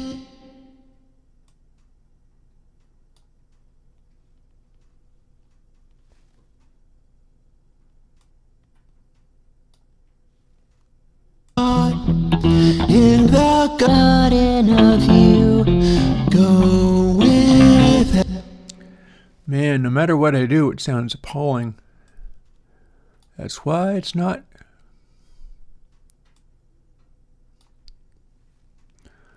Let's see now. In the garden of you, go with. That's about as close as it's gonna get, I think. So let's start from here. Come where a rose fills my. Come where a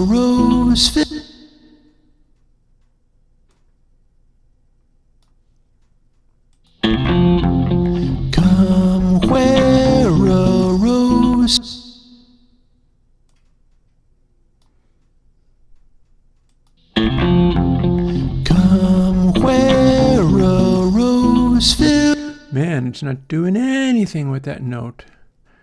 Doesn't care what it's told to do. Oh, okay.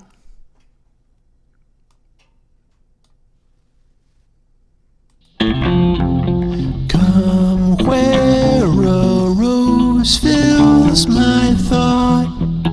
In the garden of you, go with. You know, if you could hit this note and hear what the note thought it was, that would be very helpful. Let's go through and quickly move around all these horrible sour notes and see if that helps at all. Come in the garden of you. Big jump there. In the go without fear.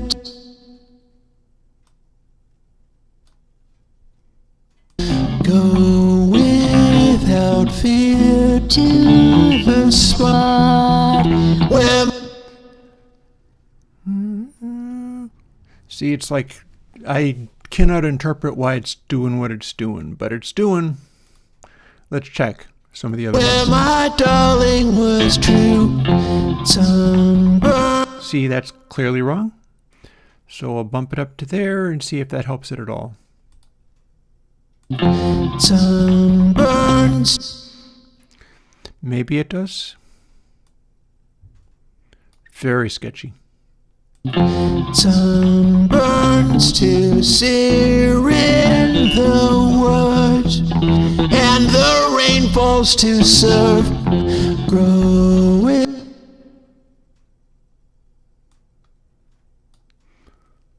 What about? Rain falls to serve. Grow with. Yeah, it can't do it. Sorry, it's not tunable. That note is too wrong. Falls to serve. Grow with my heart. See, this is why I'm not doing it this way again. In theory, it should be able to do this, but it so is not. We have anything else here? No, not really. Boop, boop, boop, boop. And then the other verse goes here. Memories burn That's what it's supposed to do. Don't know why it wasn't before. my soul. All for did That's better. the cold as the wind starts to howl. Broken. Okay, this time around, it's able to hit that note. Previous one, not so much. Weird.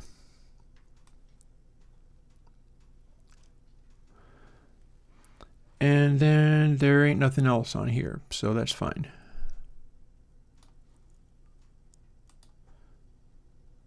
Was my thought in the garden of.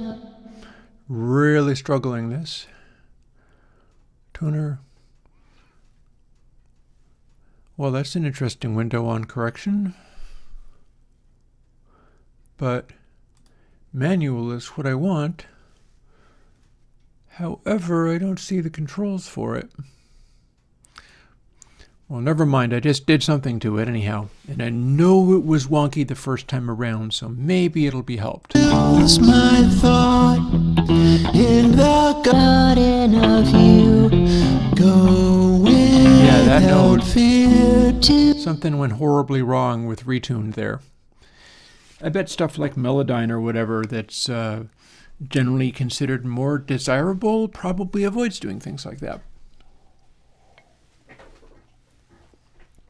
But it's also kind of part of the flavor of that weird song, because that's how it was when it went out on YouTube, because this is out on YouTube. So, with all of that included. Was my thought in the garden of you. Go without fear to the spot where my darling was Find true. that nasal sound. Sunburns to sear in the woods, and the rain falls to serve. Grow with my heart and become nearly what I deserve. Lose my thought in the garden of you. Go without fear to the spot where my darling was That's pretty true. scary, but whatever. Sunburn in the woods, and That was also an interesting rumbly, crumbly sound there, but that's because of switching things in and out, I think. fills my thought. Ooh. This with the controls and stuff only exists on the GitHub site. Yeah. And I cannot go back to layering the vocal. I've already tried with Rise. I can't go to layering the vocals with this when it was designed to be done with the retune and heavy comping. It comes off really weird, but if I was doing it with layering, I'd be able to work with that from the start, which would tell me whether I needed to retake vocals and how I would layer them, and I'd stop when I had something that worked. This I did as much as I could and then designed it to be edited all together. And the idea is that even though bits of it are still desperately trying to be horrible and wrong, when you combine everything, it's got its flavor going on. So, fills my thought in the garden of you. Go without fear to the that was a very strange melody, but that's kind of how this works. I think he got like minor seconds and stuff in all this. Really wild. fills my thought in the garden Let's work of on you. this vocal now. Go without fear to the spot where my darling was true. Sunburns to sear in the woods, and the rain falls to serve.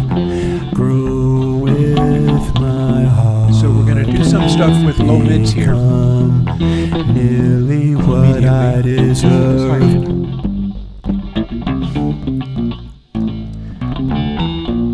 Because we can take some of that resonance down, but maybe not that much of it. Memories burned in my soul, all for fair or for foul. Did you believe in the cold as the wind starts to howl? Broken in There's the nasality. myriad ways, and alive just to bleed. Now, that's my high mids. Behind the treacherous gift, you go without fear to the spot where my darling was true. Sunburns to sear in the woods, little more articulation on falls that. to serve. Grow with my heart. Less air here this time. Become nearly what I deserve. And guess what? Compression is not kicking in the same way for this one, so it needs dedicated custom settings. And top DB, Memories burned in my Totally soul, all for fair or for foul. Did you believe in the cold as the wind starts to howl? Broken in myriad with the highs. ways, and alive just to bleed. Behind the treacherous gift, you go without fear to the spot where my darling was true. sunburn. All of this is being done with the Roswell Colaris into a distressor set on pretty heavy stuff, and I'm not going to continue using that. I like the Colaris for the voiceover stuff, although I am beginning to question even that. The sort of thickness and heaviness of it is good for voiceover and plug-in video making stuff. But I'm wondering whether the Roswell Mini K47 is going to work better for sung vocals. Because that roundness, you can hear it on this, the chestiness, My thought not always helping in me. the garden of Speaking of helping me, let's add some bass to this one. Without fear to the spot where my darling was true. Sunburns to sear in the woods, and the rain falls to serve. Grow with my heart and become nearly what I deserve.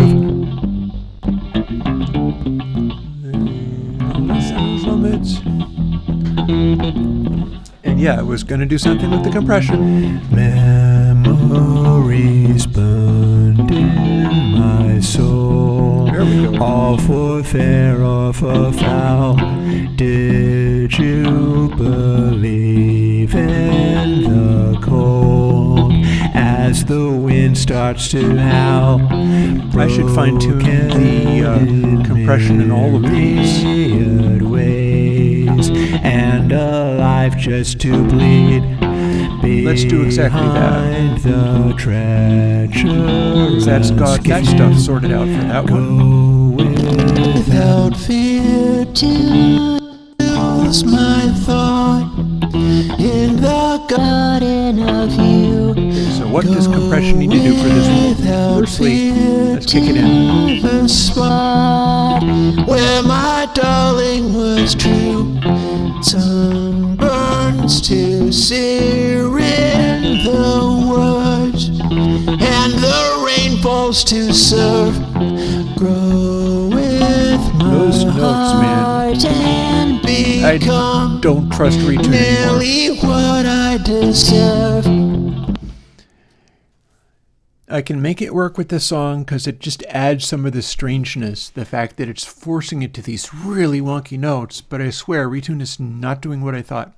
It would not hit the notes I said it. I'd change it and it wouldn't hit the notes. I admit I'm making it difficult for the poor thing. It doesn't know what to do with a bad singer like me, but Was my thought in the garden of you. Go without fear to the spot where my darling was true.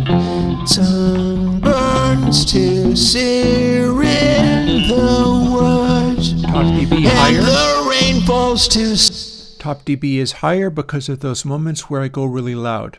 I've got the high mids poking out a bunch, and so the things are combining. Yeah, I'm not going to retune. Yeah, take a minute and listen to what it sounds like all together, and you'll find that it's like, that's kind of weird and cool. Here we are. Here is the full track. Was my thought in the garden of you. Go without fear to the spot where my darling was true. Sunburns to. See, it's a weird note. And it is, in fact, both. So have a moment and listen to what it sounds like all by itself. Was my thought in the garden of you. Go without fear to the spot where my darling was true. Sunburns to sear in the words, and the rain falls to serve. Grow with my heart and become nearly what I deserve.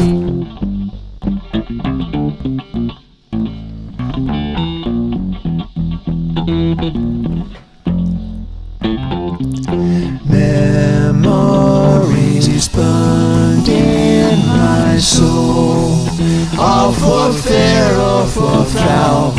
Did you believe in the cold as the wind starts to howl? Haven't done any panning yet. We still got other instruments to deal with. This is just a beginning. Although let me bounce around a little bit and fool with the reverb levels. My thought in the garden of you, go without fear to the spot where my darling was true. Sunburns to sear in the words, and the rain falls to serve.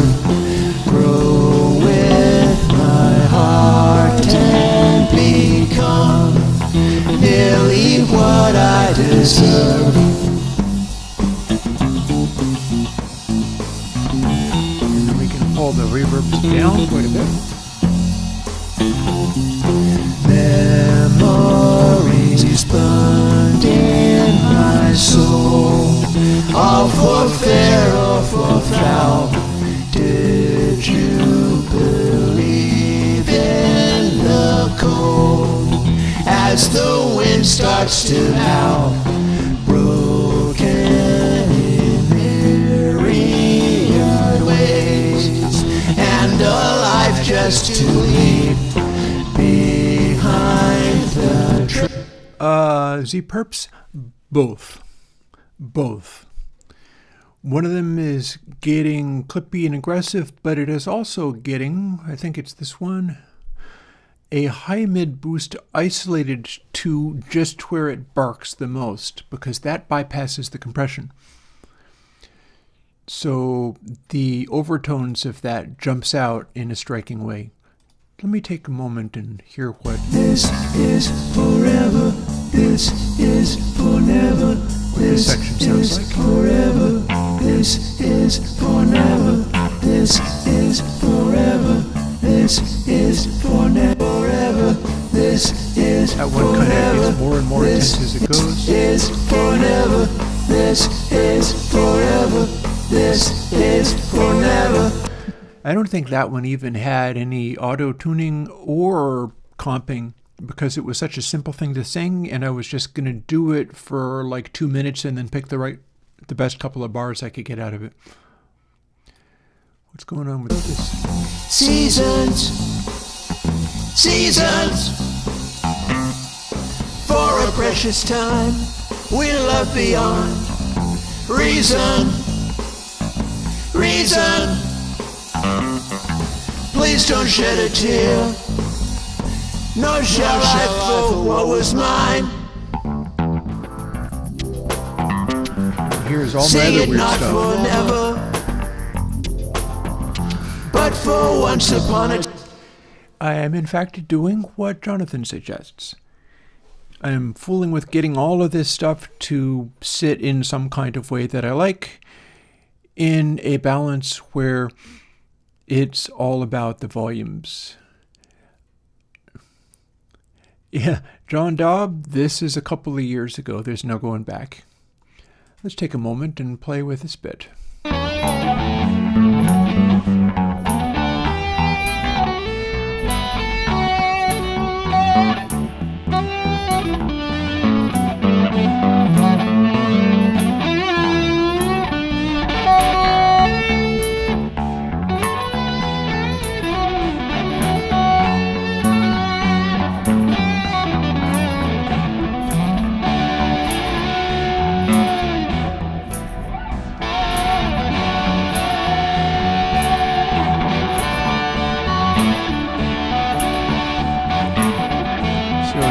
Have our 140 reverb.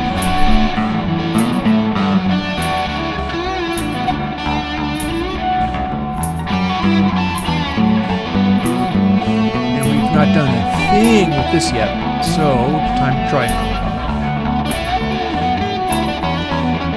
Also, I'm going to ignore some of these things.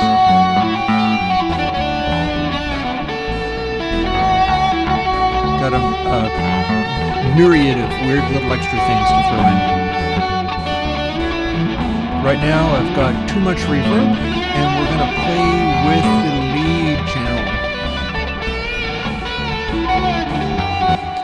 So this is the kind of thing where one might go to a tape plugin and pre-process going into the tape plugin, but we might not need to use it. That said, I'm curious as to whether something can be made to happen there. So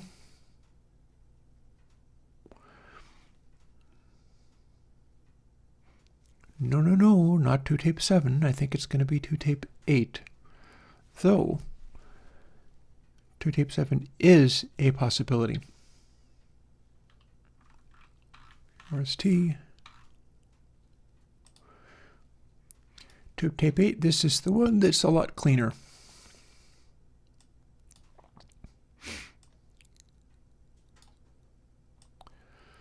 So that, to put it in front of the channel, it is sitting on the red control just like the other one. I can gain stage it using stone and fire and air. And let's see what we've got now.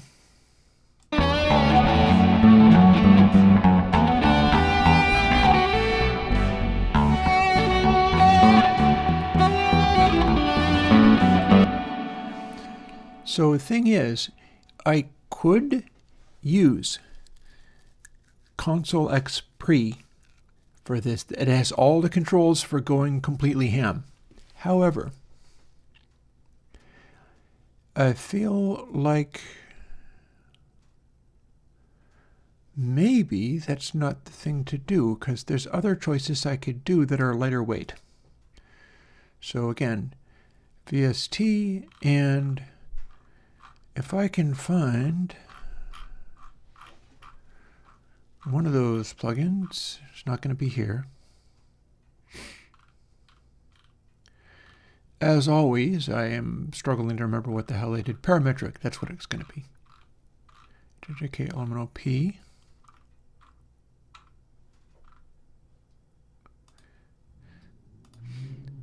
Because you see, this is the same as this, kind of lighter weight and without as many controls. And the low mid can be used to dial in bass frequencies. So now we are not worried so much about this.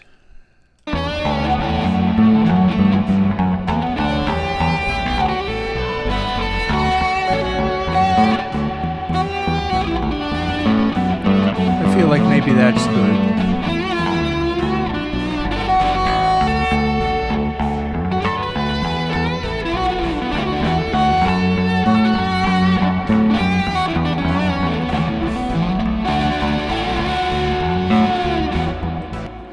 Okay, so I do not speak Asian languages well enough to be able to pronounce your name. You're quite welcome. And I will do as much as I can. Give me bug reports. I don't know what Asian language that is, other than it's likely to be one. If the GUI doesn't work on Linux Reaper, I need bug reports. Smarter people than I am need to help fix that.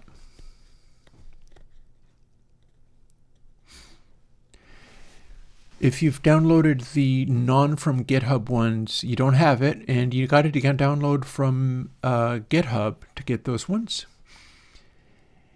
And that doesn't mean it's going to work. I wish it did, but I'm not done. So if you've downloaded the ones directly off of GitHub and installed them, there should be Linux versions, and I don't know whether they will work yet, but that's what I'm here to find out about.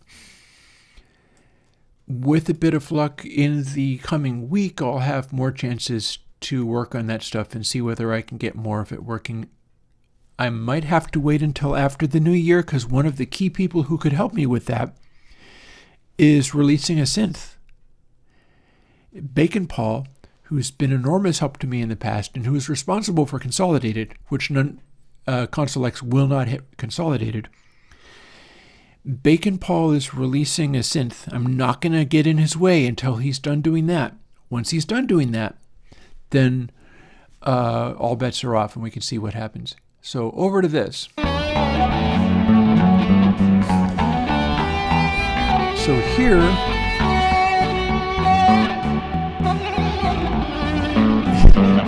is our flutter.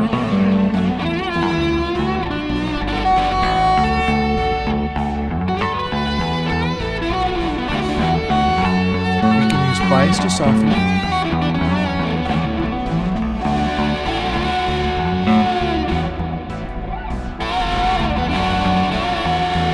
Don't need to worry about headphones.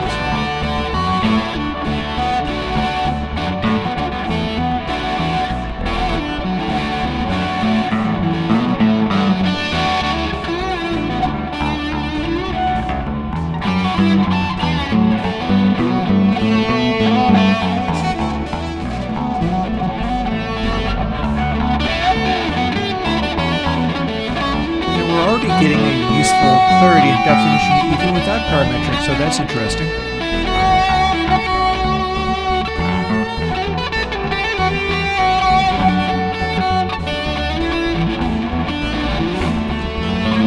But what we do in... Oh no, I can do more stereo widening than that, believe me. So we've got this selector, right?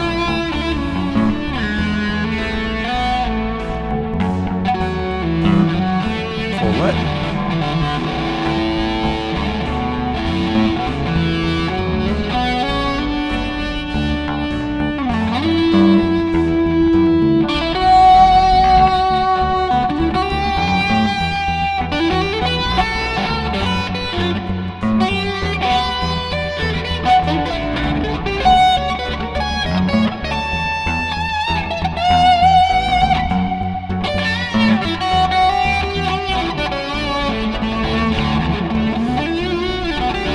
Flutter as a stereo widener.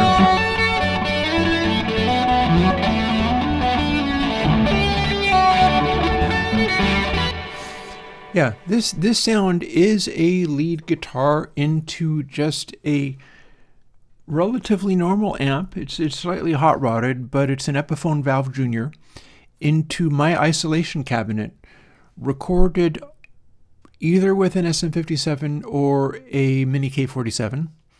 And this is literally a lead guitar tone. So if it seems like a virtual instrument synth, I guess that just means it's got a useful fluidity to it or something. Now let's start adding.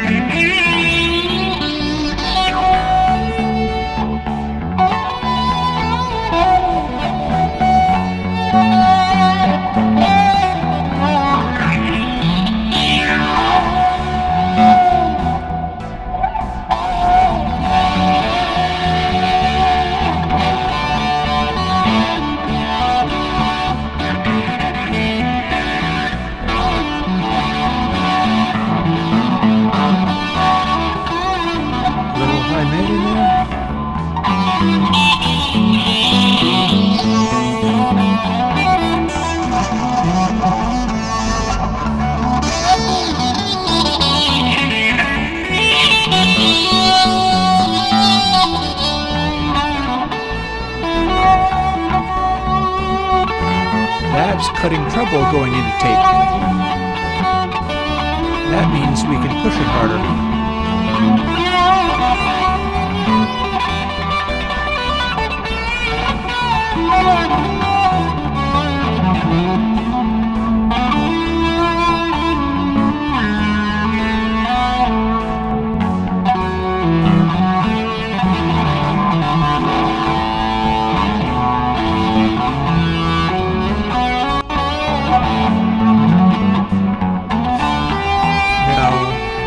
Low mids and or bass, what can we do there?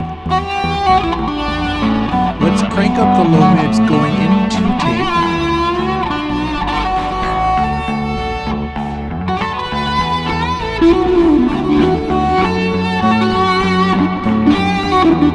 Wide.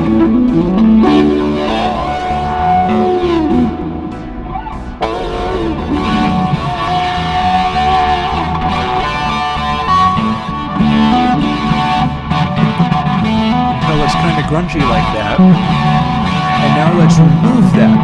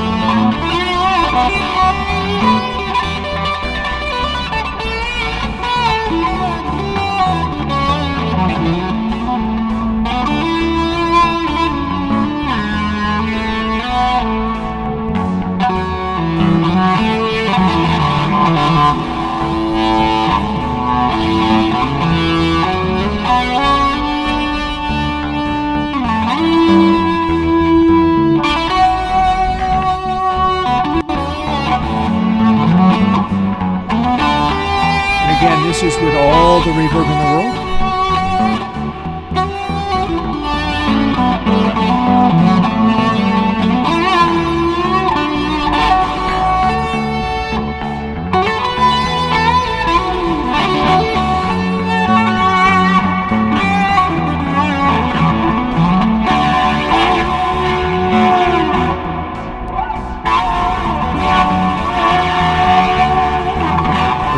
Trouble really hard coming into tape, and then let's back it off a little bit just because we can.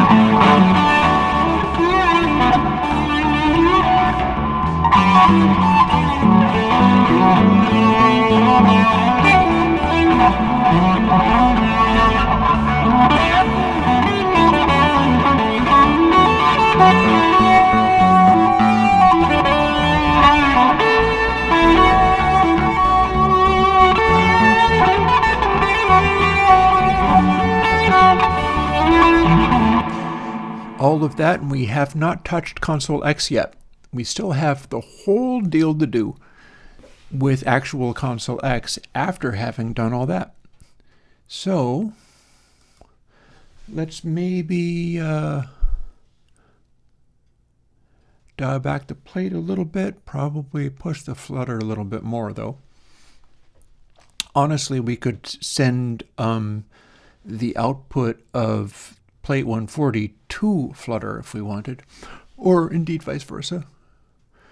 But here is where we start getting involved in this end solo bit that we've got with the lead guitar. And rather than just only doing everything with what's going into the virtual tape, parametric and then to tape 8, now we take the result of that and make it even cooler using ConsoleX, which we have not yet touched. Let's see what we can do. One thing we're doing is we're going hot sometimes.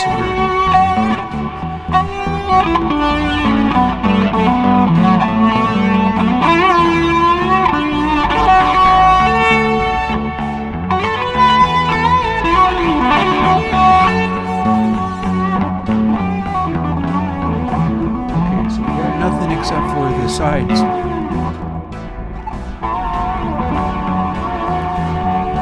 Come to think of it, since we only have this side, shouldn't they be more out of tune than this?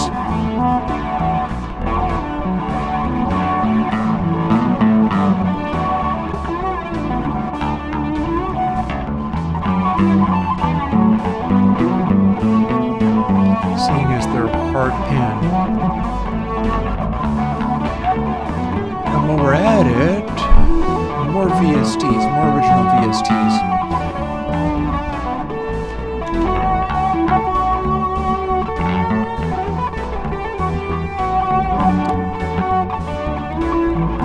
Let's do not the most recent, but the very first, seriously.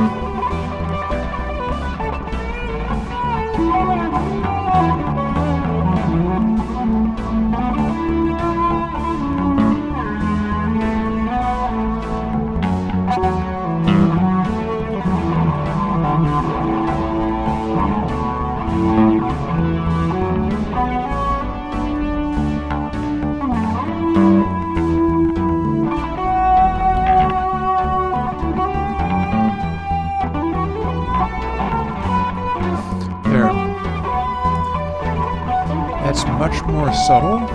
However, it's a little nicer. The original, seriously, is just the tight little band boost that have to do with the Hughes processor without the mid-side stuff. So trying to make it there. Font thing, Matthew. The thing about that is I have to either tell it not to use just, which is probably doable, not to default to it if you can't get it. I may be able to check and see whether, I mean, it should be not crashing if it can't find it. It's supposed to try to find Jost, and if it can't find Jost, it uses a default. That's what it's supposed to do. So more will be revealed there. I can ask about some of that stuff.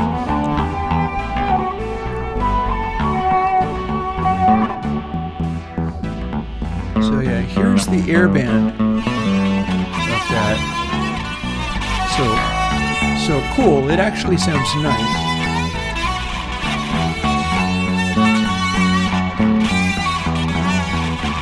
You're going to want to have lots of top DB here.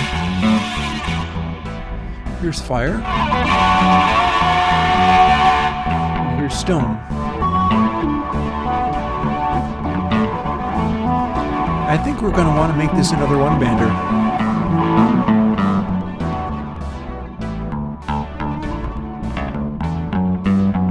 Yeah, just range right down to the bottom, and we don't need any of that.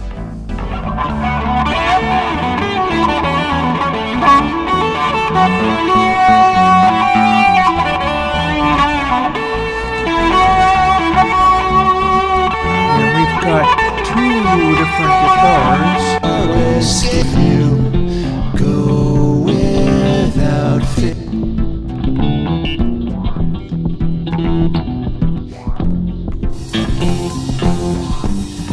So here's how loud that guitar is, and here's how loud the lead is.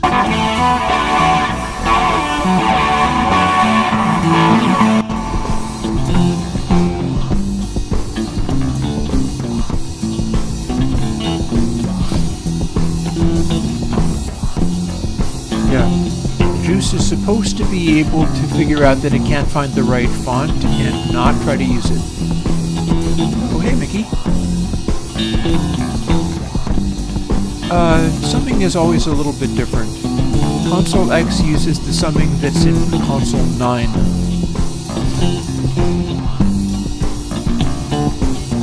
So that's how loud that guitar is. And then here's how loud, mind you, I can make them be different. I've just got it set up so that they're both on the same fader. Here's how loud the lead is. Yeah, that's a little strong. But we can compress. That'll take it down.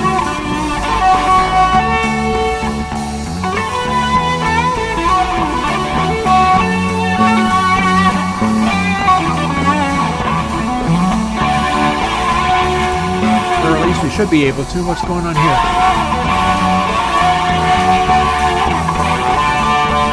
Okay, here's our lead. Here's our compression threshold. Oh, ratio. I forgot ratio.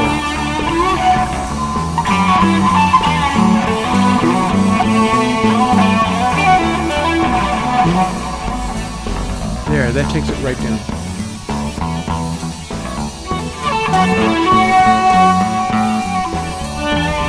Boy, it goes real hard, doesn't it?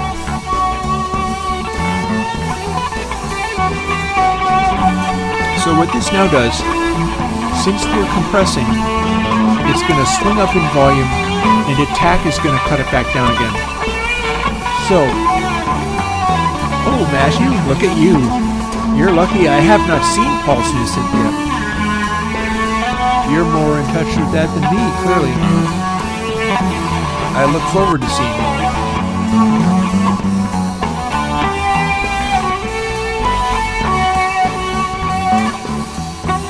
So really fast attack is going to have just the front edge of the pick attack there.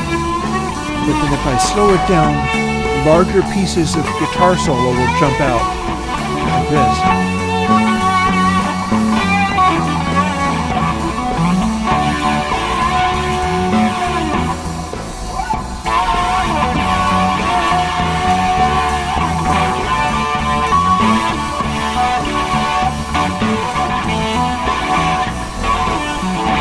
And I should use a little tiny bit of roll pass.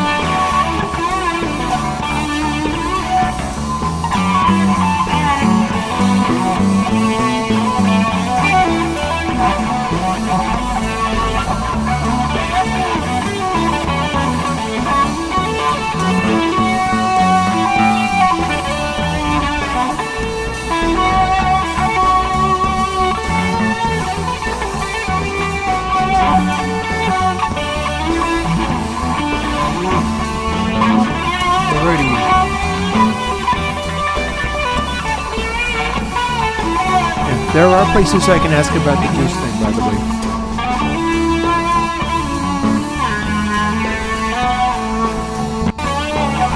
This is the outro, so it just slowly fades over all this.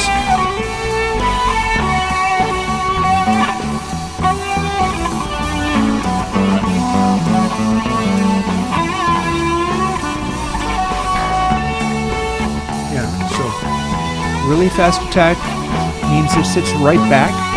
Slower attack means parts of it are going to come forward more, which is what I'm going to want. So, let's try to find it.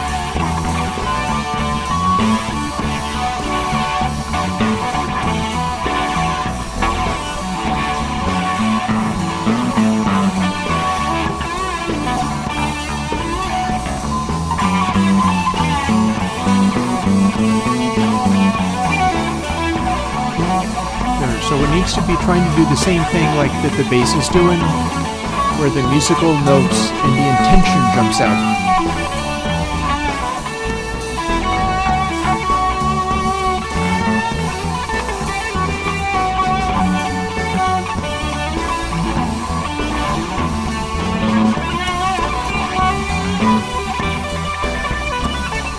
Yeah, like the high note there was like ping, and it jumped out.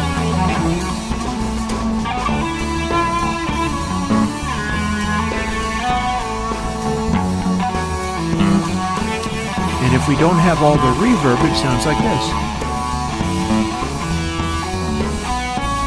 Because it's got an awful lot of reverb and stuff.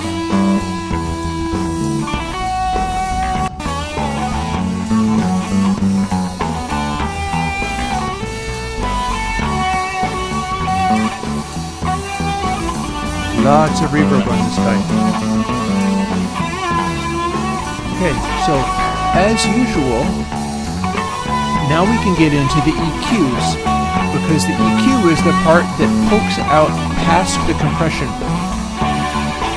And usually with the kind of, we probably don't need to do much with treble, so let's look into high-mid. What kinds of things need to jump out dynamically?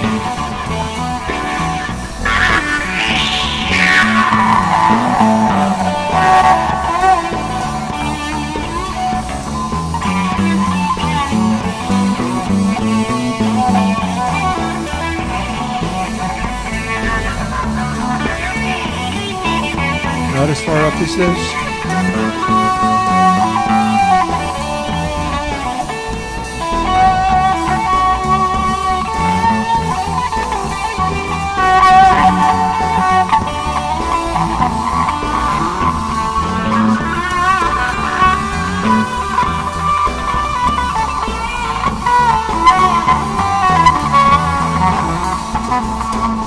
Making it a little broader.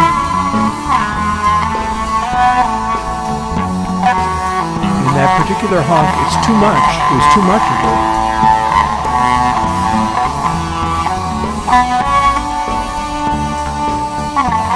But that's why we turn it back down again.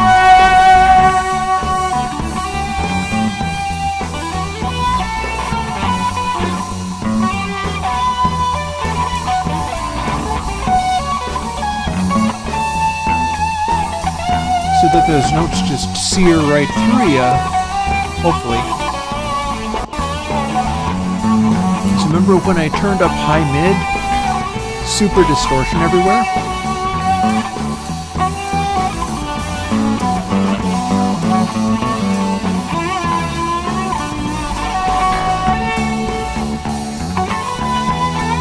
This is how the sonority and intensity of it gets to poke out more.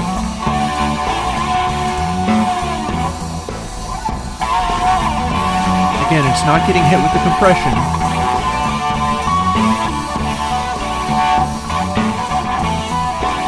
I wonder if I can bring the treble out. Let's find out.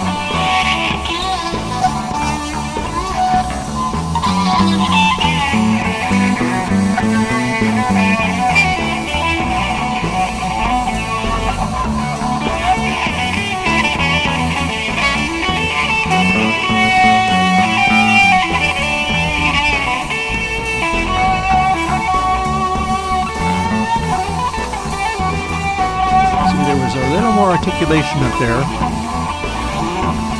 and we're now letting a hair of treble peek through past the compression.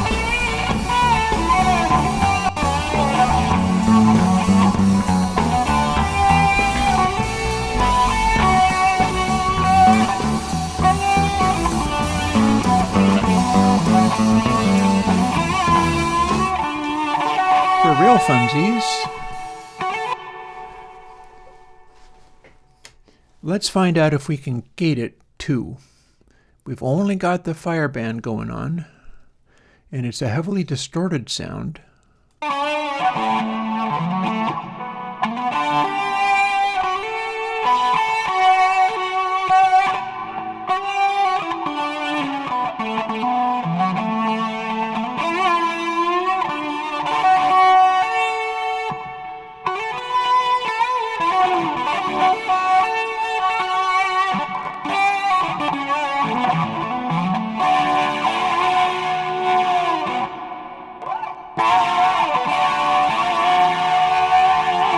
Sustain way up.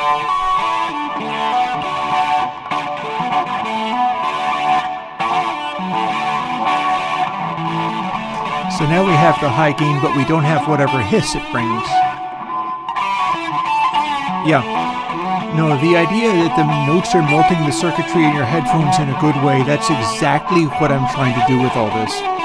Speaking of the K-plates, let's fool with it. Now that we're hearing what it's supposed to be doing.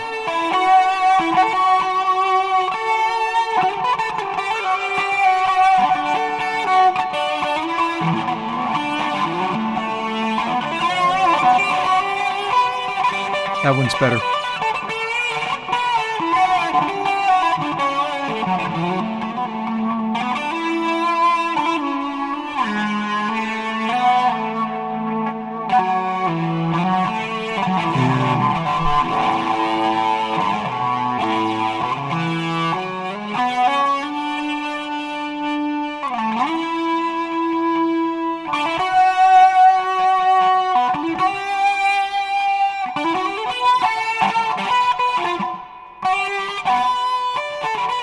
So without the flutter, you got this.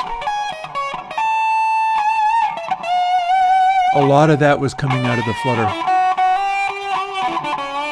Speaking of which, what if we crank up space as hard as we can and only then bring in little tiny bits of the flutter?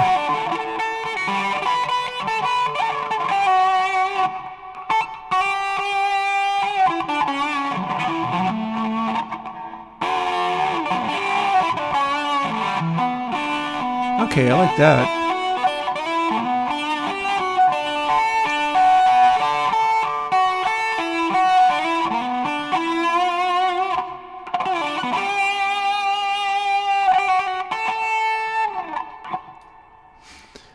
So it's a chorusy effect. And I got just enough of it to have the sound coming from pretty much everywhere. Good. Good, I'm pretty happy with where that stands.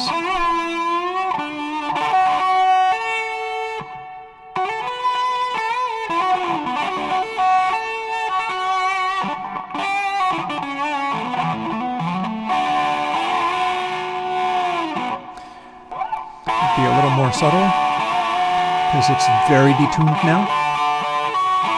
Perhaps too much.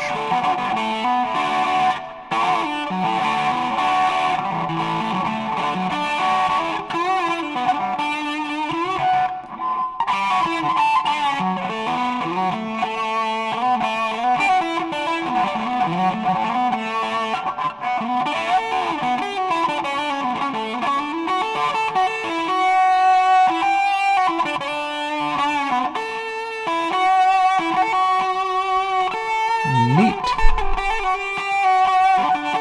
Cool beans. Let's play with some other stuff.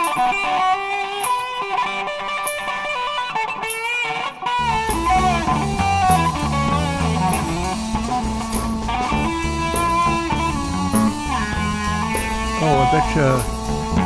Nope, that's not what the snare is.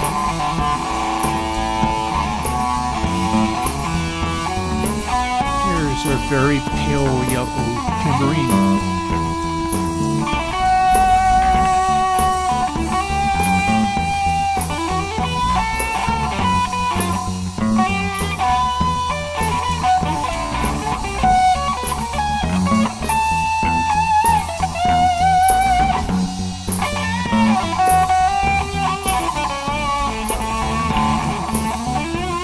Here's the secret, a tambourine is actually a very loud sound.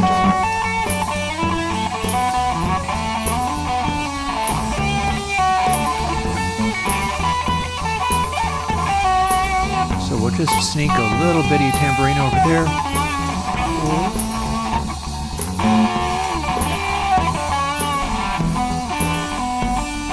You do have that horrible ride cymbal going.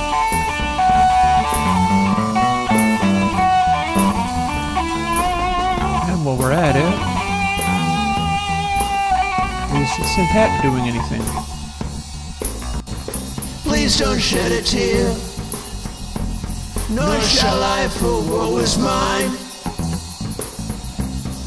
This is the hat. Sing it not for never, Too loud. but for once upon a time. And I'm looking to hear what that Don't synth you hat re- is doing. Enough. It's this. So here is the synth hat. I don't need any of these things, but we can play with the treble so that it pokes out more.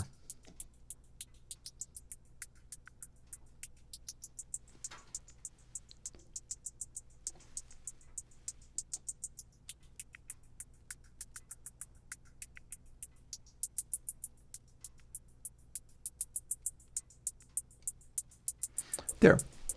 That sounds like a synth hat, and we've turned it up a tiny bit so that you can hear it over the tambourine.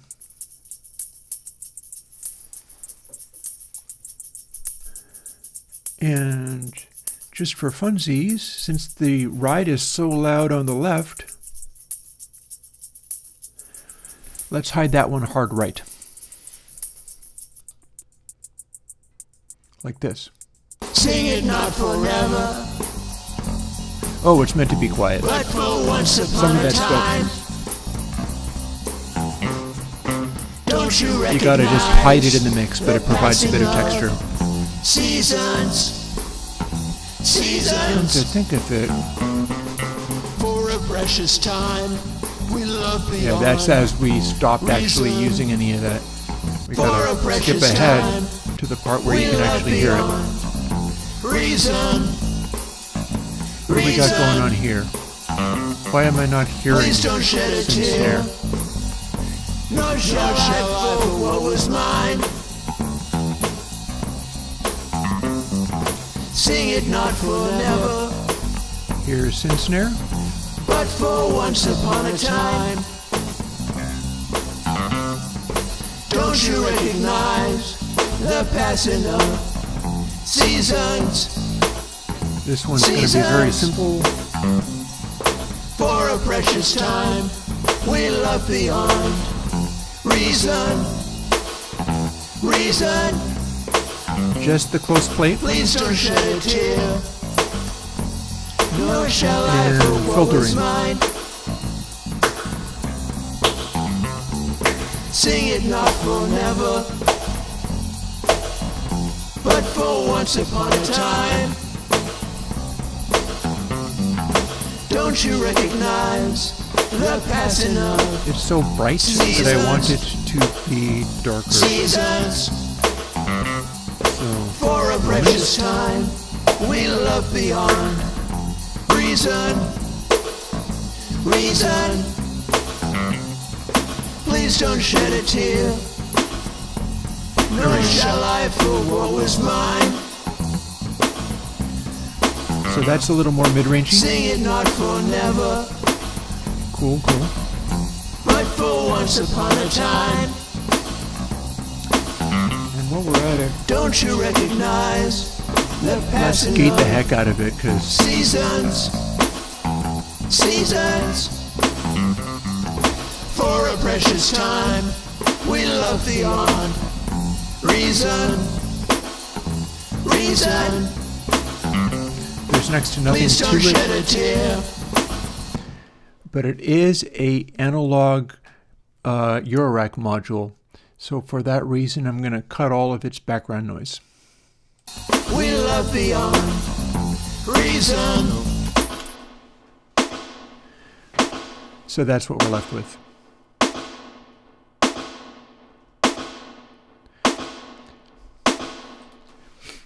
You know, somebody was griping about the plates that way, in that there is a bit of a double. Yeah, that's what the algorithm does. I'm sorry. This is not some kind of thing where I designed it so that it went and then I put in that discontinuity funny thing on purpose. It's not how that works. It just is there because that's what that plate algorithm does. And for the most part, it sounds fine. So we're going to live with it. Hang on a second. While I'm playing with this, let's take the highs out of this guy.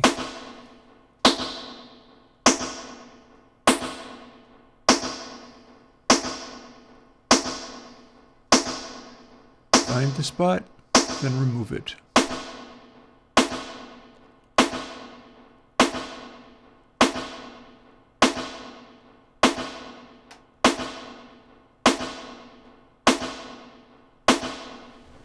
There we go.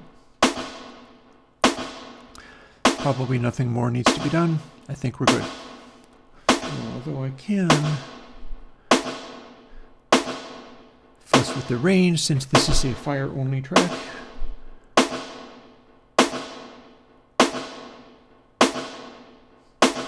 And of course, top dB.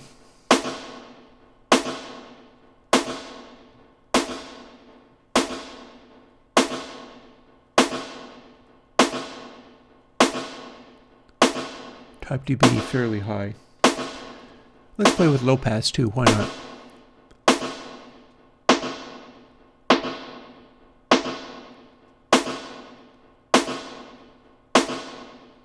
Yeah, we can rein it right in.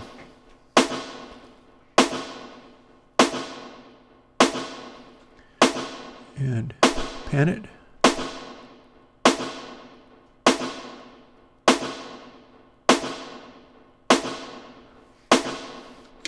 And then bury it in the mix. I mean, you want 200 hertz in that, do you? I'm not sure if I can do it. I've got low mid pushed as hard as I can.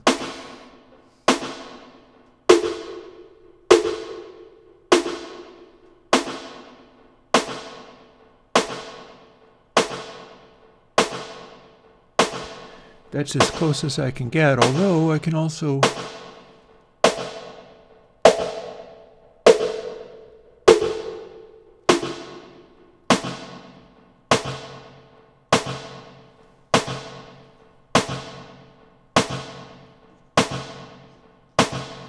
see.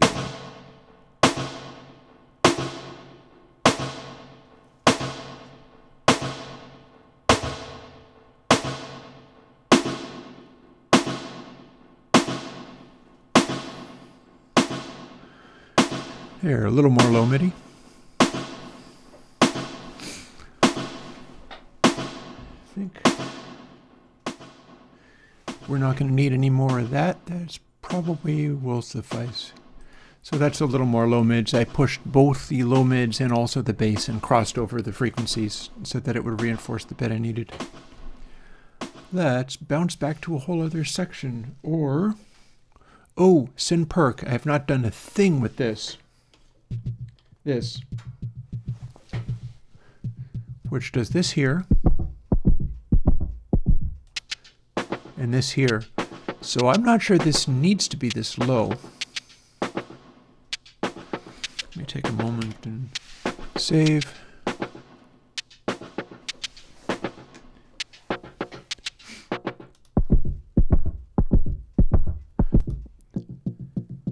I am not sure that needs to be that low. Nor am I sure we even need this anywhere at all, but I could hide it in the left channel or something. Gotta change the selection over to here. This is what we are now working with. We can hide it there. One way of hiding it is to turn top dB down so far that it registers as a really quiet noise. Just like that. Then we are going to cut the Stonefire factors right down. Let's see what we get out of the stone section, because there is that part in here where it's all thumpy, and I don't think that's going to help. I don't think that's useful for...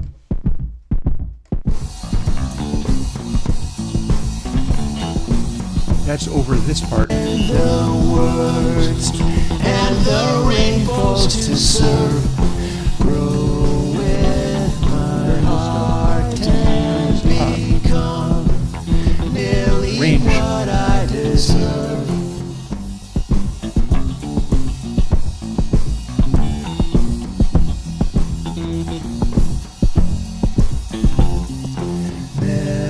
Memories burned in my soul, all for fair or for foul. Did you believe in the cold as the wind starts to howl? Broken in myriad ways, and a life just to leave. So that's kind of interesting. I feel like I could be doing something with gating too. Love does battle with me. And this is being soloed in place against everything else.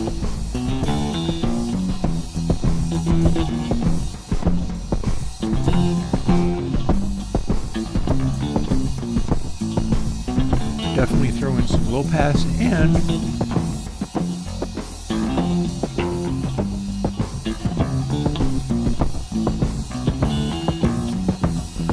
bit of high pass this time too. And then let's bounce around among the different sounds that this makes. Because this makes This is for never. This is for a bunch of different sounds.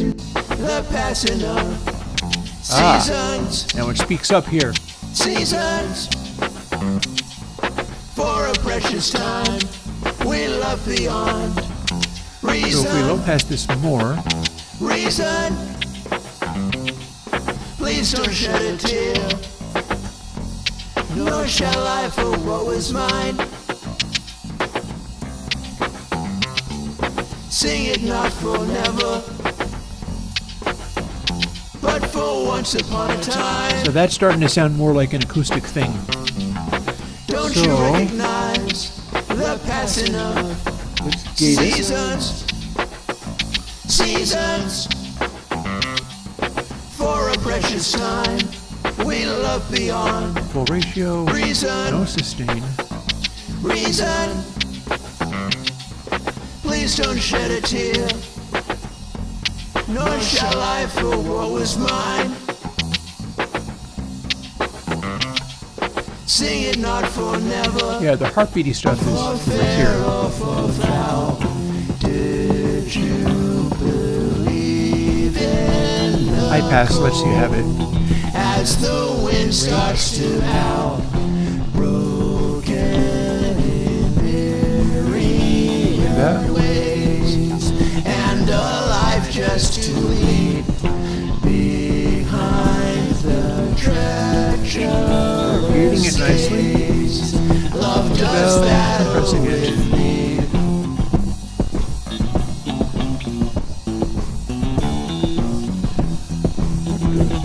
Do to our louder section. On a time, don't you recognize the passing of seasons? Seasons for a precious time. Yeah, I'm liking that We fairly well. love the on, and the rain falls to forever. This is forever, ever. This is forever. It's a synthetic sound, but I wanted to act as if it's a real thing. You need to hear it like it was a real thing of some kind. So this is how we do. This is a tear, nor shall I for what was mine. Hang on, how do we get? Sing it not for never, Oh no, I clicked on the wrong thing. but for Hopefully I once didn't screw upon up a too much. time. Back over to here. Don't you recognize the passing of Too bright. seasons? Seasons for a precious time. We love the on reason. Reason.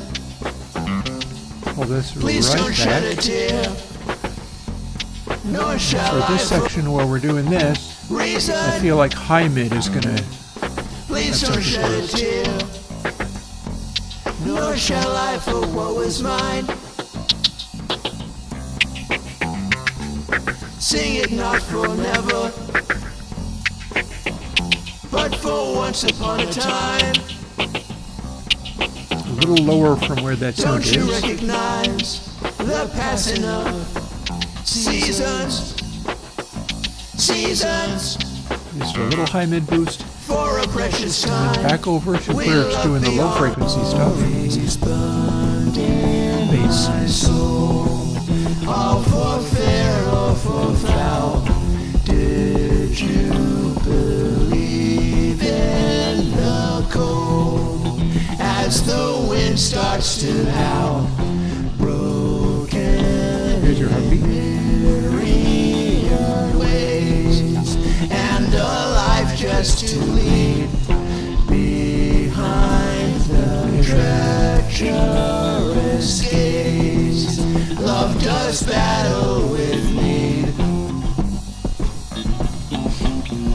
And there we are. And it starts out doing this. This is forever. This And then I need to switch back over to XL Vox because I had that selected and was moving things, so I might have changed it around. is And I don't like that. This is forever. This is forever. This is forever. This is forever. This is forever. This is forever. This is forever. This is forever. So what did I change? To the spot Anything? where my darling was true. Sunburns to No, I think it survived pretty good. I know I was moving stuff while this was selected by accident, but it doesn't seem to have broken anything. My heart and become. So now we deselect all of that. Oh, we've got these green things to fool with. SynPerk is now back in shape, although it's going to end up being quite a lot quieter than that. But we've got all of this funny stuff. To the spot where my darling was true. We got all these funny things. So let's start playing with these funny things. They're probably not going to sit around being really loud, but they have their place.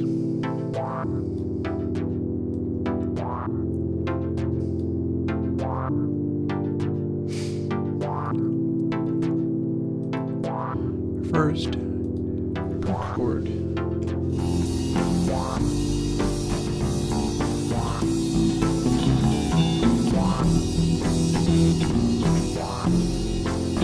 And I don't have anything on the blue fader, so that's fine.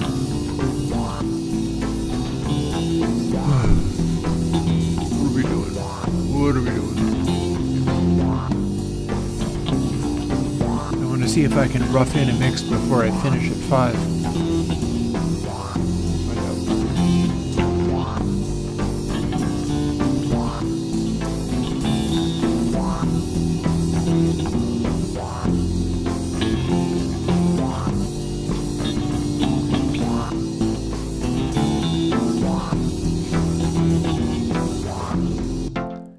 This one just does this.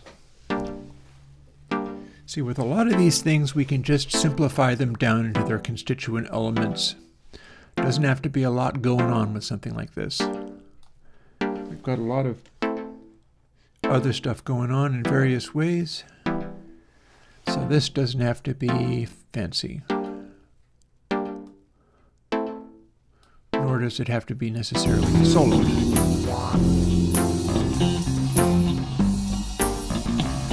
Here's our twang.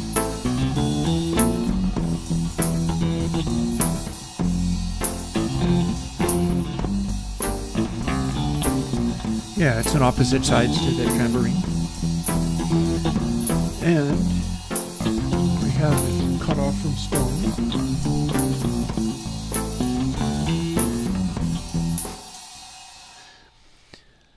Let's see, where were we? There we were. Oh, that just reselected.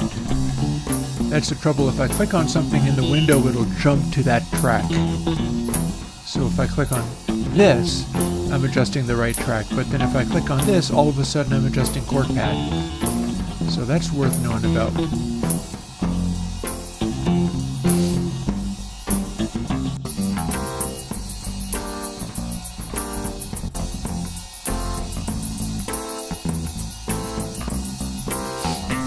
I haven't even focused on it all that much. I just know that when I start balancing, it's going to tell me more. Let's see, how much can I do in this final 15 minutes?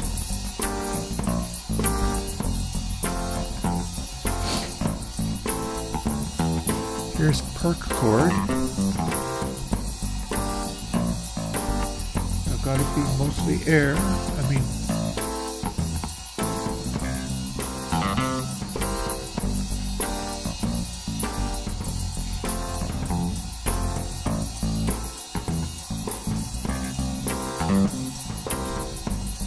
certainly gate.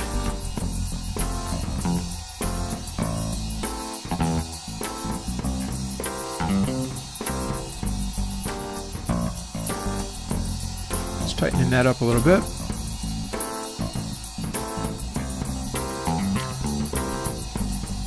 We'll let it have a little more range, a little more lowness, but it's going to become a matter of making it work entirely on the EQs, I think.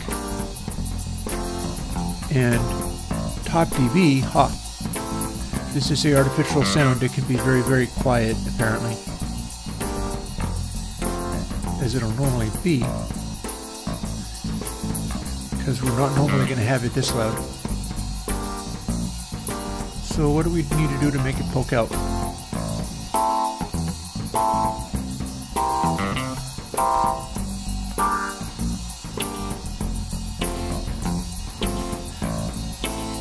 Well, there's where that sound lives. How about the mid-bottom?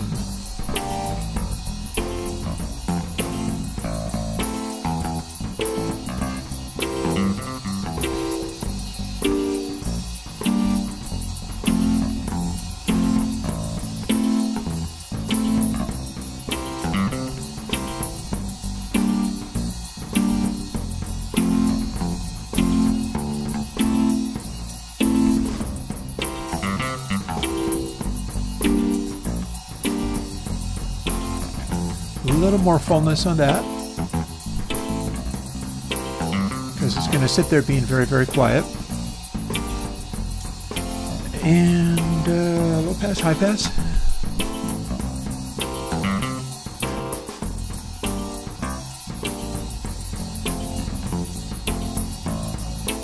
High pass.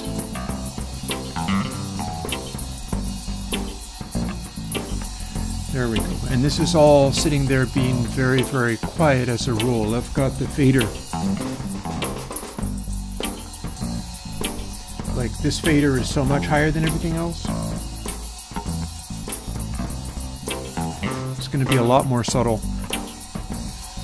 So let's see, let's move this out of the way, move this out of the way, let's move this out of the way, although I don't need to move it that much.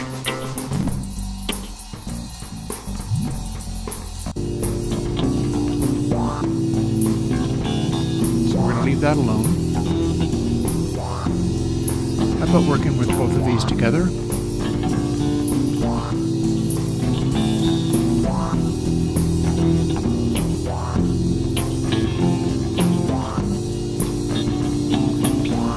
End chord. What's going on with the end chord?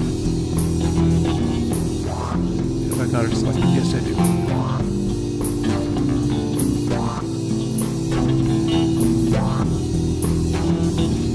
I think this is a very important part. I think this part can go and suck rocks.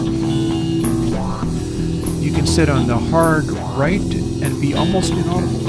I'm not impressed. Although, does it do anything interesting elsewhere? Ooh, yes it kind of does. Yes it kind of does. We've got some texture here.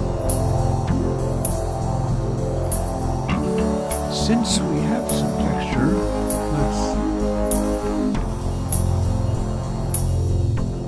we don't have stone happening anyway. Okay, yeah, we want that. That gnarliness, I love that. We're getting that.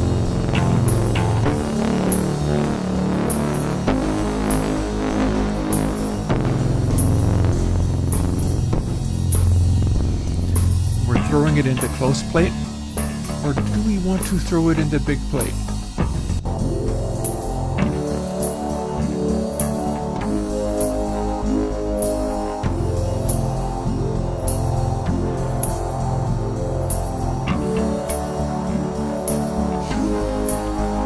Yeah, that is just a Blue Lantern EQ. Let's make it gnarlier.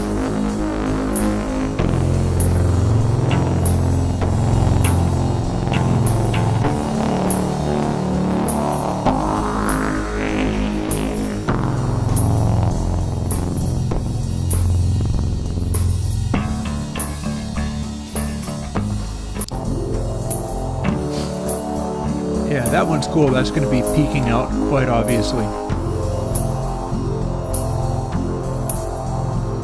Hey, Laughing Glum, I'm happy. Laughing Gnome, I'm happy that's working out for you.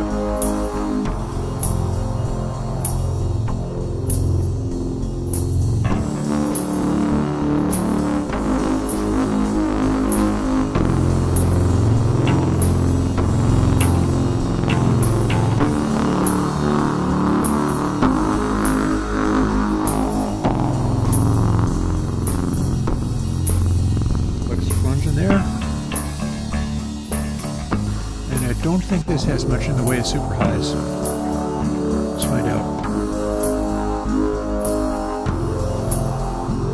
This is one place where super highs could come in handy.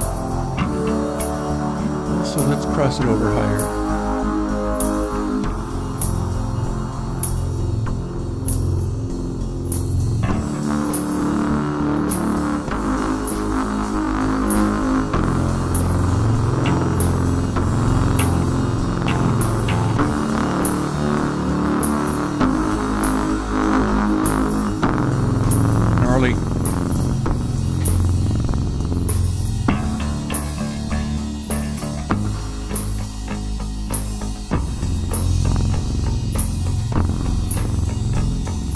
Loving that crackle. Again, that is a Eurorack module. This is the grind here is not coming out of plugins. The grind here is coming out of the raw Eurorack module, which is a chord organ going into Blue Lantern Asteroid Operator VCF. Self-patched quite a bit. And now that we've got that sorted out, let's see what we can do with chord pad.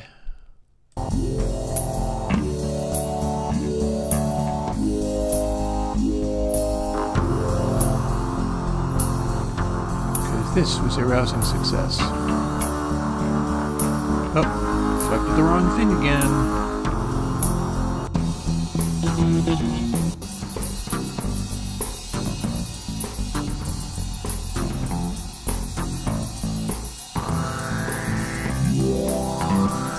Here's our chord pad. The final thing, you know, we can probably finish this up tomorrow. It's getting close to dinner time. Time for me to turn in. It's been a goodly number of hours, but we can probably do... Ooh, I know something I can do with this. I know something I can do with this.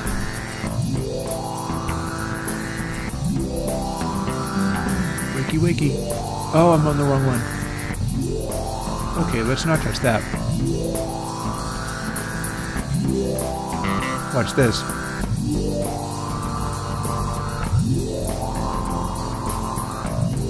Whee!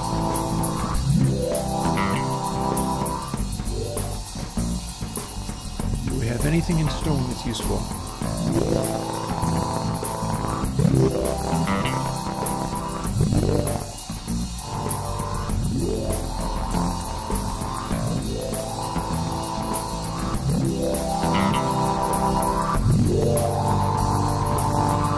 That slight crackliness, that's part of the analog. Again.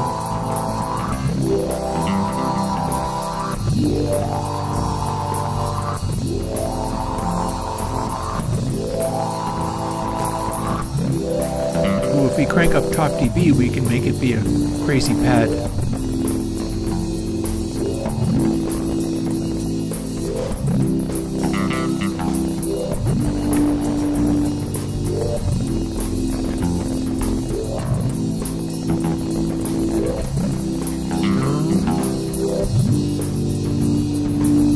There, that's crackling a little bit less. And can we compress? And let's compress everything. And what else does it do?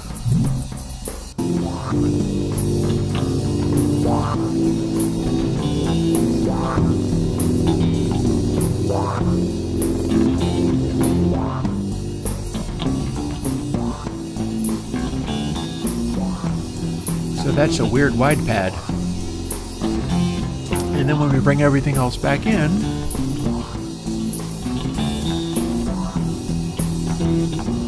well, hang on a second though. We got that doing its thing. We didn't even touch the filters.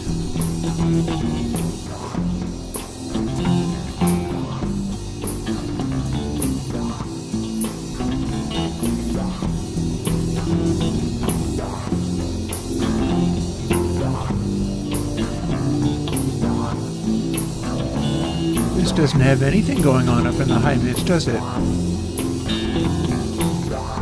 Well, shucks, low mids then.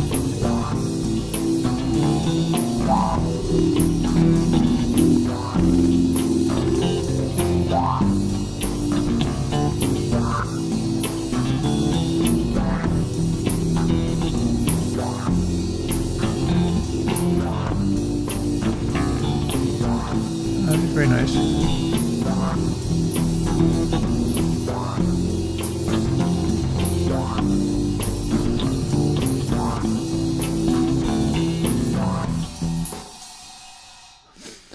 So much for that bit, but what does it do elsewhere?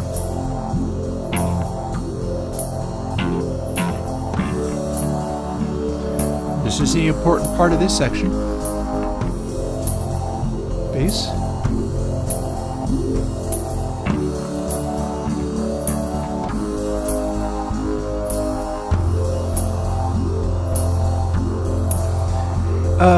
Some kind of rice and chicken thing of some sort. I don't think I have anything particularly fancy going on, just the usual recipe.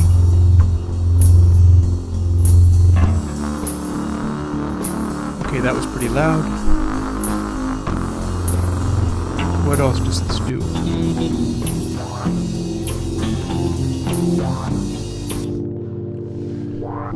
So we got this going on.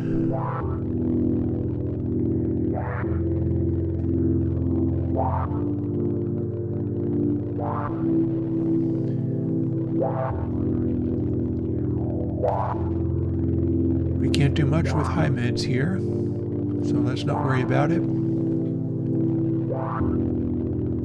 We can't do much with air either. This is all hanging around in the low mids, doing funny sort of crackly thing.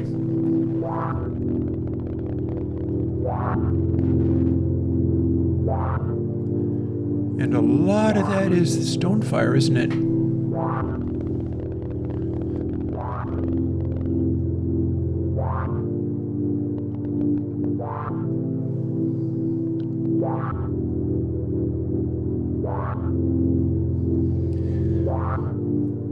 So what if we, now we're listening only to this.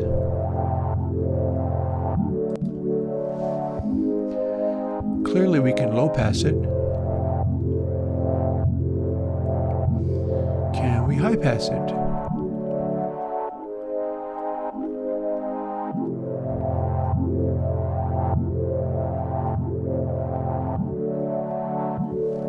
Focuses it a bit. Where else have we got it?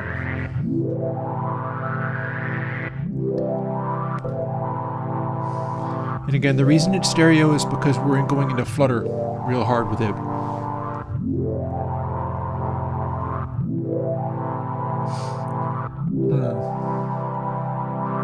Dum-de-dum-de-dum. Where are we at? It is 5 now, so...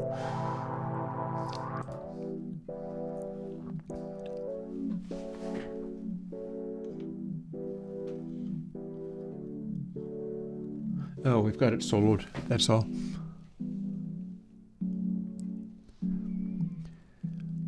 Yeah, you know what?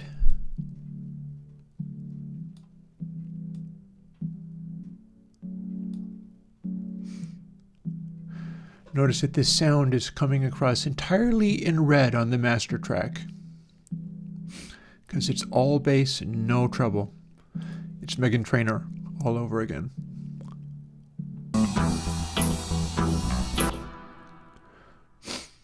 So, let's now bounce around a bit in these while playing it for just a couple of minutes while I start dialing in stuff, and then I'm going to leave it and go off and make dinner. We have no selection. So here is the sections where I'm singing. And become nearly what I deserve.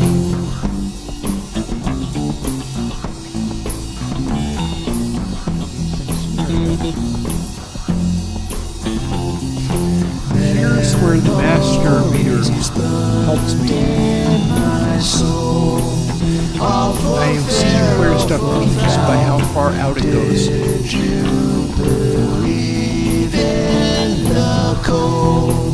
As the wind starts to howl, It gets to peak about that.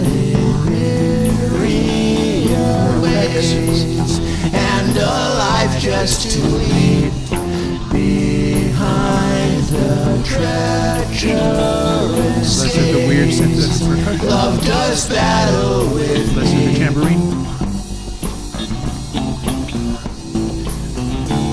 See, around now is where perhaps tomorrow I'll do this.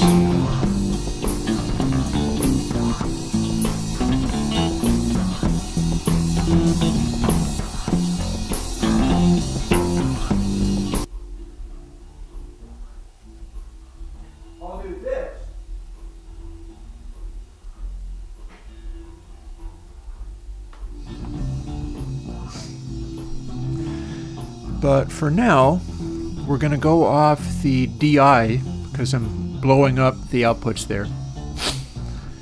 And here is where a bunch of this stuff comes into focus. Sing it not for never, but for once upon a time. Don't you recognize that passing I'm really got it gain staged kind of quiet. seasons for a precious time? We love beyond reason, Got no guitar in here. reason. Forever, this is forever. This is forever. This is forever. This is forever. This is Less of that brighty stuff. forever. This is forever. This is forever. This is forever. This is forever. This is forever. This is forever. This is forever. This is forever. This is forever. This is forever. This is forever. There's that crackly synth. And then it goes to the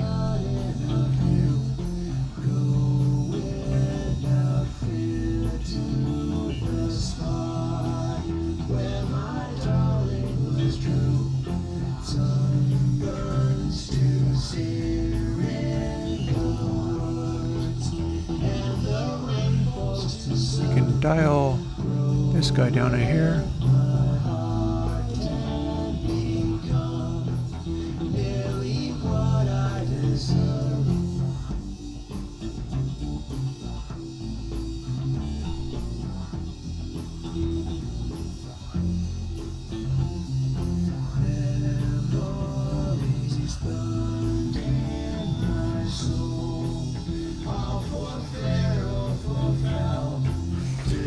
So the voices have to be strong even if they're wonky. That's the kind of song it is. You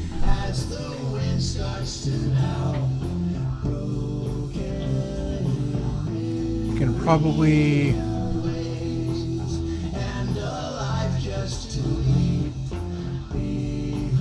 a little bit more sustain on the 240.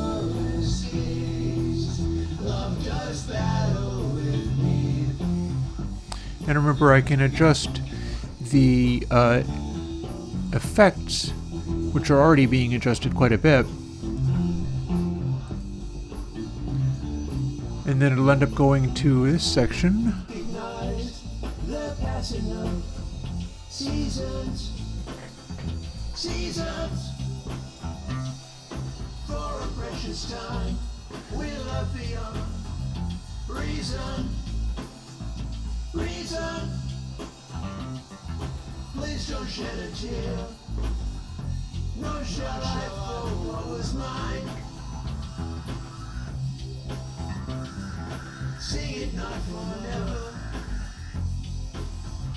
but for once upon a time. More of the synths. Don't you recognize the passing of seasons I might have too much goofy percussion everywhere. for a precious time? So if we pull back, Reason, reason. Please don't shed a tear. that snare needed to be a little smaller. And maybe it doesn't need to be hard panned the way that it is. Sing it not for never, but for once upon a time. I might not need it at all. Don't you recognize the passing of So what's going on here is I have many, many versions of that, and I select a couple of them and put them in the song. At this time, I was editing stuff down from really long extended takes. And then as we finish that off, we get into the guitar solo section, and we'll finish with that, and then I'm going to go and make dinner. And we can do some of the other work on this tomorrow, because it's not really fully balanced. But I did all of that EQing stuff, and this is hopefully what it comes out to. For that matter, let's just run it through the audio. I'll still be able to hear it a little bit, but you'll get a better shot at it. Goes like this.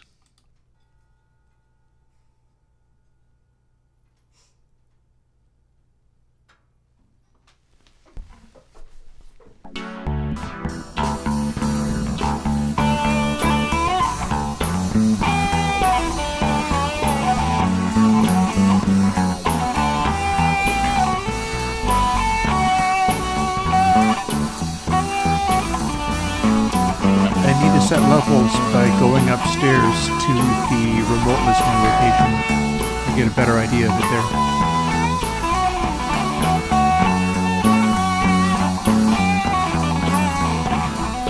But I'm letting you hear the raw mixer output and turning it way down on the speaker so it doesn't distract from it too much.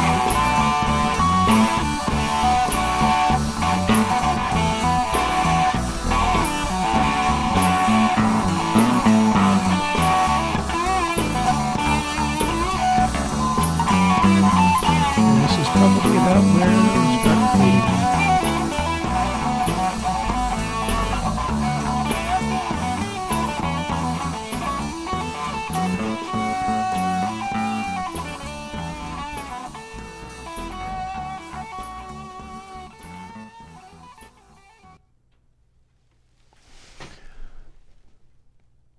And there you have it. And I hit save.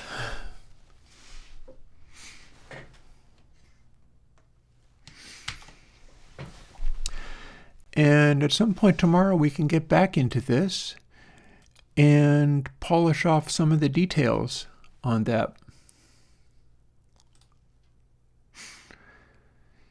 But not bad for a day. Oh, no. No, it needs to be edited down into a much shorter piece. This is from 2023, where I was assembling songs by doing like 2 minutes of this passage and 2 minutes of that passage, and then picking the 3 bars or whatever that I wanted from wherever. So it's absolutely not a 10-minute piece. Not even close. But yeah, well, I hope you can be here tomorrow too, but I'll see what I can do with it. I'm not going to have as much time to spend tomorrow, but I'll do what I can. And on that note, I will say goodnight. And I probably could do with, well, it's so late, there's no point in throwing more wood on the fire. I'll get back to that tomorrow. There is no uncut version. It's just long sections that stop and then another section starts. But 2025, I'm going to be doing stuff that could very well be long and will be constructed in the arrange window rather than edited.